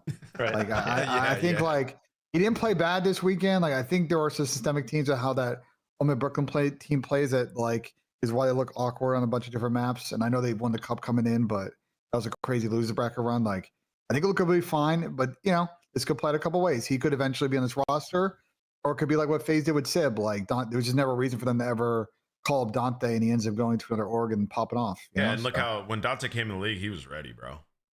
So, yeah, that's probably be his trajectory if I were to forecast it. But thank you for the question, Dom. No problem. What up, my guy Turtle? How we doing? What's good? I'm offended at Rambo Ray saying he hates stats. I like turtles. I don't like turtles anymore. No, I'm kidding. Oh well. I need Ben to tell me one more time about the hot hand coming from losers. You want to talk about this losers advantage in finals second thing? Yes. So what was the stat? You messaged me a stat. You remember what the stat was this weekend? Yes, map ones in grand finals. The winners wins 19. They're 19-10. Oh. So we win the series 18 and losers win 11. Let them know, Turtle. Okay, so what you're saying is the current math is that like, you know, there's this like eye test that we think that there's no winners advantage. The math is supporting the winners are actually closing out these grand finals. Yes, but I think it doesn't matter anyway. I just think the better team will win anyway, and it's not about being a hot hand. Do you think, Turtle, that we're better served? Because I personally think I've heard pack pitch continuation series 2 best of 5s. Like I don't know, the grand finals. I don't like the format any more than you guys do. Would just you be saying down that, for like a best of 9 with like the winner gets a 1-0 advantage? Like, gotta give them at least like, I like that one. Max says? Absolutely. yeah. I think that's the best. I think that's the best. We did it for, was it year one? The one we won online. The chance Yeah, we we won had online best was of that nines. format. That was Uh-huh. absurd. Yeah, So I the just first MW19 champs The had problem that. with Yeah, the best yeah. of 9 is if it's a dominant series, it's so ass. but you can say the same about a best 7. It's not that different. It's just an extra map. Like to me, it's more. I like the idea of the broader map pool to know really who is the best team. Like the more maps you have, the more we're seeing teams have to like spread out their map pools and who has the strongest map pool. And to me, that's the indication of who really should win the event. I will say the would you complaints rather that have? everybody has, Turtle, like that stat kind of dispels it. Like if the team from winners is winning, I mean, and they weren't. You Yeah. said 19 to 10 map 1. It might be like teams that win winners want more of an advantage, but it's still balancing out to where they're still winning it. The better team's winning, like you said. I think the narrative got pushed when Ultra beat FaZe back in Cold War, and I think it was Major 2. Yeah, I can't remember that. Well, hold on, but everybody was with this saying that when they came in context, hot because they had to win 3 in a row, and they came in and just destroyed FaZe. It was and also FaZe different, is though. hot it's here. also different because winners Yeah. finals was the first match on Sunday, which is correct. ridiculous. I don't know what crack people to CDL were smoking. Think that was a good idea. You Yeah, were, it was- you were it was- actually ice for a Yeah. while. Right. That was different back then. Yeah, I get But it. interesting stat. W's for best of 9, 1 map lead. I like that one. Yeah, I think that's a better Yeah, I idea. The like problem with that. 2 best of 5s is the final can be over in 25 minutes, which you don't want. So Well, thank you, Turtle. Appreciate it, Yeah. bro. Also, appreciate I like stats. Turtle is the go when it comes to stats, bro. Also, I like turtles. Stats. so 49er, can you stop roasting I the like Bears in chat, bro? Up, We boys? had a good season. What up, Swift? How we doing? Good. So it was the Saudi amateur team who won the Challengers tournament, Yeah. right? Yep, 4-1. Yeah, Rocky Sports. Okay. So do you think that the Falcons would maybe replace Xnid with one of those players? Well, Exit played good. Can we stop this fucking accent slander? Okay, Yeah, he a couple of played things. No, don't get me wrong. I love Yeah. Xnid, but I mean, he's had a year and a half now to develop his game. And Bro, developed- his he's team was developed, though. complete. Bro, okay, I'm not They lost a cooking you, heartbreaker. just to be clear. But let me chef on this one real quick, okay? I want you to think about him. I'm not saying he's gonna become Joe Deceives, but think about the similar situation to Joe, bro. Okay, LAG when Joe got called up was just as fucking ass as Falcons was last year. And I'm gonna be honest with all the changes, all the stuff going on in that Falcons camp. I don't know how much Exon actually really learned last year. Generally, this is the best team that he's had. He's probably progressing real quick. You got to remember how much experience is in this fucking league now. When you look at like the top 8 teams and how little experience he has in these moments. These are the biggest series he's ever played in his fucking life. They're saying like on an actual good team. Like I think people got to be way more patient. I think Exon is solid. Yeah, he throws his life away. He's got a little bit things to clean up. He tweaks and he searches kills a bit too much and just let the game come to him. But like I don't think Exon's playing droppable COD right now. You know what I'm saying? And as for the Rock guys, I don't know if they've got, how they're involved or if they are involved with Falcons contracts. I mean, they just don't. A lot of the guys you're talking about are more like AR players. The Rock guys play crazy style. If you go watch their VOD, the Rocky Sports, the way they play is crazy. I've never seen a team play like that. But the Exon's not getting dropped for a while, bro. Yeah, I mean, he did have some droppable rounds, but I think in the respawn, he played pretty good. He's just he was freaking out, dude. This is like the exposure. Yeah, and this, he's learning his English too last year, so I think he's generally played kind fine, of though. reminds me of like Paco when he first joined the league. Yeah, there was early on in this game, they had some opportunities. It was like they had a first blood with a nade. Xnid was holding B, and they 3-hit B in the 3v4 and killed Xnid. Just like the classic, like on an island, you can't die. And you just had a couple of moments like that caused some situations that you just got to expect them to be better in. So you can only learn from it. Now, if we go into this next split and that keeps happening, then maybe. But right now, you just keep developing him, and hopefully you get, because he's gotten so much better. I would agree with that. I think his projection is on the uptrend, and I think he has a good chance to be a player that can help a team win. Just apart from some decision making that's not the best at times, I think he's been very improved, and especially for a Saudi team that wants a Saudi player. I don't think that, and like I didn't really watch the Challenger finals all that much, but I don't suspect that any of those players would be able to replace him and do immediately better than he is, even if that was the case. So I mean, they'd have to get visas. I know the Kick situation has been. I think Clay's talked about it. That like Kick's was a little homesick. Also, if you watch the Rock guy play, the Rock team plays, they play psycho COD. Like they don't play, they just hit shit out. They don't play for a lot of spawns. Like they play a super weird style of COD. And I think it threw a lot of teams off this weekend. So when I criticize players like this, Ray and Ben, I mean, you guys know it. It's like if he gets this out of his game, then he'll be fine. It's just like shit like this. This is 2-3 game 5. This changes the whole game. I mean, they got first blood. It's a 4v3. He's too active at B. Like these are the things that he just has to improve on. That's an unacceptable death. And he had quite a few of those in their S&Ds. Right. Yeah. But like, dude, what are you gonna do? Like the guy's new. He's a year and a half in. He's probably freaking out. It's game 5 versus FaZe. You know, like it's his first time in this situation. I mean, bro, I talked to Clay a lot, and like he's going through a lot of like. Again, I think last year was just like a weird year, and he didn't learn a lot. Like he's still learning little things this year. I was talking to Clay. I mean, I'm sure he's going to be telling a story. Like they're trying to help.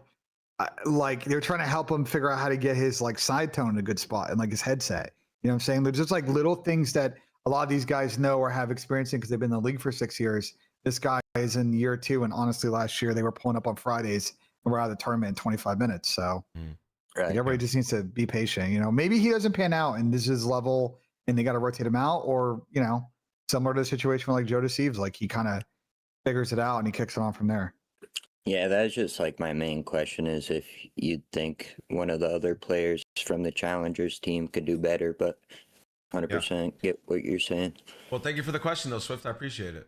Yeah, I love you guys. Thank you for the content. I appreciate all you. No problem. All right, we're going to do one last question, chat, because we're pushing 2 hours and 30-something minutes.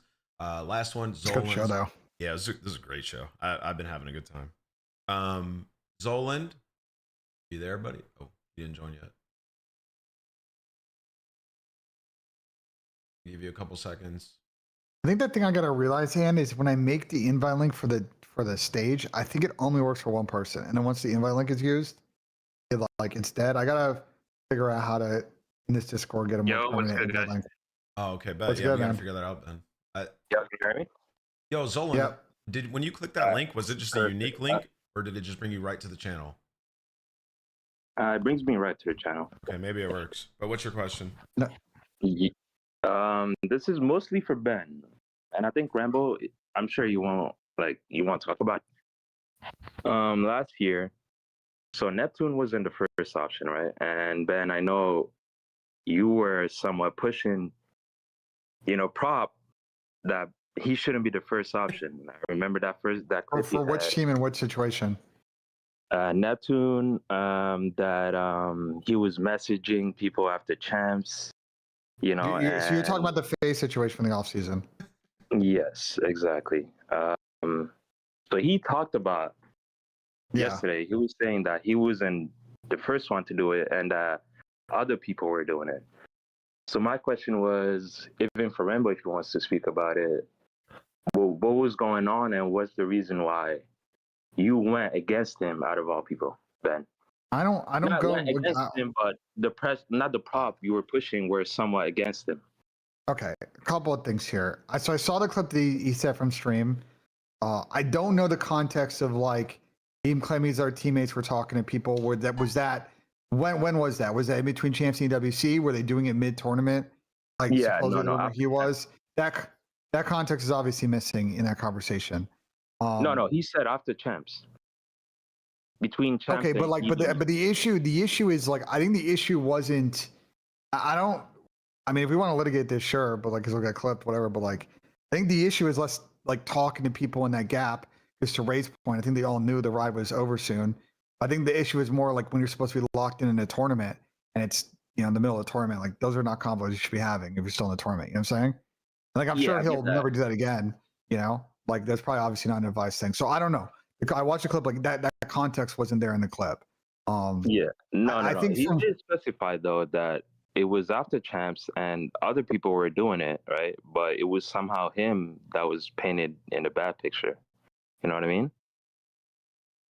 Well, I mean, this is a Ray question because I wasn't in that camp. Ahead, so like, I think Ray can speak a little bit maybe to more than I this. can tell you firsthand, the first time I heard about anything at this was at EWC. Some player from another team brought it up to me, and I hadn't heard anything prior to that from anyone. I'm assuming the players. I mean, think about me being a coach this way. I think that's the last thing any of my players would want me to know from them. So obviously, there's no discussion there. But I think to Ben, like what I said before about this is more. It's weird because it's like you don't want to be. To me, it's almost like it's a weird situation to talk about. Period. If you're a player that's still, because we were a contender team, right? Like we had a good chance to win the WBC. Like you don't really want to be talking to other teams about what's going to happen afterwards, because it does show kind of like your head's not necessarily in the best place. But at the same time, if you're able to be professional about it, it doesn't really change anything. As long as like you're still invested in what's going on, you're more putting the thought of potentially something happening after that, because you know that this situation is going to stick out because of reasons that have been discussed. So I don't really think it's not like all of that happened to me was kind of weird, because in a way it matters. It matters only if the player is not able to stay professional about his current situation while doing that. Yeah, the absolutely. sketching we used to do back in the day, like I mean, and you can attest to this. Bro. It was way worse back in the day, bro. bro. We had Even Carver said in the chat. Carver said Jacob sketched on me mid-tourney for Optic, bro. Bro, at mid I've been there. ESWC, I was teaming, and I got word of that new Optic team that was forming at the end of Goes. I literally, me and Cap showed up the next day, made our names free agent 1, 2, 3, 4, 5, and just using pistols. Like I was like, I remember I've told the story how at season 1 playoffs from War 2, right? The FaZe boys who didn't have a good placing in Birmingham lost that first series and got kicked out of my fucking hotel room in the middle of the night. So Tommy and Dylan could talk to Sebastian, who's then owner of FaZe, about picking up Ken and Lamar. And obviously FaZe went on to win that tournament and like didn't end up making the change. But like the way this works in pro, there's a level. The thing is, this is the esports thing, because it does happen in the pros, but they have actual tradecraft. Like the way they do it in the pros with this tampering shit is they do it through intermediaries. So like the players and the parties involved all wash their hands, because associated parties are talking to other associated parties. And, you know what I'm saying? Like, I can't speak. Those people are just, you know, they could be just talking in the wind. You know what I'm saying? Like, wash my hands of it. I think that whole situation was just blown out to where like everyone talked about it like it mattered a million, like a ton, when in reality I don't really think it mattered all that much. Exactly. Like if I'm a team that's looking for a player and I hear, oh, Nep was like talking to other teams about being picked up, is that really going to impact my decision to pick him up or not? I don't really think so. Like his contract was up. Those situations don't really matter specifically in that moment. It's not the best thing to hear as a teammate. That I can see why, like how certain players have reacted to those things, because you don't really want to hear about those things. But I just think it was overblown, to be honest. Ray, let me ask you a question, if you feel comfortable answering this or not. Like when FaZe offseason starts, FaZe know that like MC's a free agent. They don't know what they're doing with Tyler. They don't know where Zach's going. Like they hit you up, right, to probably talk about Abuza in 04. Like you had given them some early So Crowder hit me up talking about Jordan Abuza. That was the only player. That's the only person ever reached out to talk about. And nobody else reached out to me to talk about any player except him. I don't know how that 04 ended up on the radar. Was that like you know what I'm saying? Like I couldn't tell you. That wasn't. I won't make assessments on that, because that wasn't one hand. Yeah, that wasn't something that I was a part of in any capacity. The only person that asked me anything was Crowder about Jordan, and I guessed Jordan because why wouldn't I? That's the only discussion I had. I did talk to Vios at the very start of the offseason, and we just kind of like had a discussion about how our year went and how their year went and so on and so forth, but there wasn't anything there about any specifics. So I think just this whole situation, I think like kind of what you're saying with how professional sports do it compared to us, it's a little different. But I would assume, and again, this is me being on the outside of things, right? I would completely assume that anything that was about that specific story hopefully did not impact teams' decisions on where they wanted to go for players. Whether that was right or wrong, hopefully that wasn't the reason why I didn't go for him. I'll be honest. There's a lot of context to this Neptune thing that people don't realize is like there was a lot of involving thieves. So like you guys remember the undercurrent of like the offer to thieves about scrap. Like there was a lot, the thief situation and like the conversations that are happening within the camp and the players they were talking to led to like a lot of our teams thinking that there's a world in which Scrap and Paco might like potentially leave, even though that wasn't like a realistic chance. So like there's just a lot of combos going on at the same time and people targeting the same people. And then, you know, Kason did a stream in the midst of all that storm and said a few things. And it's like, I said a few things on stream. Trav and I talked about it afterwards in a DM. I think we left off at a good spot. Like it's just, but people are like bringing that back up and not remembering like all the context of what happened in those situations. I wasn't bringing it up like just regarding him, but it's more like for you guys, right? The casters, the people with a voice.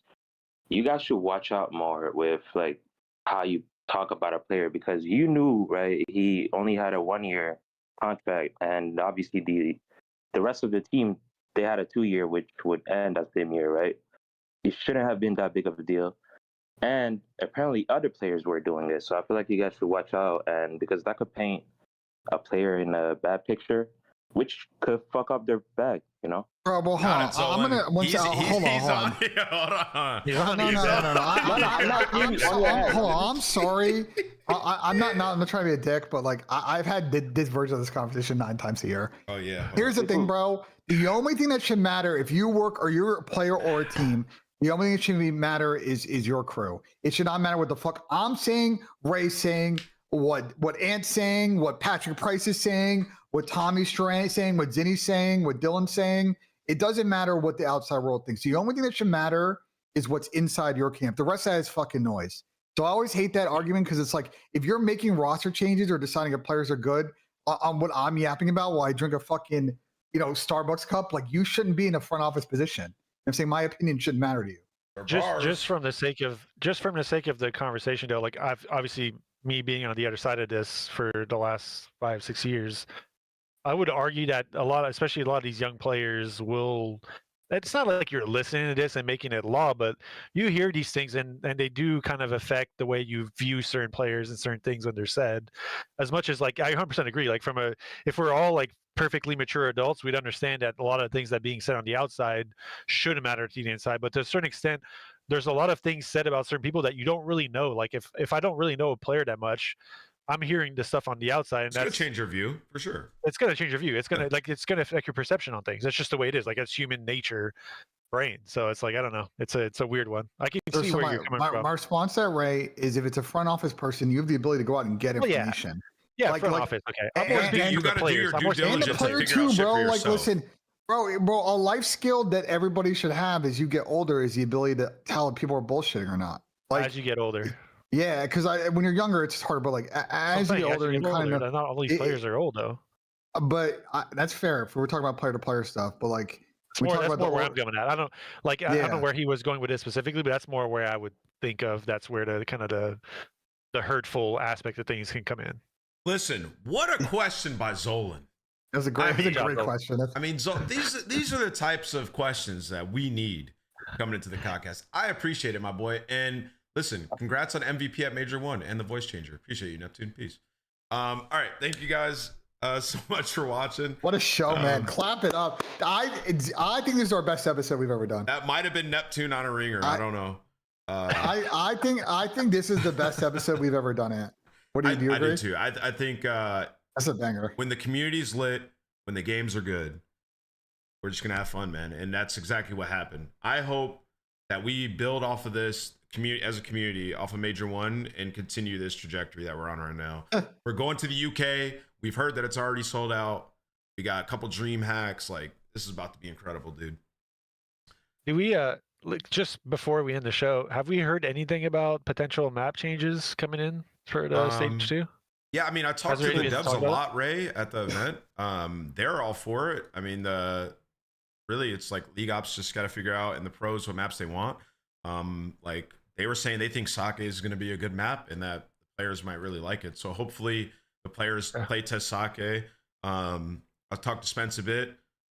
He's been playing and play testing, Fringe, and there's some potential issues on Fringe. I haven't played Hardpoint Fringe in competitive atmosphere yet, but from what I'm told, and maybe Damon or somebody else in the chat could tell me, the spawns on Grandma's Hill are messed up right now. So whether they can adjust that, maybe we'll see that. And apparently it's like, even if you're back silos, which used to block, they'll spawn globe behind you. So I haven't played. It's gonna mix. I haven't played it yet, so I can't say that I've seen it, but that's what I've been told. And then Utopia, I guess from tests, a lot of people didn't exactly love it because of the way the right side of the map is. So I don't know. We got to get some changes in though. We got to get at least 2 new maps in, 1 for Hardpoint, 1 for Search, and ideally 1 for Overload as well, which would be awesome. So hopefully Sake works. But yeah. So the thing I say is the league last year made decisions based on veto percentage, and they really fucked up with regards to rewind hardpoint. They can't make that same mistake again. Like, Agreed. you know, like they got to really evaluate, and it's got to be a collective It's got to be a collective conversation. In an ideal world, there would be a competition committee that deals with these issues, but we don't have one. It's a black box. So Sign let's see us what up. the black box gives us. Sign us up, BenJ, right here. I'm down. It's the Let's do group. it. Let's run it. Before we go, I just want to pull up the roadmap because there are a bunch of new maps coming in. There's like 3. Where the hell's the Rank coming out? Rank's coming out tomorrow, yeah. Rank comes Correct. out tomorrow. Dude, we're lit. But then, I mean, typically they put these new maps in there so like people can play them and All right, test here them we out, go. kind of. No. So Yeah, and I don't think pros are scrimming until the weekend, and probably only one day on the weekend because I don't think anyone wants to play on Sunday. I'll say this: the devs are locked, bro. Like they're on it. Like there were some things I saw this week. They said they're on it. I have full faith in them the rest of this year. But we're getting slums. I don't know if that can be maybe overload. It could be a good overload map, right? Yeah, potentially. Potentially, like if you put one, like where are you putting overload? You probably put one in the where my mouse is right here. What's that? Is that P2? I think. Yeah. I'm just picturing spawn P3. kills central on slums, bro. And then one over here, and then you could on the other side maybe put one down here, and I don't know, maybe. It could probably be a search map. And then we got Sake, which apparently is going to be pretty good, hopefully. Sake. Torment. I think visually this map would just be hard. I don't think people want to play it. Well, there's opportunity here, so get the fuck on it, Damon, and figure it out and add a map. Yeah, Damon, get the fuck on it, bro. Yeah, Get the fuck out of Twitch chat. And you guys lost, so that you have reason to like add a map. You know what I mean? Like Jesus. Is what it is. That's sour take. Yeah, I agree on the Colo SD thing, Damon. Obviously, that map is it's all just mid round and some timings. Yeah, and, like, but it had the best bullshit. moments of the event, Ben. I know, that's why I don't think they're gonna get rid of it, bro. I think Yeah. The wrong reasons, though. Yeah, for potentially the wrong reasons, but I don't think the league will get rid of it. Best episode we've ever done. They should get rid of like you could argue get rid of Scar. Like that map is so like. Oh yeah, Scar S&D, get it up out of here. Get it up out of here. I've seen enough. Let's talk about it next episode. Yep, we will. All right, I agree. Appreciate you guys. You guys are the goats. Thank you, Ben. Thank you, Ray. Great time. Thank you, chat. And leave a like. See you in the next one. Peace. Peace. Wow, just an absolute anger. Fun times, bros. I agree. Yeah, that was an insane episode, bro. Yeah, it was fun. The event was a good setup for it, for sure. Yeah, it was. No, we had a lot to say. Chad, did you guys enjoy the episode? Obviously, you missed it'll be up on YouTube here in a bit. It was a long one, but I think we covered pretty much everything from the weekend, including a lot of breaking news. So Yes, we did. I think we got everything. You guys enjoyed it? Hell yeah, bro. Everybody go let's go show JP some love, bro. JP Wait, Christ. you staying live, Ben, before I do that? Yeah, I'm staying live for a bit. All right, man. So actually BENJ some love. Yeah, I'm gonna stay live for an hour, maybe 2 hours, and then Ben underscore Nissim, I think, right? yeah. No, yeah. Yeah. I got All right, I'm gonna bounce, guys. I'm gonna get this up. uploaded. Peace I got out. dip. Later, bros. Later, bros. Yo, W episode, Chad. W episode. I gotta watch it back, Ben. Yeah, no. I mean, it was good. We talked about a lot of shit. You know what I'm saying? We talked about a lot of shit. It was good. Ant with the raid. Appreciate it, man. Thanks so much, Ant, for the raid. All right, bro. Let me get this in, bro. Let me talk about this shit. Okay? Because we were talking about it earlier, then like I don't know what happened. And I think the Thieves Camp saw fucking the clip, and then all of a sudden I'm getting pressed in chat. Okay, let me give some context here. And the Thieves Camp wants the public push back, whatever, bro. Okay? Listen, the context of this and the thing that I brought up on the show, or I brought up earlier, and then other stuff I've said, teams bitch all the time to me and other people about other teams showing up late. It's been a problem since Modern Warfare 2019. There used to be a tab on this. There's like a scrim schedule doc. I've showed it before on stream a while back. I don't have access to it more, but for a time I did. There used to be a tab that teams could log a team that was late and why they were late. So like people would know generally if a team is torching. Okay. And I've heard a lot of complaints from a lot of different teams about a lot of different teams. Thieves is one of them. sometimes that wasn't showing up time. They were scheduling scrims and chalking scrims. It happened last year, the tail end with their team and throughout the year and a bit this year. And Ernie roasted me trying to say like, yo, Chad, Ben saying we're late. We got back from LA at 11:30 a.m. on a 6 a.m. flight, and we had to torch scrims for a bit because we were fucking exhausted. Who was against Faces full of just dick eats on the daily? Couple of things. One is, if you are taking a 6 a.m. flight and then getting in at 11:30 a.m., why the fuck are you playing at fucking 3 or 2 local? Like, isn't that just bad scheduling? Like, obviously it's tough to chalk your scrim if it's with FaZe or whoever. But like, come on, bro. Take some responsibility. This one's not necessarily on Ernie. I think this one's kind of on the coaching staff. Like, bro, is it in hindsight? No, the fuck, it's not hindsight. It's just the right thing to do in the moment. You know what I'm saying? Because it's like, well, like, let's give ourselves a little bit of time. Let's get one set in. Maybe we then play the second set, like a late best of 11, maybe against the AM team or another pro team if they want to play like a third set or whatever. We'll make it up later in the week. But like, you know, this happens a lot. It's not just Thieves do this. Like, I don't understand why these pro teams just like the day of just chalk scrims, reschedule scrims. Like, they don't do a better job of managing their fucking schedule. And like, coming at me for that is crazy. Like, I find that fucking crazy. Okay? And the other part about it is Ernie also told me to KYS myself, which I don't think is particularly wise. I don't really care, to be honest. Like, I just kind of know how Ernie thinks and what he says. And like, I don't think he's being serious. But like, you know, I also think saying that it's with chat for someone to take a screenshot of is like, you know, I don't think it's a smart thing to do.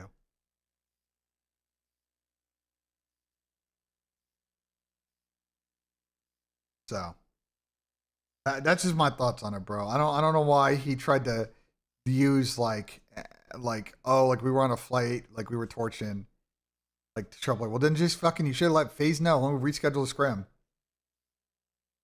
Like,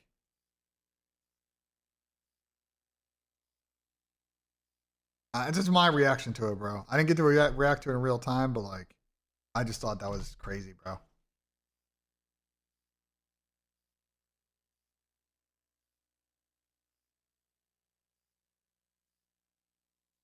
I'm not crying about what someone said. I'm just trying to respond with fucking context of why I think it's just wrong.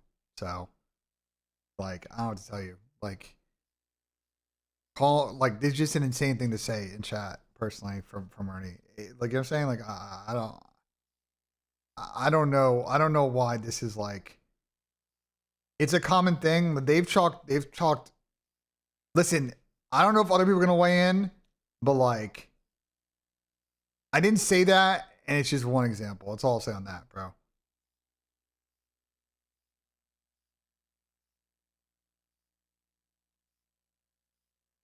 Smart to C9, potentially, yeah.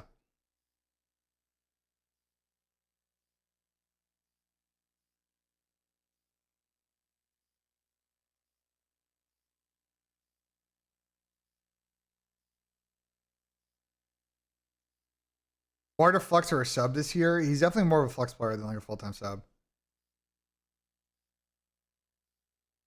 Yes, these are, you know, theoretical. I mean, the C9 situation based on, you know, some of the reporting, like the JKL reporting, like I'm concerned that they're going AR heavy here. And like, there's just not enough true subs on their team. We're going to do a Major 2 fantasy draft. We'll deal with that next week. We got to wait for roster changes, bro. We got to see who the actual fucking players are. You know what I'm saying? Like, we don't know shit of what's going on right now. You know what I'm saying? You don't know shit of what's going on, you know? We'll let this talk again. Like, this situation is just, I don't know if Boston are making a change. There's been really nothing on that yet. Like,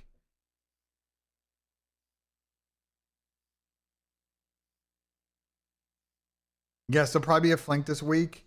Assuming Tom's okay. Or just generally the roster news kind of solidifies and we can really do a tier list. If not, we'll do it early next week.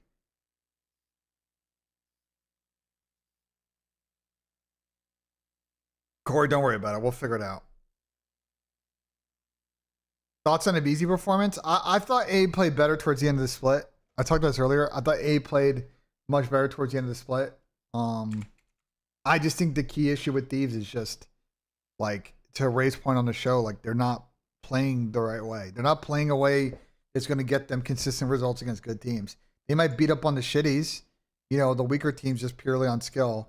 But like, the teamwork melts away against better teams. They went 0-6 against Gentlemates and FaZe. Like those are teams that they want to battle with and beat. You know what I'm saying?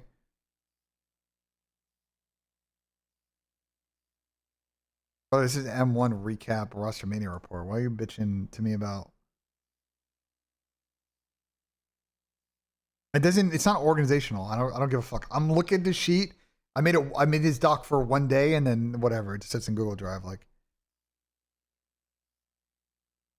yeah, I saw that AD got traded to the Wizards. That's pretty funny. I saw that Jeremy King got traded to the Thunder. That's pretty funny. The big issue is Ken is going 0.7 against both those teams, brother. I'm telling you, like, yes, they may play better. This is why I didn't necessarily like Pat's take, because I get it and I understand it, but like, it's both things are going wrong at the same time. Like, Ken's got to get more kills, but they got to play better team ball. If getting Nissim in the honeymoon, they're able to figure that out, watch VOD, like react to how other people are playing, get better, then great. But like, if Nissim comes in, I'm still seeing the Thieves guys hold a hard point and then fucking scam out of the hold consistently. Then like, what are we talking about here? You know what I'm saying? And they're still like, they're still not executing it correctly. Brother, it's impossible to win with your ARs going to 0.7. I mean, I'm telling you, someone dropping a 0.7 is not why you can't win a fucking S&E map, though. But like, okay. Like, I don't know, bro. I don't know why you're trying to argue this, bro. Like, everybody, I don't know if Damon's still here, but like, anyone that's, I mean, bro, you could see how their arrows and how they react off the information. You tell me if you think that Thieves are playing like A+ COD in response. Also, the other problem that, is a bit of an issue is they got to figure out how to have, this one's tough, and I get it from the player perspective. I truly do get it from the player perspective. And if there are players in here, they can kind of speak to this one because it's a bit tough. I can kind of get that the Thieves guys who generally, like, you got to think about Pocket 1 Pro during CDL, Pocket 1 Pro during CDL, Ernie 1 Pro during the CDL. Tyler started playing during like CTF era, but like his real like kickoff was like Control. I can get like the thought process that like those guys were so used and grew up and like got to start playing Control, and then they got to play a different game mode and are not getting joy in it, and it's really getting in the way of them like trying to fully understand the right way to play this game mode. And that's a really tough problem to overcome. I don't know if there's any pros in the chat that could kind of speak to how you solve that issue, but like, it's clear, like Ernie addressed it in chat earlier during the Codcast, like it's really tough. You know what I'm saying? Like, they got to figure out how to catch up to teams in this mode, because like they're not awful at it, but they're also not like that good at it. And if they want to be a championship team, like they don't want to be good, they want to be great. They got to catch up to teams on this. Ant came up in the CDL era, but like also like Ant is adapted to playing Overload. Like they instantly were a good Overload team off the rip this year. That's why, like, you know what I'm saying? Like, I'm trying to, it's a multi thing. It's not even just about coming up to a CDL era. It's like then playing Overload and being like, this game mode sucks, give me control back. It's like, well, you're not getting control back. Like, it's Overload. You got to figure out how to fucking play this game mode. It's got potential. We don't even yet know how to fully, min-max fucking Overload. His core comes in with the gifted subs. I appreciate it, man. Thank you so much. You know what we do here when we get gifted subs. He's like, I got to rip a putt. So let's go ahead. Let's hit our first putt of the stream. This is going.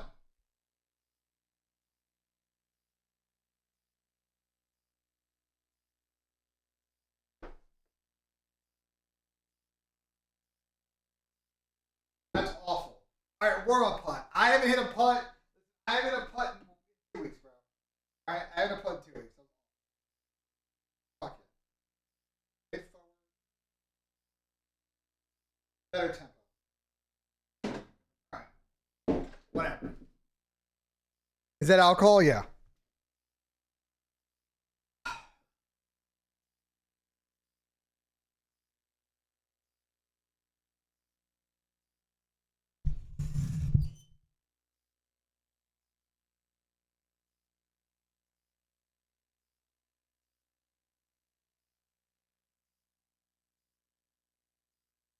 I mean, my thing were, and they're gonna have to now because Ken's gone.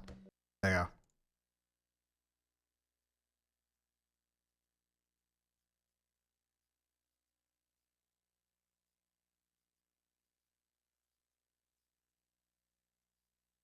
I'll gift you 10 if Spurs win on Saturday. I bet. How many gifted for this sheet? It's not my sheet. It's fucking Easy Max sheet. So I don't know what Huntsman are going to do. Their whole team's getting ran now. Their whole team is gone, basically. Niam's going to the league. It seems like potentially Kips and Renegade are going. It's literally just Rispy left. I don't know what Zin's going to do. But it seems like they got a bit of an issue to figure out now. I feel for Zin, bro.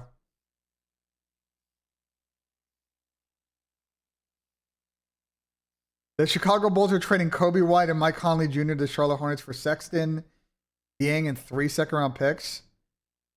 Well, I know the Bulls definitely had a guard problem, a.k.a. Tiveni. Then trading for Sexton and... Okay, fuck it, I guess. Look at Rispy's tweet.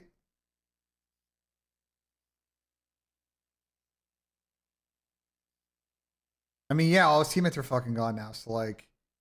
I'm between shit like this. We pull up to the event, had a pretty solid placing. We knew probably one of our players are getting picked up. I don't know if you knew all like 3 of them would be fucking out of here. And now shit's just chalked, bro.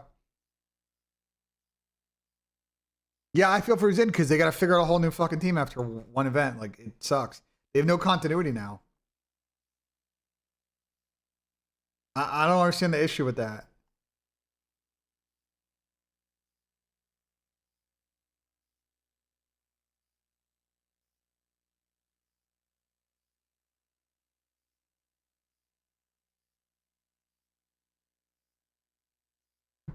The clip of me at the club? Yeah, I was vibing at the club and then Gersh shoved the fucking camera in my face, but whatever, you know. We roll. That's crazy, Tucker.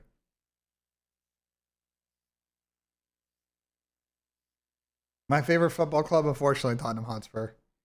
Unfortunately. Tottenham are so annoying. I bet on City to win, and then, of course, Tottenham draw on an insane scorpion kick. Only happens to me, bro. Tottenham are so ass this year, yet have scored 4 Puskas quality goals this season. Is that not insane, anybody? They are actually mid-pack.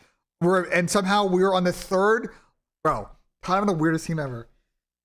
They're so bad in the league, yet they have the 3rd longest home winning streak in all of Europe right now in European competitions. And somehow have scored 4 fucking insane goals this season. That might be get awards for goal of the season. Like, I don't know, bro. Wow, the Kings have acquired Panarin from the Rangers in exchange for a conditional 3rd round prospect and Liam Greentree, bro. What?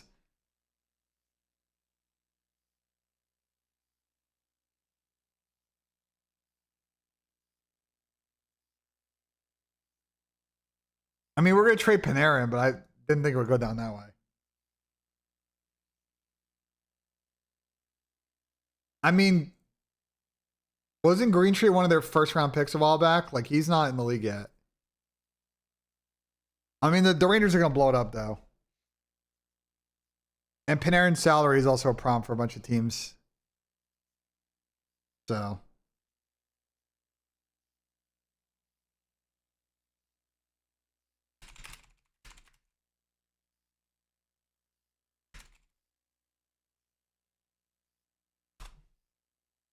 The Rangers are going to be tearing it down. He played for Canada this year in the World Juniors. Yeah, no, the Rangers got to invest in young players. They gotta get it going, bro. Thoughts on the AD trade? I mean, the whole AD journey the last 3 years is crazy. It's just fucking crazy, bro. Zenny likes Okus and Millie. I mean, yeah, it's tough. I feel bad for Tom. Because like Okus played really good, but like, it's gonna be tough for Tom to win that battle. You know what I'm saying?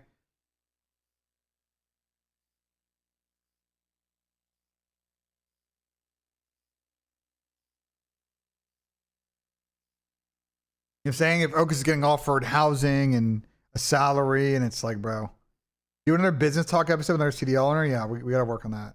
We're gonna do a podcast with Hector, but it didn't work out last week because it didn't work out last week because Ant's flight got delayed. / canceled. All right. There's some updates here. What we got? Weapons. So there's no balance patch. Okay, they're gonna wait, which is what they did last release, which is W. Has no longer carp. Okay.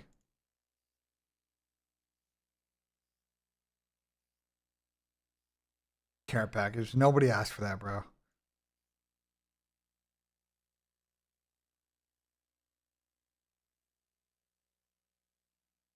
Nobody asked for that shit. All players must have 50 wins in matchmaking. Make sure that if you're someone that doesn't play matchmaking, you gotta have 50 fucking wins. Wins in party game and limited time mode. So you gotta be careful, bro. You got 50 dubs. So.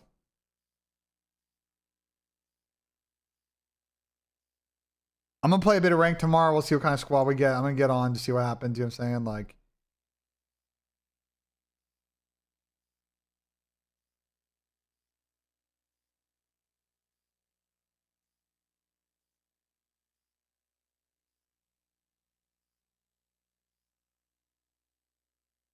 Like my thing, chat, is like we'll play rank play if I get squads, but like I'm gonna be honest, if I sit here and play rank play and Sam's playing rank play and Dill's playing rank play and Colt's playing rank play, like I might need a zag where they're zigging just for business reasons. You know what I'm saying? Like we'll do what we do and like we'll see what happens, but like, you know, I gotta create content that still, you know, pays the bills, so we gotta see.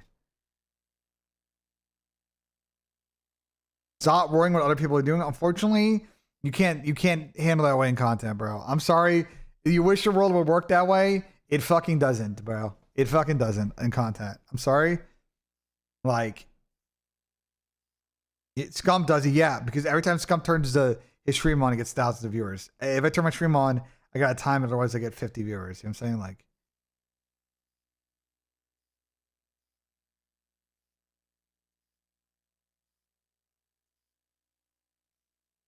bro, I don't know what to tell you.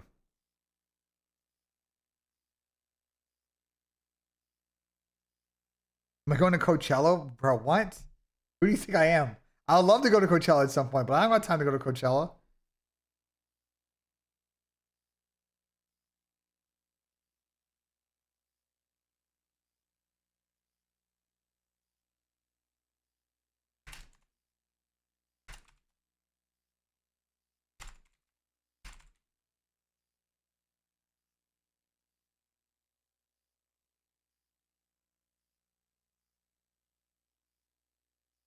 Tell Tommy to give me a wristband. Yeah, okay.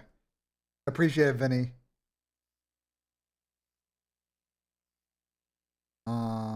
We knew they talked about all this, yes. Oh no, it's Sunday.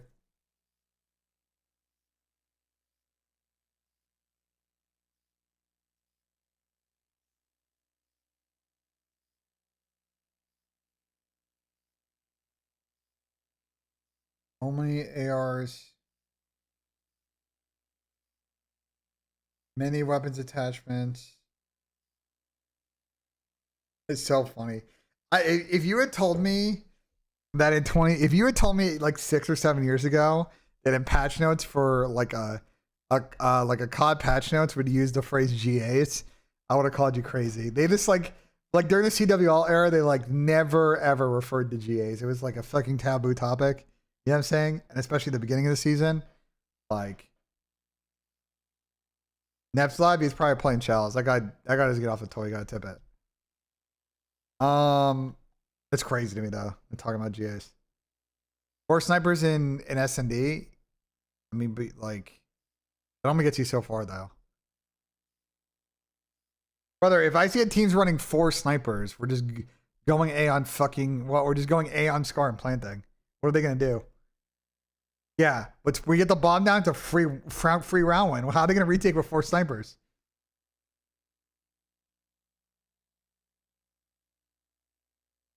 I'm sorry, that's an insane. Like, bro, you guys act like 4 snipers is that OP.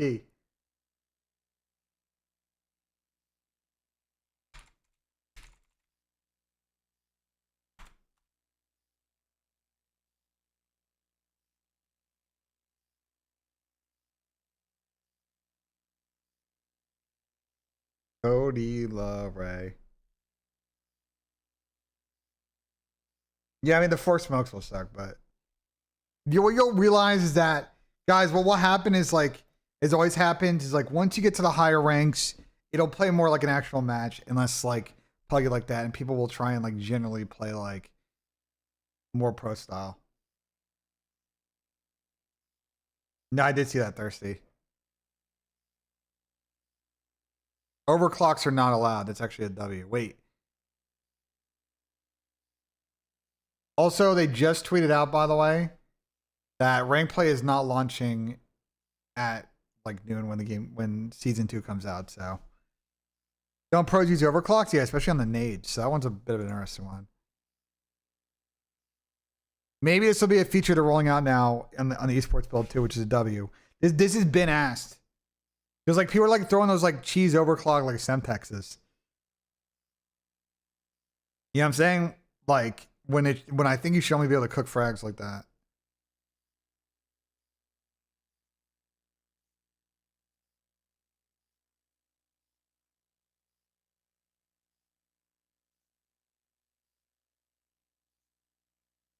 Yeah, I'm telling you, like, you shouldn't be able to. I don't think you should be able to cook Semtexes. It's so cheese. Think about it. At least if you cook a nade, you got to consider where it bounces. You throw a Semtex, you can just have a lineup that aims at like one corner of a wall that does splash damage. Like, you know what I'm saying? Like, what? That actually makes it easier to throw nades. At least with a frag, you got to consider the space where you're throwing it, where it's going to bounce to, type shit. Well, bro, you know what people are doing right now on Colossus, right?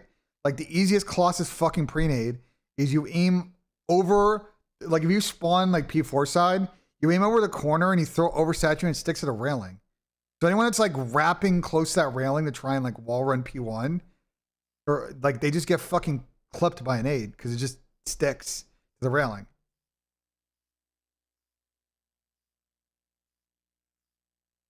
Like, I personally don't think you'd be able to cook Semtexes. They do, yeah, if you want to cook a frag, like, you gotta learn how the shit bounces, you know? It's not gonna be impossible to still throw the same nades. It just requires more effort and more work.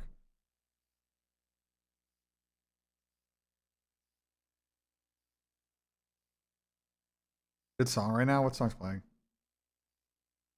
Yeah, great song.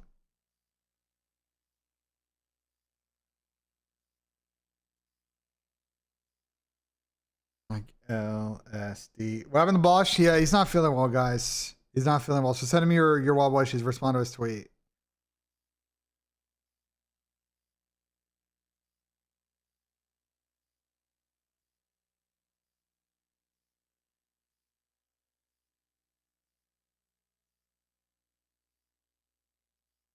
Renegade's getting rumored to C9 right now.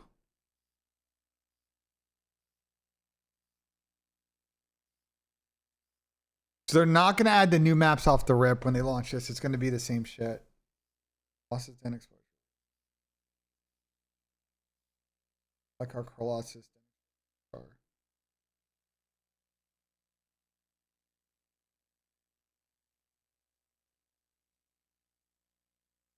The rank cam was kind of cool.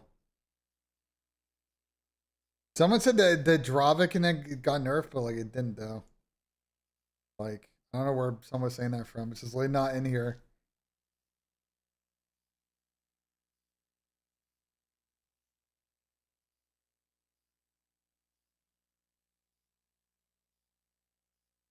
Map updates for stage 1, I have no idea. Hopefully within the first couple days.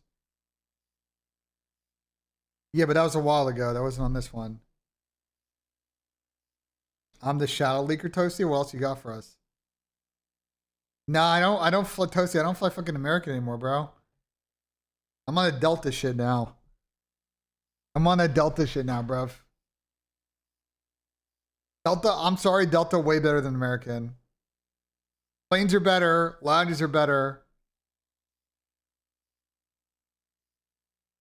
I don't know what to say, like I have way less delays on Delta, like, I don't know. My whole problem is like going to Dallas, like, you know, that kind of fucking sucks. I gotta connect, but like, if I'm wearing the shirts in Championship Sunday, no, I did laundry. What? That's why I'm wearing it.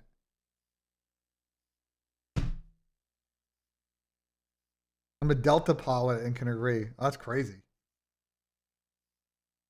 Guys, Tom is good, bro. He's getting checked out. Like just send some well wishes. You know. Hartsfield is. I don't think Atlanta is as bad as you think it is, bro. I'm gonna be honest. This might be a hot take. I really don't think ATL is as bad of an airport as you think it is. It's an intimidating airport, but like I don't know. Maybe I've gotten lucky, and like I don't have a lot of issues going in and out of Atlanta. But someone said DTW, but like I had a lot of issues in Detroit on Monday. Like I was there for 5 hours. I just watched JJK for 5 hours, bro. Yeah, I will say the staff in the Atlanta airport is not good. But the Atlanta Delta lounges are nice. Like, I don't know. I mean, they're doing a lot of work to a couple of terminals at ATL. I flew out of Terminal D on the way back, and that's kind of like a shit show right now. They're doing a lot of reno to Terminal D, and it's just like weird. The flow of it's just weird. No, LAX is the worst. LAX is the worst. The best airport in the United States is LaGuardia. I can't believe I say that. Now, LaGuardia has its own issues, but like the terminal at LaGuardia is nice. Toronto sucks. Why YYZ is actually the worst shit. Now, I've never had a good time flying out of Toronto. I don't go through Logan that much. Or Miami. No, I did fly to Columbus, but I got stuck in Detroit for 6 hours, 5 hours, whatever. I like the airport though. I just had a bad time this week. Or last week.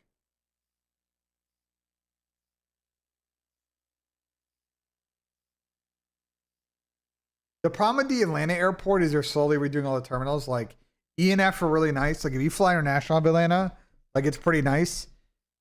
And like, I don't know. Like the lounges are good, but like, I don't know. I still think like, I still like Atlanta over like O'Hare, for example. I've had so many bad problems at O'Hare.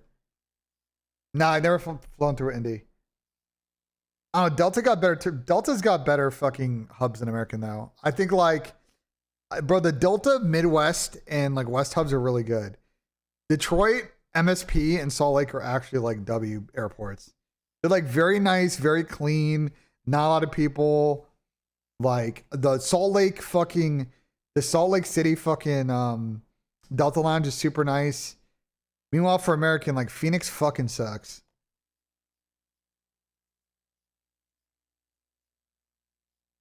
I got beef with Phoenix and Chicago.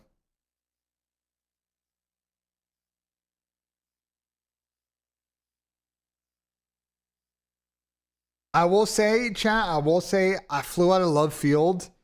Flew out of Love Field when I left Texas on Monday, and that was a W airport. I've never been to Love Field, but wow, flying out of there was a fucking W. There was no one there. I got chicken minis, and it instantly got on my flight. It was great, bro. Wow, nothing hits more than you get in the airport in the morning and just get 4 fucking chicken minis, bro. Oh, I felt great. FLL, but the problem is you got all these like fucking old people at FLL though. That's why I don't like any Florida airports, because there's a lot of just olds flying, and they're the worst, bro. They're the worst on planes. That's the problem with Florida airports. It's fucking olds. They don't know how to act on planes, bro.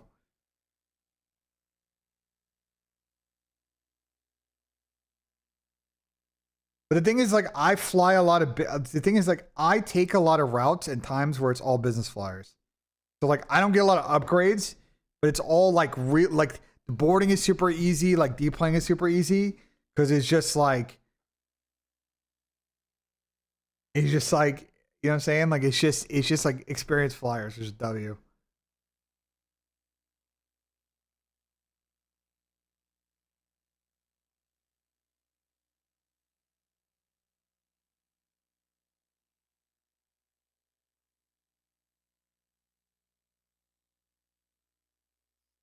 Nick 7 in a row? Yeah, I hope so, Les.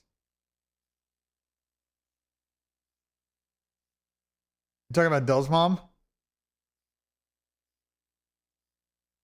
Yeah, but the Toasties, you know, I fly American, and it's going to be dog shit. Bro, the planes that American flies through Columbus is the worst shit, bro. It's not the best planes in their fleet, bro. That's the problem. Out of Columbus, Delta's the best. I'm telling you. The only problem with Delta out of Columbus is right now there's no Delta Lounge. And American has the Escape Lounge, but they're building a whole new terminal. So it's like, I don't know what the new terminal will have whenever that's fucking done. As a Knicks fan, I'm scared of the Cavs now. I'm really not, bro. They have no one that could stop Mitch. Bro, who in the East is stopping Mitch Robinson on boards, bro?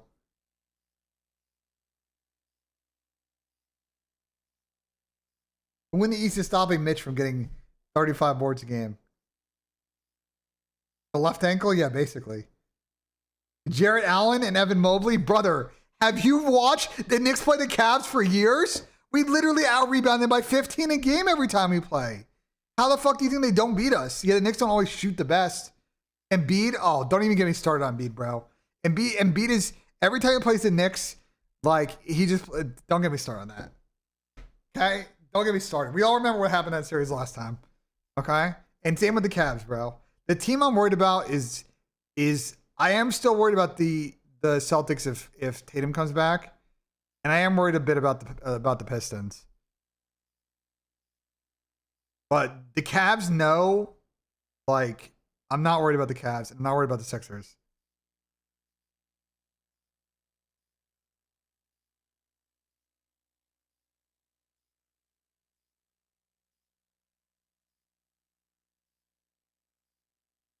I know the Knicks are good. When they play their ball, like, they're really good. The thing for the Knicks is the way that they win this whole thing entirely depends on Cat, bro. I'm gonna be honest. If they're going to win this shit, it's because Cat played fucking incredible ball in the playoffs. If he's doing what he's doing now, I don't know. And then I think he gets traded in the offseason, is my prediction. Fuck no. I would not the moment. I wouldn't blow it up right now, Turtle. The Cat has just got to figure out, like, if he actually, like, what version of Cat we're getting, bro. Because in the playoffs, at times he's unstoppable. And at times this season, he's been very stoppable. And we just got with Mitch down the stretch. And, like, you know what I'm saying? Like, why the Knicks gives 4 firsts for Bridges? I don't think those firsts would have been that good. And also, Bridges, like, single-handedly won them 2 playoff games last year. Bridges has been kind of whatever this season, but, like, so is OG. Like, they just been I don't know. But, like, Bridges actually single-handedly won multiple playoff games last year. So, whatever. Those first-round picks are going to be, like, fucking 28th. 29th.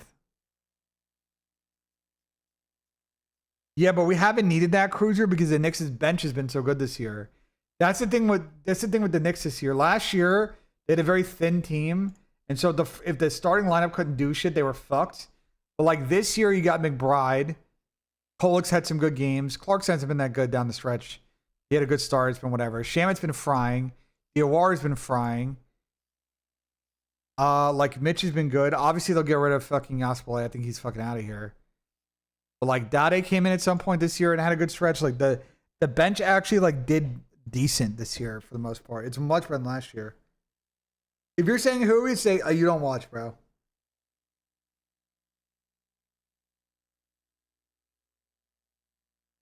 I don't think anyone in the NBA is capable of beating OKC in a 7-game series. I don't think anyone's doing it, bro. There's no what team in the league is beating OKC in 7? The Spurs? Hell no. Brother, the problem with the Spurs, okay, here's why the Spurs won't, bro. Okay, here's why the Spurs won't. I'm going to tell you why right now. Wembanyama is good, but this guy is not that good at getting fucking rebounds as you think he is, bro. I'm sorry. I know he's 4th in the league in boards, but like, I'll watch him play. I'm telling you, like, he's still not as aggressive as he needs to be in the paint, bro, on getting boards. And that'll be big in the playoffs. I think OKC will just be grittier, bro.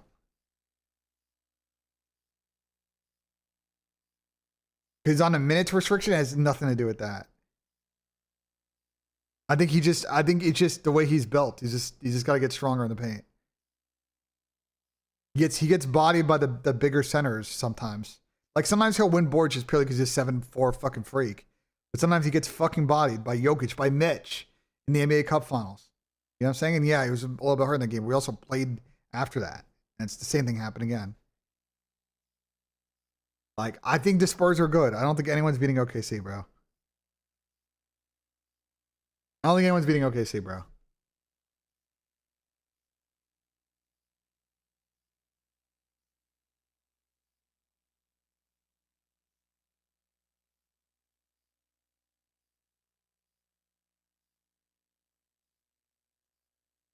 Your last chat about champs, what'd you say?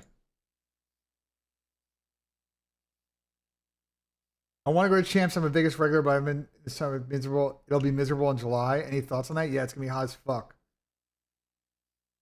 Or Tammy Panarin to the Kings? Yeah, I know, Chase. He's got a full no movement, so like wherever he wanted to go was go with. Like they were gonna get what they get. Don't get upset. Listen, Vegas is gonna be hot, but like, bro, it is what it is, dude. We've been there plenty in the summer, bro.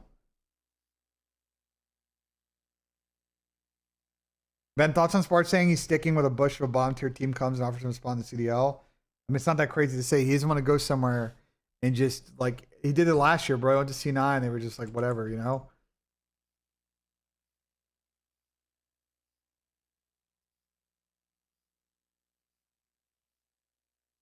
You guys actually gonna go to Europe during the summer? If you're talking about like Paris, yeah.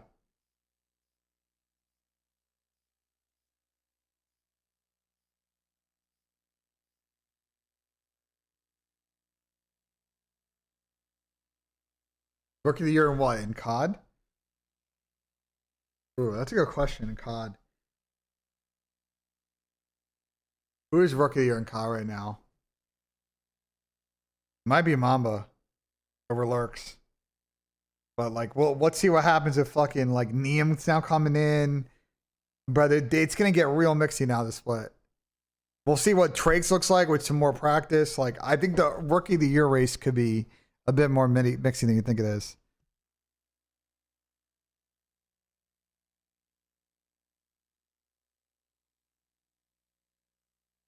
Are you happy for me?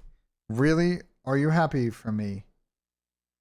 Okay, we're gonna finish up. Let's watch the Bush video, bro. Let's watch the beginning of this video. All right, so quick commercial break. I'm gonna run the bathroom real quick and we're gonna watch this video. More content coming up.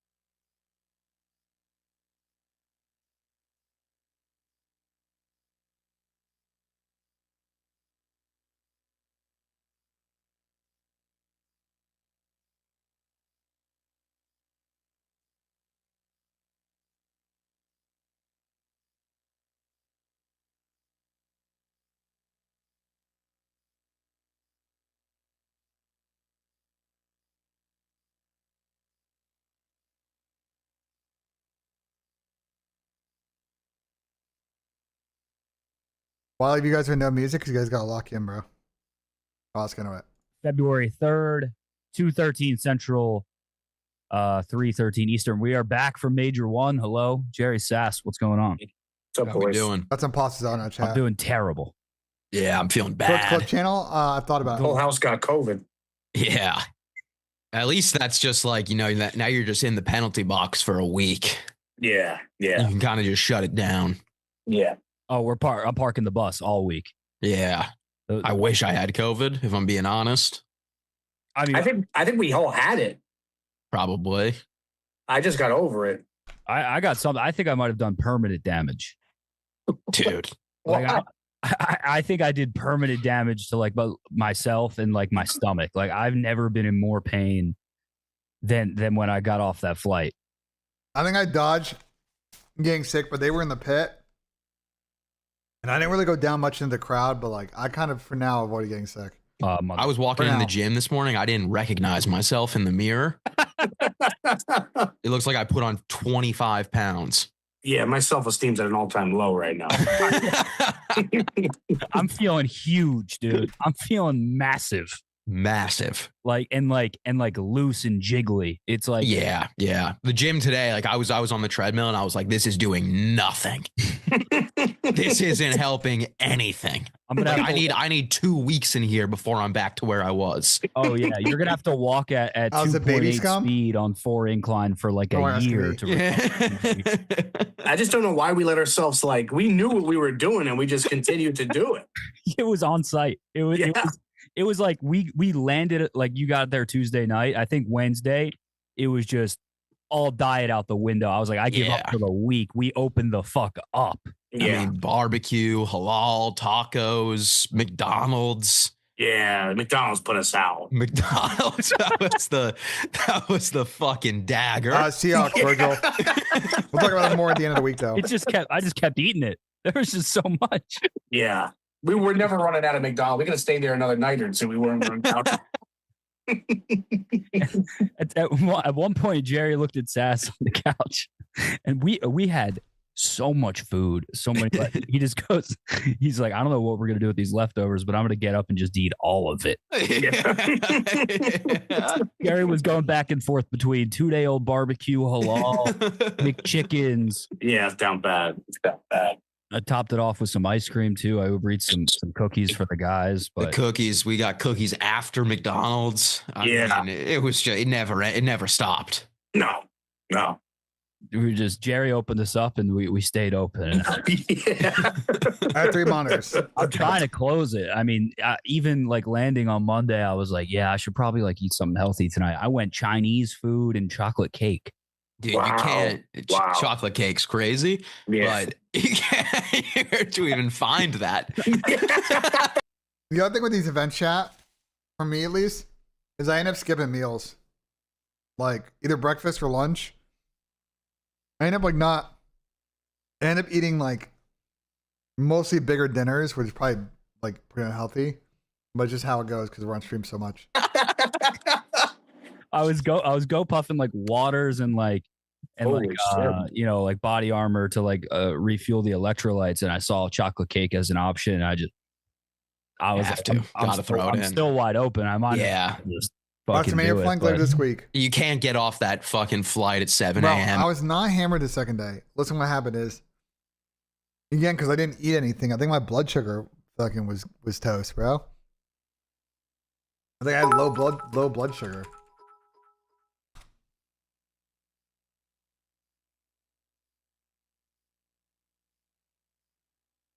I don't have diabetes, but like it definitely felt like I had low blood sugar.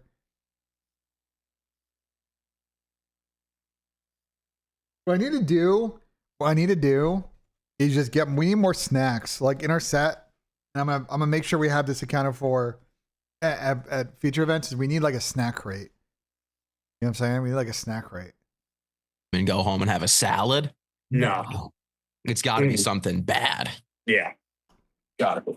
Oh yeah, I did so's and sesame chicken. It was just I'm still wide open, but it is good to be back. Obviously, I miss the boys, miss the Airbnb. Snacks, I don't know. Talk to Tom.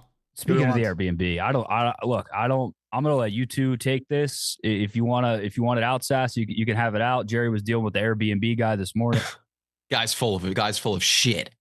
Yeah, that was a tough message to wake up to. Guy's full of shit.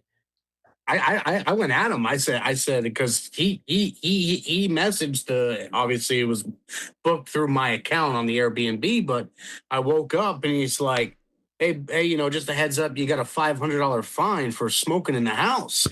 And he said smoking cigarettes too. Cigarettes, yes. And I said, hey, buddy, nobody smokes cigarettes.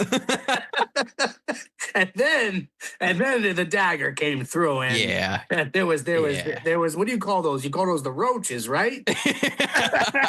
Yeah. The other problem is they also see. That's why I gotta be careful.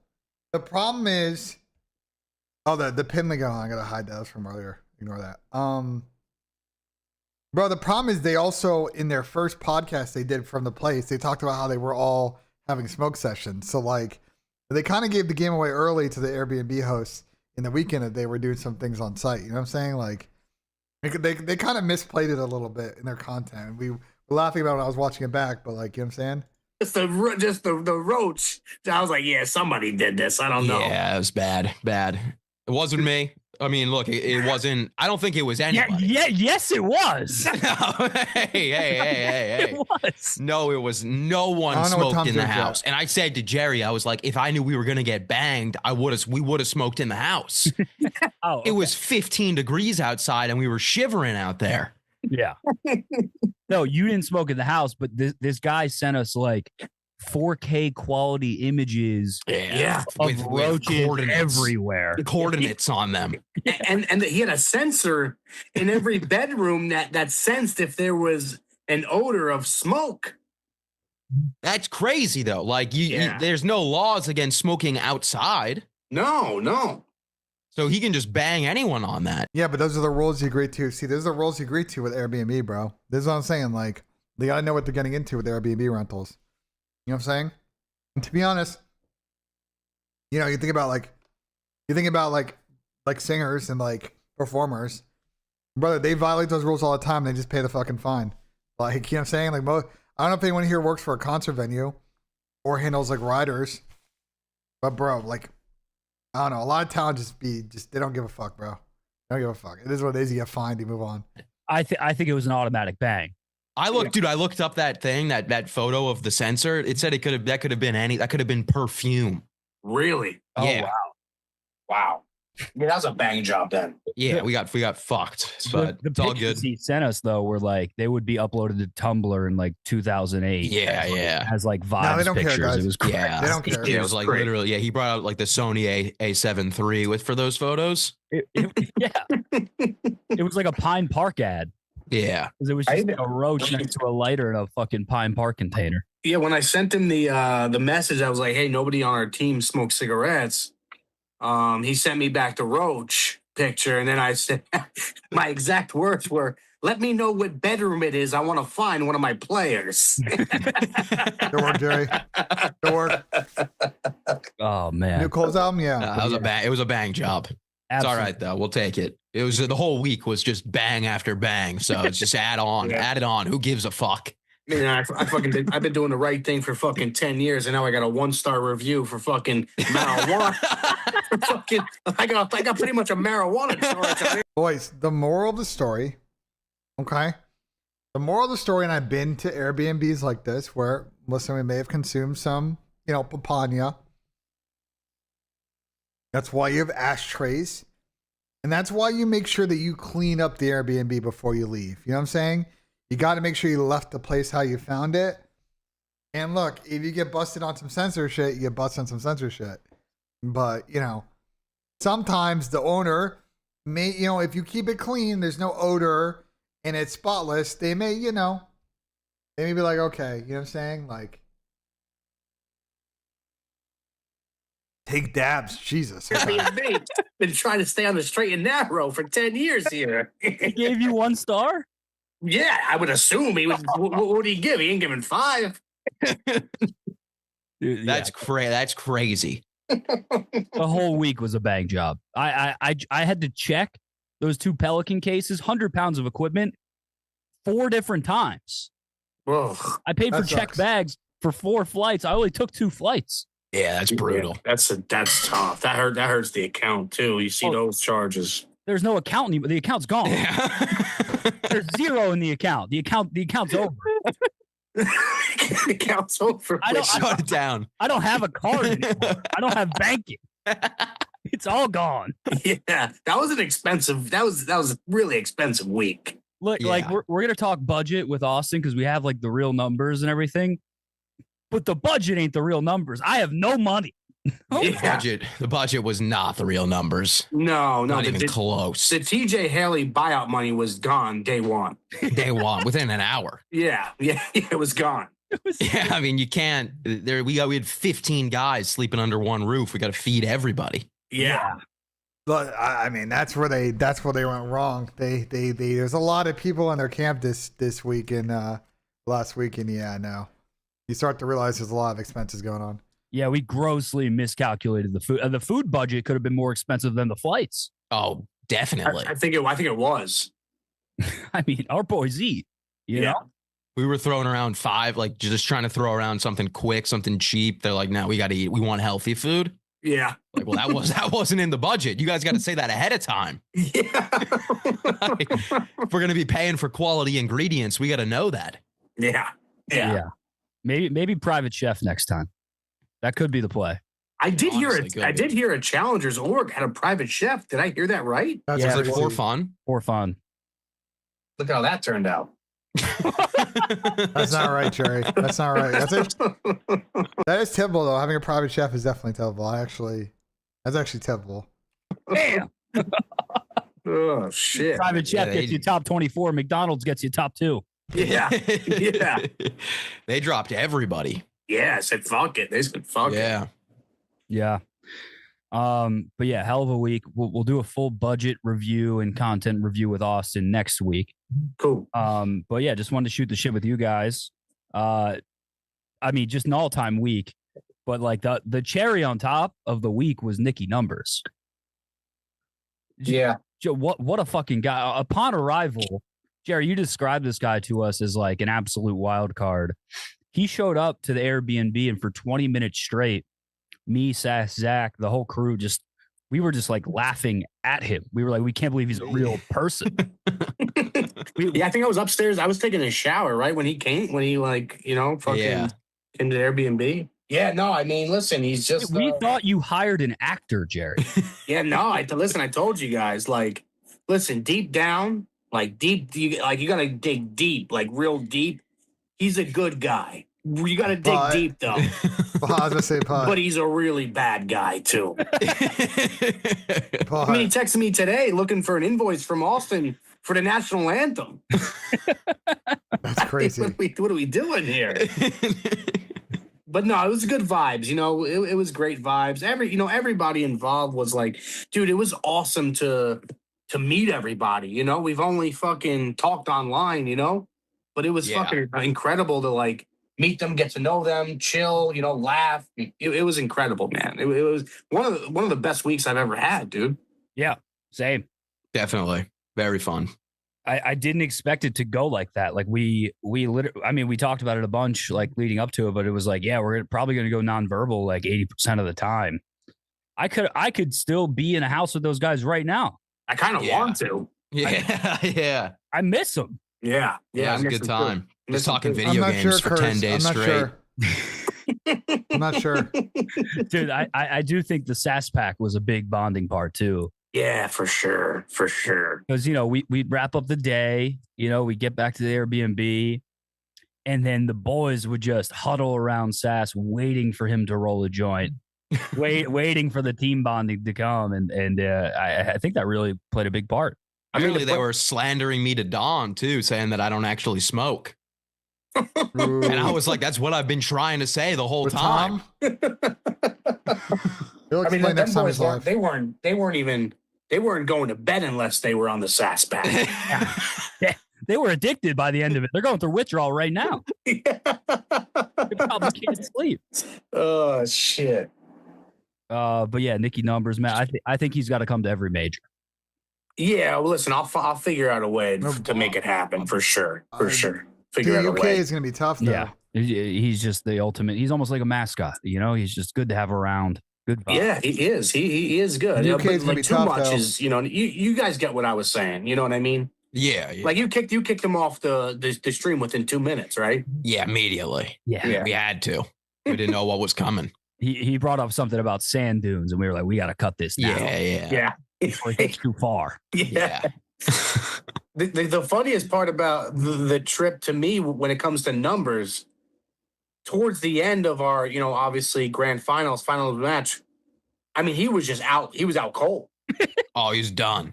We could have won that. We could have won the whole entire tournament. He would have had no fucking clue. Zero idea. He was slumped in the chair, just sleeping in the water. I'll skip the Nicky Numbers shit. I don't really, saying like.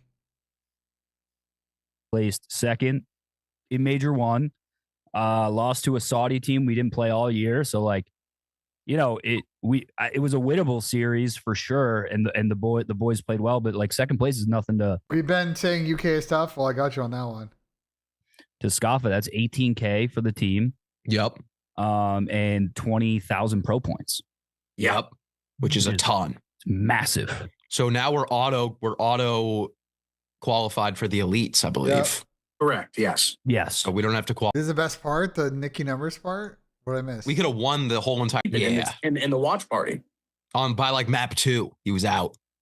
Jesus. He was like in fetal position in like a school chair. It was an uncomfortable chair. Yeah. He was hitting the bar all day in between like maps. Yeah. Which he kept that hidden. He kept that hidden well. Yeah. Until it was just he just came in one time and it was like, oh yeah, he's banged up. Jerry gave us a heads up. He's like, if you let him get loose, he will get loose. Yeah. He took advantage of it. I still haven't figured out the Connecticut charge on my debit card. I don't know what it is. I don't think he would know either. Hey, Nicky D, different person, brother. I don't think he would know. You're right. He probably doesn't. Different person, brother. But yeah, hell of a fucking effort from the boys. We placed second in Major 1. Lost to a Saudi team we didn't play all year, so like, it was a winnable series for sure, and the boys played well, but like second place is nothing to scoff at. That's $18K for the team. Yep. And 20,000 pro points. Yep. Which is a ton. It's massive. So now we're auto qualified for the elites, I believe. Correct. Yes. So we don't have to qualify. We're in the elite. Yep. We're in the next season of the elite. So but here's the thing, like the next time we play ball, the next time there are actual challengers matches isn't until February 20th. It's a minute. 21st, I believe, is a cup. And I also will say, I believe the COD points, the pro points, I think they go to the players. Correct. You get team points and then they get assigned individually as well. Oh, got it. There's no T points. I don't know what they're talking about. It's all player pro points. You know what the teams get? Well, they don't really get much as far as the spots, but like I don't know what they're talking about. So I mean, like they were already auto qualified for the elite, like by them virtue of them making knockouts of the elite like weeks ago. Now, if they drop, there's a whole thing with how that spot works. You need to keep a couple of the guys. You can't just squad wipe the team and keep the elite spot. So there's rules. If you read through the Challengers Elite rules, they outline how this is handled. I mean, look, we're still figuring it out. Behind the Bush will be out. Yeah, I don't know how much you want to talk about. You know what I mean? Yeah, I think we keep it a little under wraps. what's going on, but yeah, we're gonna see. Everyone's gonna see what happens in the next week or so. Yeah. Listen, I already know some of the stuff that happens in that video, and listen, all I'm gonna say is if they include the things that I think they're including, that video is gonna bang, bro. That video is gonna be probably the best Challengers documentary in like the history of Challengers documentary. Is all I'm saying. When is that supposed to come out, Mo? I'm talking to Gianni. I'm in touch with him. He's balancing, his real job, and what did Tej leak? And this. So hopefully, ideally Thursday night. Nice. Wow. That's a quick turn. I think Thursday night is the goal. Yeah, he's a robot too, bro. Big time. He's the type of dude where like he's like, I can do everything. I stay up all day. I don't sleep. He was grinding like 18-hour days, 20-hour days, editing shit. Shout out to Gianni. And then like he'd be at a 10, like hyped up in the living room, chilling with us, like playing COD. And then we'd go over and he would just be past the True Squatch too. Yeah, in the numbers position. Bush players getting picked up. There are definitely links to Bush players on some of these teams. But the C9 situation in particular is still in flux. So let's see what happens next 24 hours. Yeah. Like he would just, it was like someone unplugged his batteries. Literally. He's just done. Yeah. But he was busting his ass. Yeah, he was. He was going crazy. He went hard. But we'd be remiss not to talk about actual, CDL grand finals. Yeah. Mates and Optic. What a series. Yeah, that was a great one. Yeah, I mean that was fucking. It is an odd one. The fellas just didn't get enough. We just couldn't get enough COD. No. We finished up those grand finals for challengers and we went straight home and watched losers finals and then grand finals. Yeah. Great matches. Map 5, round 11. It was fucking amazing. Like it was, I couldn't believe what we were watching. That was like a top tier grand finals because apparently some of them could be stinkers, right? Oh yeah, I mean, dude, I think Optic last year was 4-0. Yeah. Wow. There's been a couple. I think the Subliners 4-0'd Toronto a couple years ago at Champs. Yeah. Been a couple. Damn, that's been wild. some stinky ones for sure. It was cool seeing some. Well, we've had back-to-back majors ones that went down to the last map, almost last round with Stipple. Tweets. There's one tweet in particular from let me find it real quick. Ron Stewart. He said the beauty of T-Bush Gaming is that as someone who has never watched the CDL, I'm now tuned into the grand finals of Major 1 after watching the Bush earlier, of course. The boys are growing the game. So that was cool to see, like, you know, if there were like C9 guys squad that are wide, just bruh. I mean, Denz, I talked about it earlier. We just did a show. It's very odd to me what essentially C9 is doing, which is they're just going to be like a feeder club, bro. They're literally at least what they're doing this season is they're going to take on no salary, loan in a bunch of players, hope it works, have no downside because they're not committed to any salary. If they don't make champs, whatever, and they can just reap like monetization around the team from partner sponsors and like MTX. Like if I were another owner, I'm not sure how they would feel about it because it's like weird. It's both useful to the other teams, especially if you're a big team, as far as getting like experience for your youngsters, like your development players in a roster, but like it's also weird because like I don't know how competitive they're gonna be. It's a weird team. It's got too many ARs. Like I don't know. It's an odd one, Dens. It's an odd one. Fans or like new Call of Duty people that like watched us. Then they got a taste of like CDL grand finals and we're like, holy shit, this shit is awesome. Yeah. Oh yeah. Oh yeah. Just some good definitely. COD. Some good definitely put on a good amount of people this weekend. Yeah. Neptune was killing me. Oh, he's the GOAT. Yeah, that dude is different, man. Yeah, he might be the best ever. Yes. Yeah, he's different. What's good? Dude, I think he's been in the grand finals of the last like 8 tournaments or some shit. Wow. Because he was in grand finals for EWC champs. And then I think the 2 majors before that. Jesus. Flank tonight? No flank tonight, guys. Yeah, they came in second like 4 times last year, I think. How they not take on salaries? Well, potentially depending on how the loans are structured. They may not be responsible for any, maybe only a little bit of the salary. It depends on how stuff is like structured on those deals. I'm happy you finally won one. Rostermania updates? That's good for him. Good probably for him. more clear. Yeah, I mean, I'll just say it. Like, I think he's prescribed, but that dude was cracked the fuck out. I mean, that was like, Sat said it. Someone else was controlling his body. Yeah. Wasn't he like not coming off the stage? Yeah, they would go piss and he'd just stay on. He took no breaks. Yeah, he was dialed. I tried out those jump spots. Couldn't. I got one of them once, and then I think they might have patched it right after, or I just can't get it. Which one was it? I tried the one on Scar, the one like in the stairs, and I got it like the first try, and then I couldn't get it again. I mean, and then I tried the shop. Cena, I don't know, bro. I shouldn't say that. I don't know. I'd love to know what the fuck C9 are doing right now, bro. One, and I never could get it. Shit. Crazy. Might be patched already. Yeah, they might have already gotten rid of him. It's wild just to like pull that out.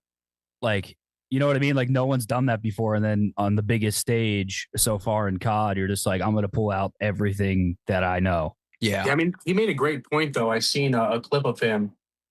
Like, Optic fans were obviously like, yeah, the roster construction is whatever. The fact that they're basically just turning to a feeder team, like, I don't know. They're really pushing the boundaries of like how I think loans should work. But like the only way that it changes if the other owners or the league is like, this is not in the spirit of how stuff should be ran. Like the team comp, whatever. Like, I mean, they got some young players or people like Renegade. They're like, I don't know. You know what I'm saying? Would a Challengers player want to go to C9? I don't know. I don't know. It's a weird one. The squad wiping. We rarely see this. Usually if there's a squad wipe, there's already people within the org that they're calling up. Like in Falcons, like the LAG situation after Major One Raleigh, but like this one's just odd. Pissed off, some of them at it. He was saying, like, bro, if Shotzi pulled those out, you guys would have been going crazy. Yeah. Oh yeah. You He know? also didn't even really use them. Like Yeah. he used one of them, the staircase one on Scar, he used against FaZe and fucked a guy up with it. But the other ones, like he would peek and then he wouldn't get a kill with it. Yeah, I think most of it he was just kind of showing off. I kind of think the same. He was just flowing. He was flowing. Like that one on exposure, like he could have stayed up there and ran that entire hill, but he just jumped right off. Yeah. What'd you guys think of the trophy? Dog shit. That's fair, Glow. That's fair. Damn. Okay, we're getting. I just don't know how the CDL really works. I mean, the ones at Optic, like, team makes the trophies. The CDL, I think, has to approve the trophy. A la what happened with subliners a couple years ago. But like the teams are responsible for that. for champs and stuff, are fucking cool as shit. Yeah, those things are sick. The big collection. Yeah, I didn't like. But as I you talked about in the personally clip. didn't like the trophy like whatsoever. Me and Sats were saying they had a second trophy set aside for if Optic won.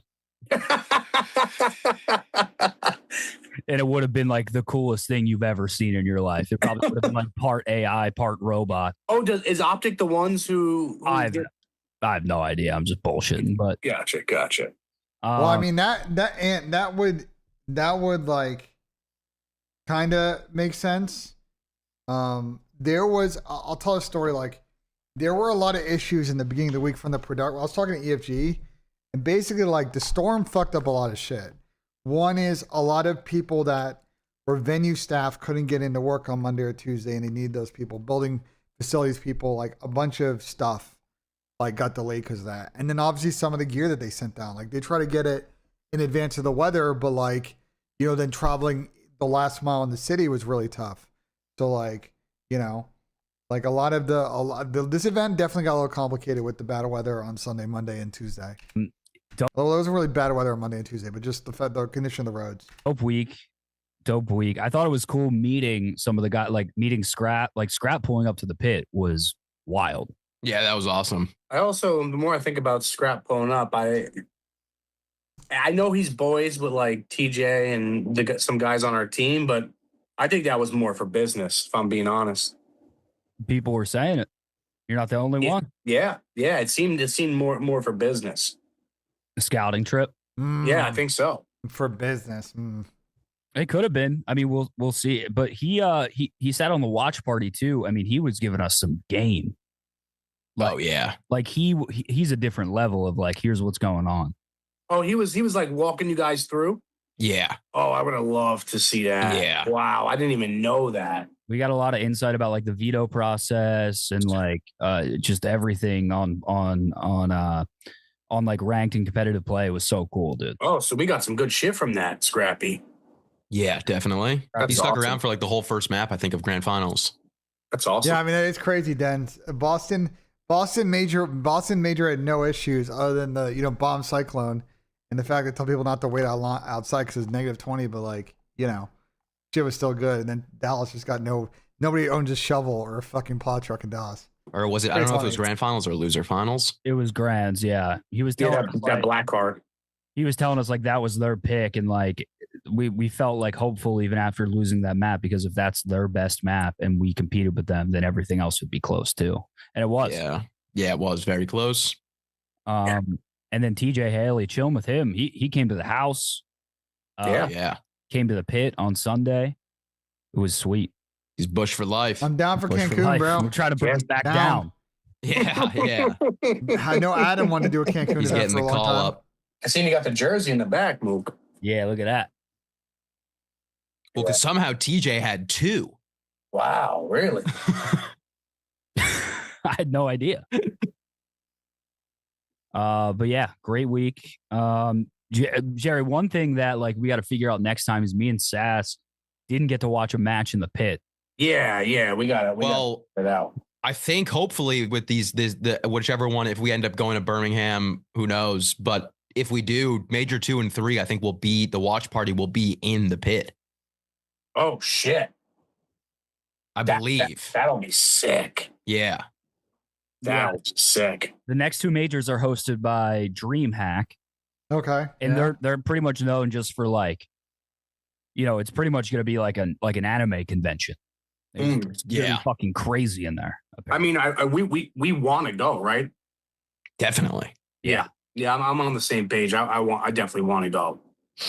You just need a sponsor. Yeah, you sent out the bat signal yesterday. How's it looking?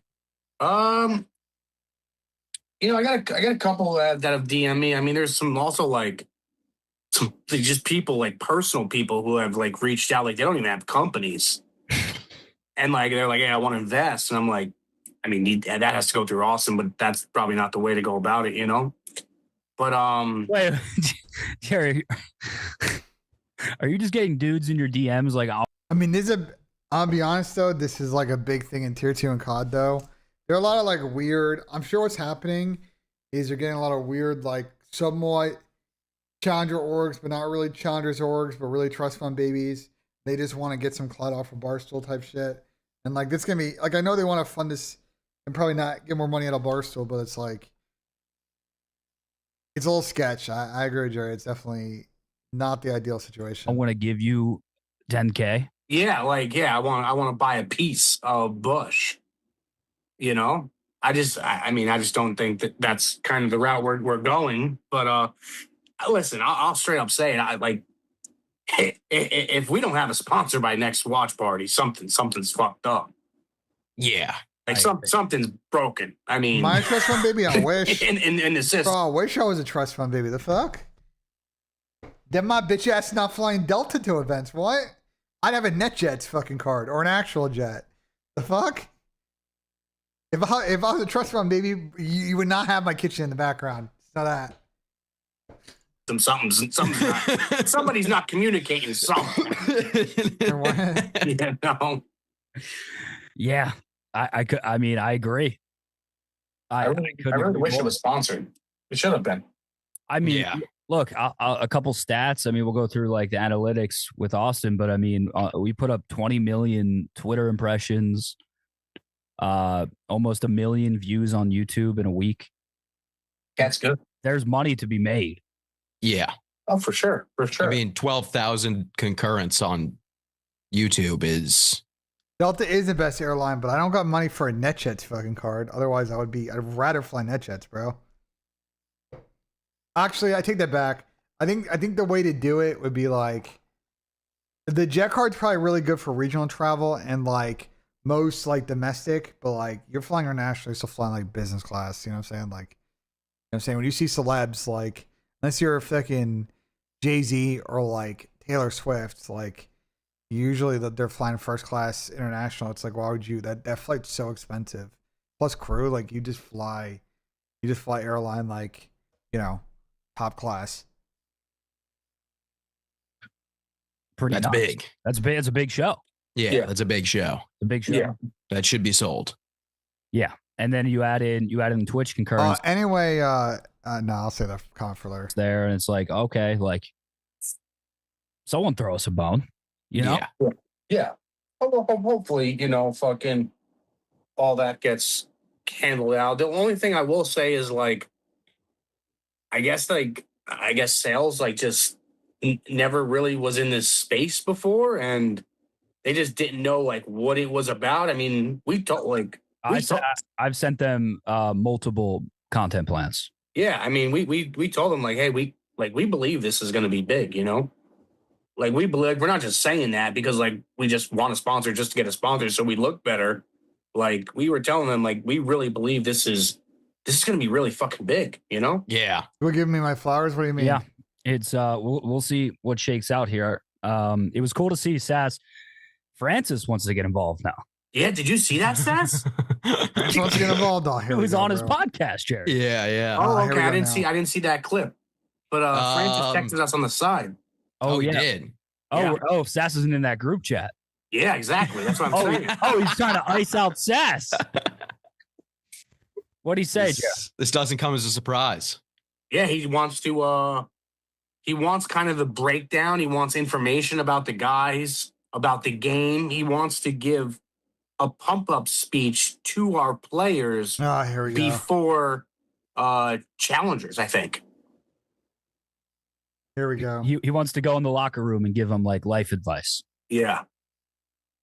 Definitely, we could definitely make that happen. Here's I know he fucking gave a idea. speech to the Harvard lacrosse game recently. So this is exactly like here we go, bro. Because this is what we want to see out of Francis. Yeah, man. Here we go. Like, yeah, that's what he was saying. All right, here we go, I don't see why not. Because I don't want I would love I mean, the to see the content will be good, interaction but this between will Francis and our team. Yeah, I just think that's a clash of culture. Yeah.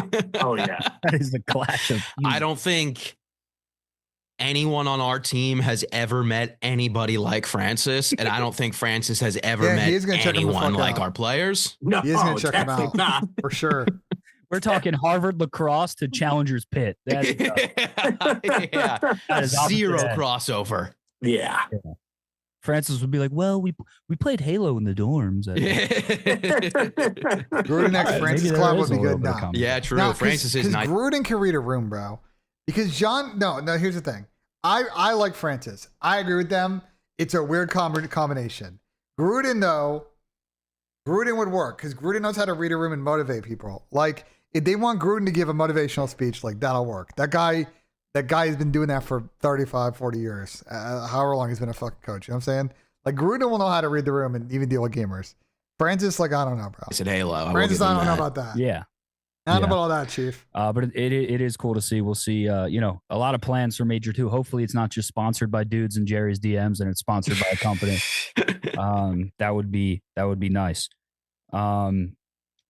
What else from this week stuck out to you guys? I mean, so much happened, and it feels like it was all just one day. But like anything specific that like you were like that was my favorite moment, or like that was cool to see. I mean, I think Rangers just the got reverse fleeced. sweep against the. I mean, they don't have any leverage. Panarin's got a no moving clause. Like, they're never pumping up the world's greatest deal, bro. The Falcons was probably that had to have been the highlight of the week. Oh yeah, But it's always gonna be chalked, bro. That whole day, Saturday was crazy, and then just going into the reverse sweep to get to grand Brand's gonna get Bush to Harvard money. That'd be really funny. finals was insane. Unreal.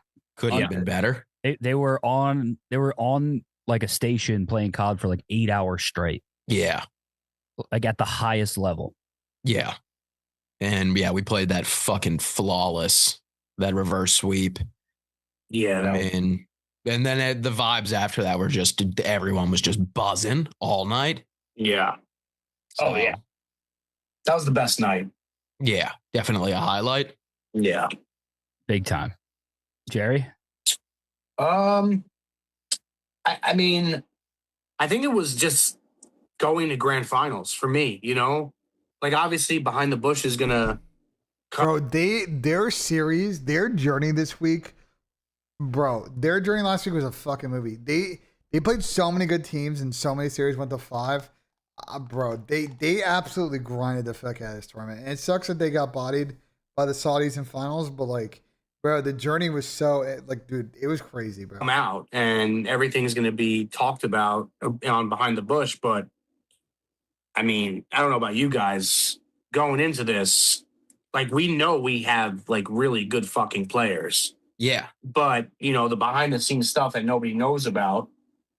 I didn't think they were going to get. I didn't think they were going to grand finals. No, I thought we were going to get eliminated on Friday. Yeah. We didn't know. There were a lot of question marks heading into the week, and the fact that they turned up like they did, crazy. Yeah. And I'll give Unreal. a shout out to Lou, man. You know, fucking, we pick up Lou. TJ goes to the league, and you know, Twitter commenters calling him dog shit. There was a chance he could have been our best player this week. Oh yeah. Players some good moments. I agree. I don't know about best player, but I think at 1 point, he had some good moments from two, what I maybe saw. KD. He was frying. He was different on land. His PC must be a fucking toaster, bro. Yeah, it's got to be the worst PC ever Yeah. because he was unbelievable on LAN. Also, super funny guy. Oh, hilarious. Hilarious. He's one of those guys Yeah, I that gets agree. unplugged and he's falling asleep. Every series they play on the weekend was insane. Yeah. Shout out for Optic having us at the pre-land. Yeah, the pre-LAN was a blast. Yeah, that was cool. Yeah, I tweeted something today from the Bush account, but like they the hospitality they get, like just welcoming us into that office and like letting us use the facilities and like being so helpful throughout this entire process has been. Oh yeah, great people over at Optic. Yeah, them and then the whole scene, like welcoming us in, like with open arms, it's been incredible. 100%. Zuma, fucking everybody. Yeah, man. Yeah, and the shout out to the Unshaven fans in the pit. I don't know if what's this the lore is behind like this Bush org. I mean, it was just a name they had for their like GB team and like their squad, and they were just like playing for fun. And then like now, they all want to kind of, have a challengers team, and like this is where they're at, bro.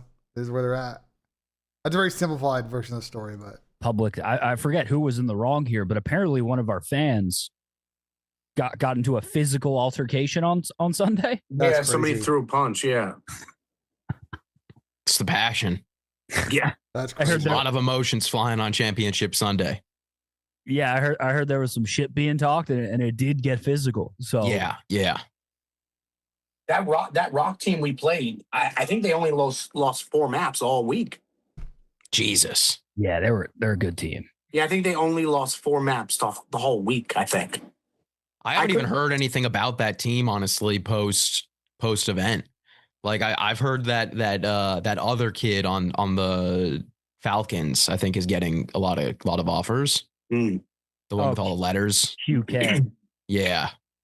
Yeah. The one with all Speaking the of letters offers and shit, dude, I don't know, just from like, they've said that they don't want to pay for a CDL spot, bro. They've been pretty clear about where they're at. They don't want to pay for a CDL spot. So if an opportunity allows them to get a spot and be given one, they might be down. But I talked to Austin, and like, you got to remember, guys, at this point now, they're spending like, 5 figures, you would think, a year at best to probably like support this team. But you go to make a CDL team, and if they want to actually do it right, like they're going to spend M's. Like it's a different level, a lot more extra zeros. They don't need it. Them growing that quick is going to be a big decision. You know what I'm saying? And I don't think that's where they want to go with that. People are going to say like, Jerry, you don't know what the fuck you're talking about, whatever, when it comes to Call of Duty. From what I've seen this week, if nobody from our team gets picked up, that I think that's pretty crazy. I mean, I guess it all depends on, roster moves with the CDL. What do you mean, Curtis? But I mean, if we got teams making, 3-4 teams making the Jersey moves, butter, I did laundry. Who the fuck do you think I am? Like, what? And one of our guys doesn't get a shot, I think that's pretty fucking disrespectful. I think there's a smoking dick if they pass up on our guys.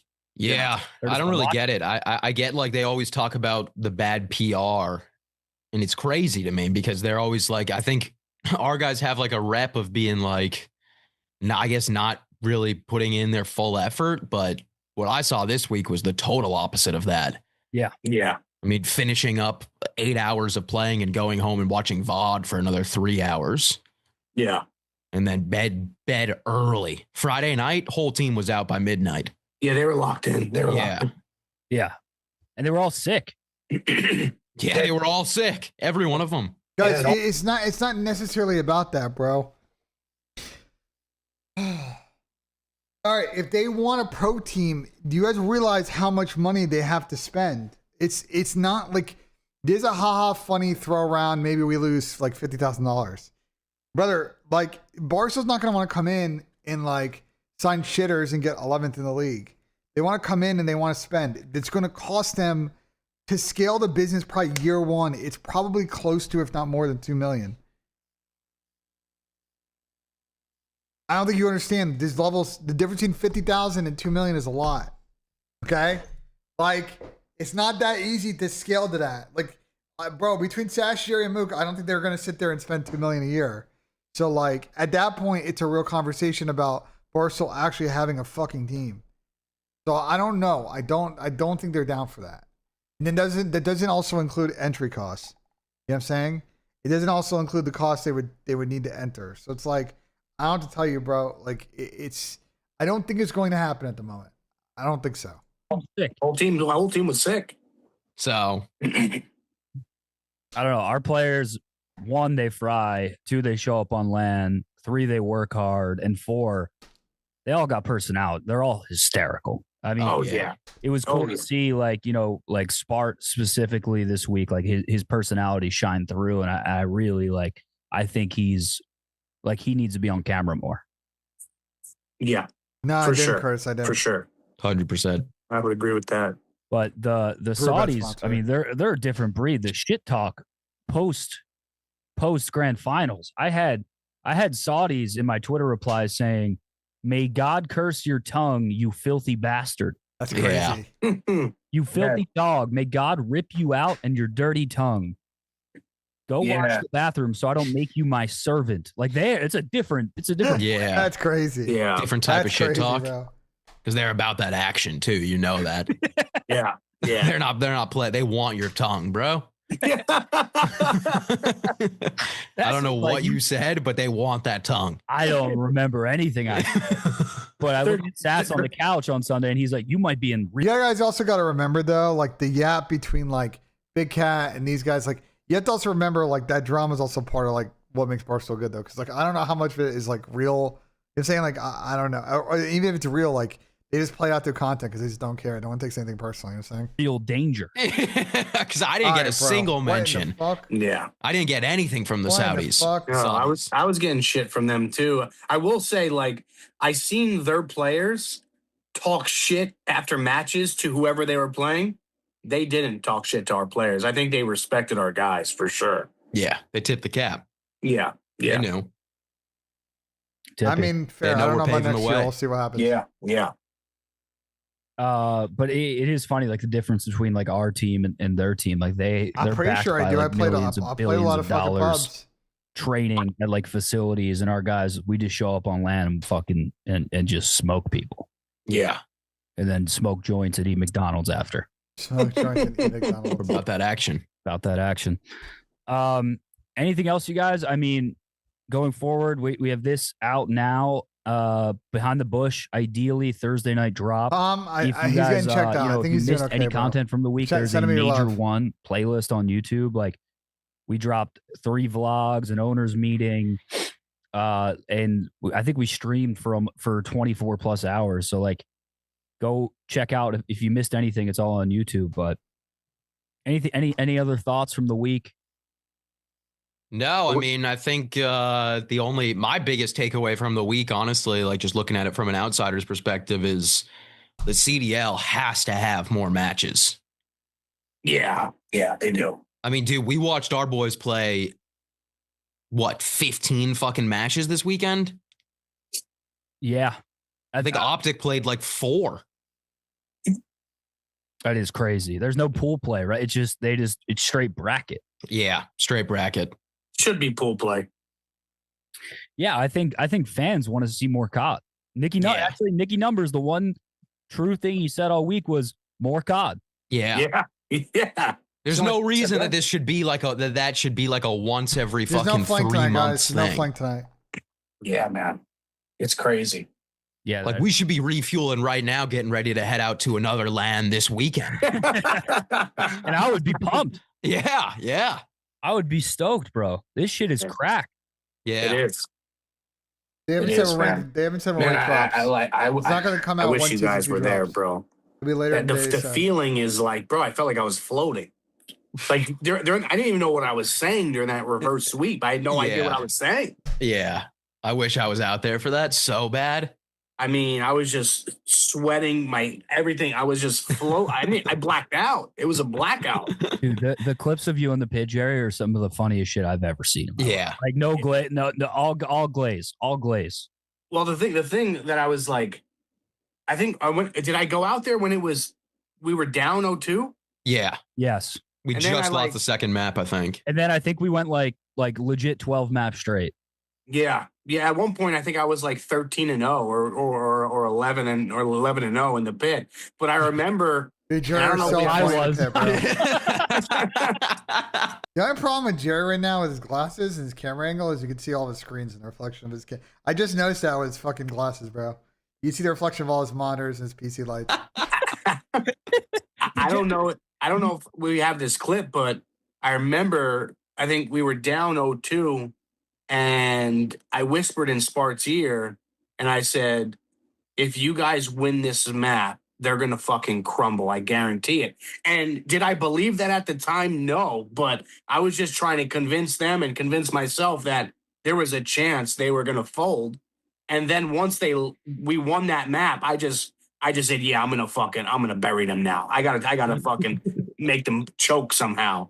And I think the one dude, even Asim is his name. Yeah, Asim, yeah. He bro. talked to Dandro and he said Jerry checked us out. Yeah. We No, Asim said that. Wait. Is Asim in TeamSpeak right now? Hold on. No, he's not in TeamSpeak. Fuck. he spoke to him after too. He said it made an actual difference. Yeah, so that's fucking pretty cool. I mean, obviously, I wasn't going to do that with the Huntsman. No way unless Asim Zinni was, got checked. going No way Asim got checked, bro. to go crazy. No way. Zinni goes, then you go. That was That was the deal. If Zinni goes, I think Zinni actually checked out his own team because we were winning 6-0 in hardpoint. 6-0 in hardpoint. And they got their first kill, and he just screamed, "Dad!" And I think they just crumbled after that. He checked his own team out. Yeah, Asim did get cost in that series against the Bush, though. but dude, Asim did get just cost. unreal event, just so much fun. Dude, the alternate angle of you going across the monitors to the That's so funny, bro. doing the That was choke so thing, funny. and the casters being like, Roxas will fall and Bush find the reverse Jerry sweep. self. This is so funny, bro. And He's Jerry saying lets how them much know he about it. loves them, and he's lost his voice from shouting just appreciation to the other team. Oh, my voice is really going, but I just want you guys to know how much I love you. Just appreciation to the other team. My voice is really going, but I just want you guys to know how much I love you. Roxas will fall and Bush find. yeah, they were like, Jerry's letting them know, like, GG's, and you're just Yeah, I was Bryson screaming Tun, at their them, goats, bro. bro. Love Bryson Tun, man. You know what I love though that I picked up on that I love? Just when they scream dead. Oh yeah. That just gets me going. Yeah.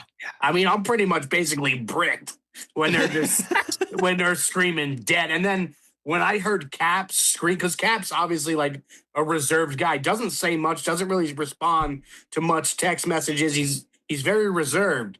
When that first dead came out from Cap, I said, "Oh shit, he's like he's an actual human being, bro." Yeah, Gianni showed me the footage of him screaming dead. It was great. Oh my god! I can't wait for that to come out. I'm doing it. I was doing it last night by myself after the stream. yeah. It's the best. Yeah, just screaming. we got dialed last night. What were you boys doing? Were you just playing Chows? Yeah, we played like 2 chows, and then we played like 5 maps against Mikey and 2 of his The boys. Bush, bro. Hell Beans yeah, that's sick. Bro, Ben Beans on the Bush would be fucking incredible. I'm being honest. If Ben Beans were to be on the Bush, holy fuck. Nah, that might actually be insane content. I'm not gonna lie. If they have to rotate players in and they get Ben, bro. Yeah, it was felt good to play the game. I think we got a 4-2 with numbers for ranked. Oh yeah, gotta get involved. He could shoot straight numbers. Yeah, he can't see straight, but he can shoot. Yeah, I think Zach's just in a hole right Bush now with Arc Raiders. Sponsor would be lit. I agree. That would be lit. Yeah, he can't get off the Arc Raiders. Yeah, shout out Zach. I saw a bad clip from Zach. I didn't want to say anything. I don't want to be held responsible. The fall? No, I forgot about the fall. The fall was so much happened. I forgot about the fall. But Zach flew out like early Sunday morning. Like him and Facility were up at 5 a.m. to go to San Fran, and yeah, he might have slept through a 5 p.m. call time. That's crazy. At the Super Bowl? Yeah. Oh no. Yeah. 5 p.m. call time is crazy. I didn't know that. Yeah. What happened? the guy can't wake up to an alarm. It's just no. It is. Alarms just don't do it for him. Were the boys pissed at him, or they just showed him some grace? I think they were joking around about it. I mean, they joked around about it on PMT. I don't know what the behind the scenes convo looked like. I think he's fine. Yeah. But shout out to Zach for coming, man. He was great to have around. Oh yeah. Zach moved his flight to earlier in the morning so that Fasoli could wake him up. Yes. That's crazy, Yeah. Zach. I'm not So that gonna he lie. could be on the same flight as Fasoli, and Fasoli pretty much had to wake him up in the morning because he didn't trust himself to fly out later. Yeah, yeah. You got to get him like a shock collar or something. That's crazy, bro. Just going to bed with a shot. Zach was like, I got to switch to the earlier flight, so if I miss it, I have an option to go later. Like that. Oh, yeah, that makes sense. I mean, yeah, if the beef is that Zach, he's taking Zach away from, PMT, like that's just pretty funny beef though. That's funny beef. Like this whole crew, dude, is that's so funny much. beef right I there. will say for next time, and this is gonna sound crazy because Gianni pretty much filmed everything, but some of those nights, like when we were chopping it up in the living room, if some of that stuff was on camera, it would just be incredible. I know. There's like a fine line between like, we want to capture everything and we want to film everything, and then there's the other side of it. Like now we're just like vibing with our guys. Yeah, for sure. Guys. So it's like, we don't want to have intimate conversations with Gianni's camera 6 inches from your face all the time. Yeah.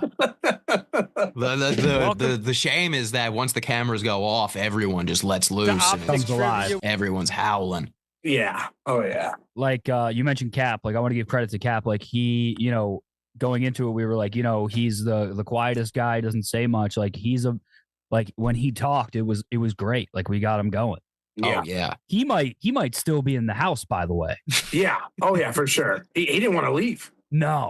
No, he did not want to go home. When we were leaving on Tuesday, on Monday, him and Lou were fully hadn't gone to bed, right? Yeah, no, they didn't go to sleep. Listen, did you guys hear it?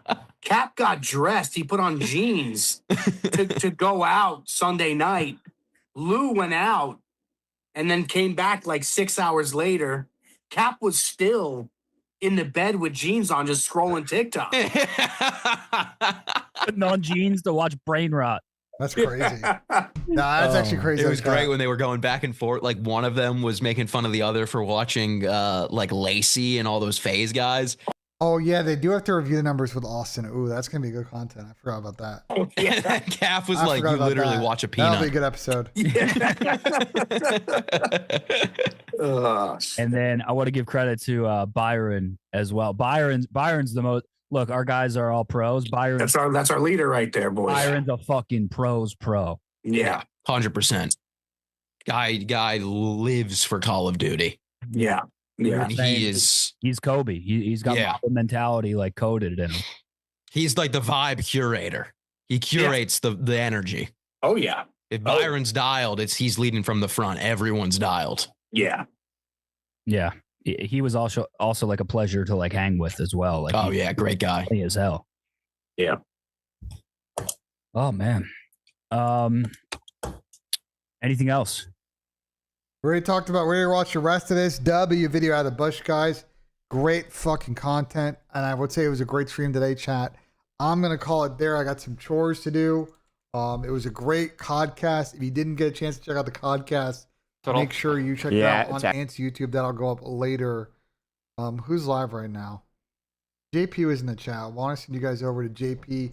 I'll be live tomorrow. I don't know when rank play comes out or what I'm gonna be doing with rank play. We're gonna kind of wing it. Go show some love to Tom.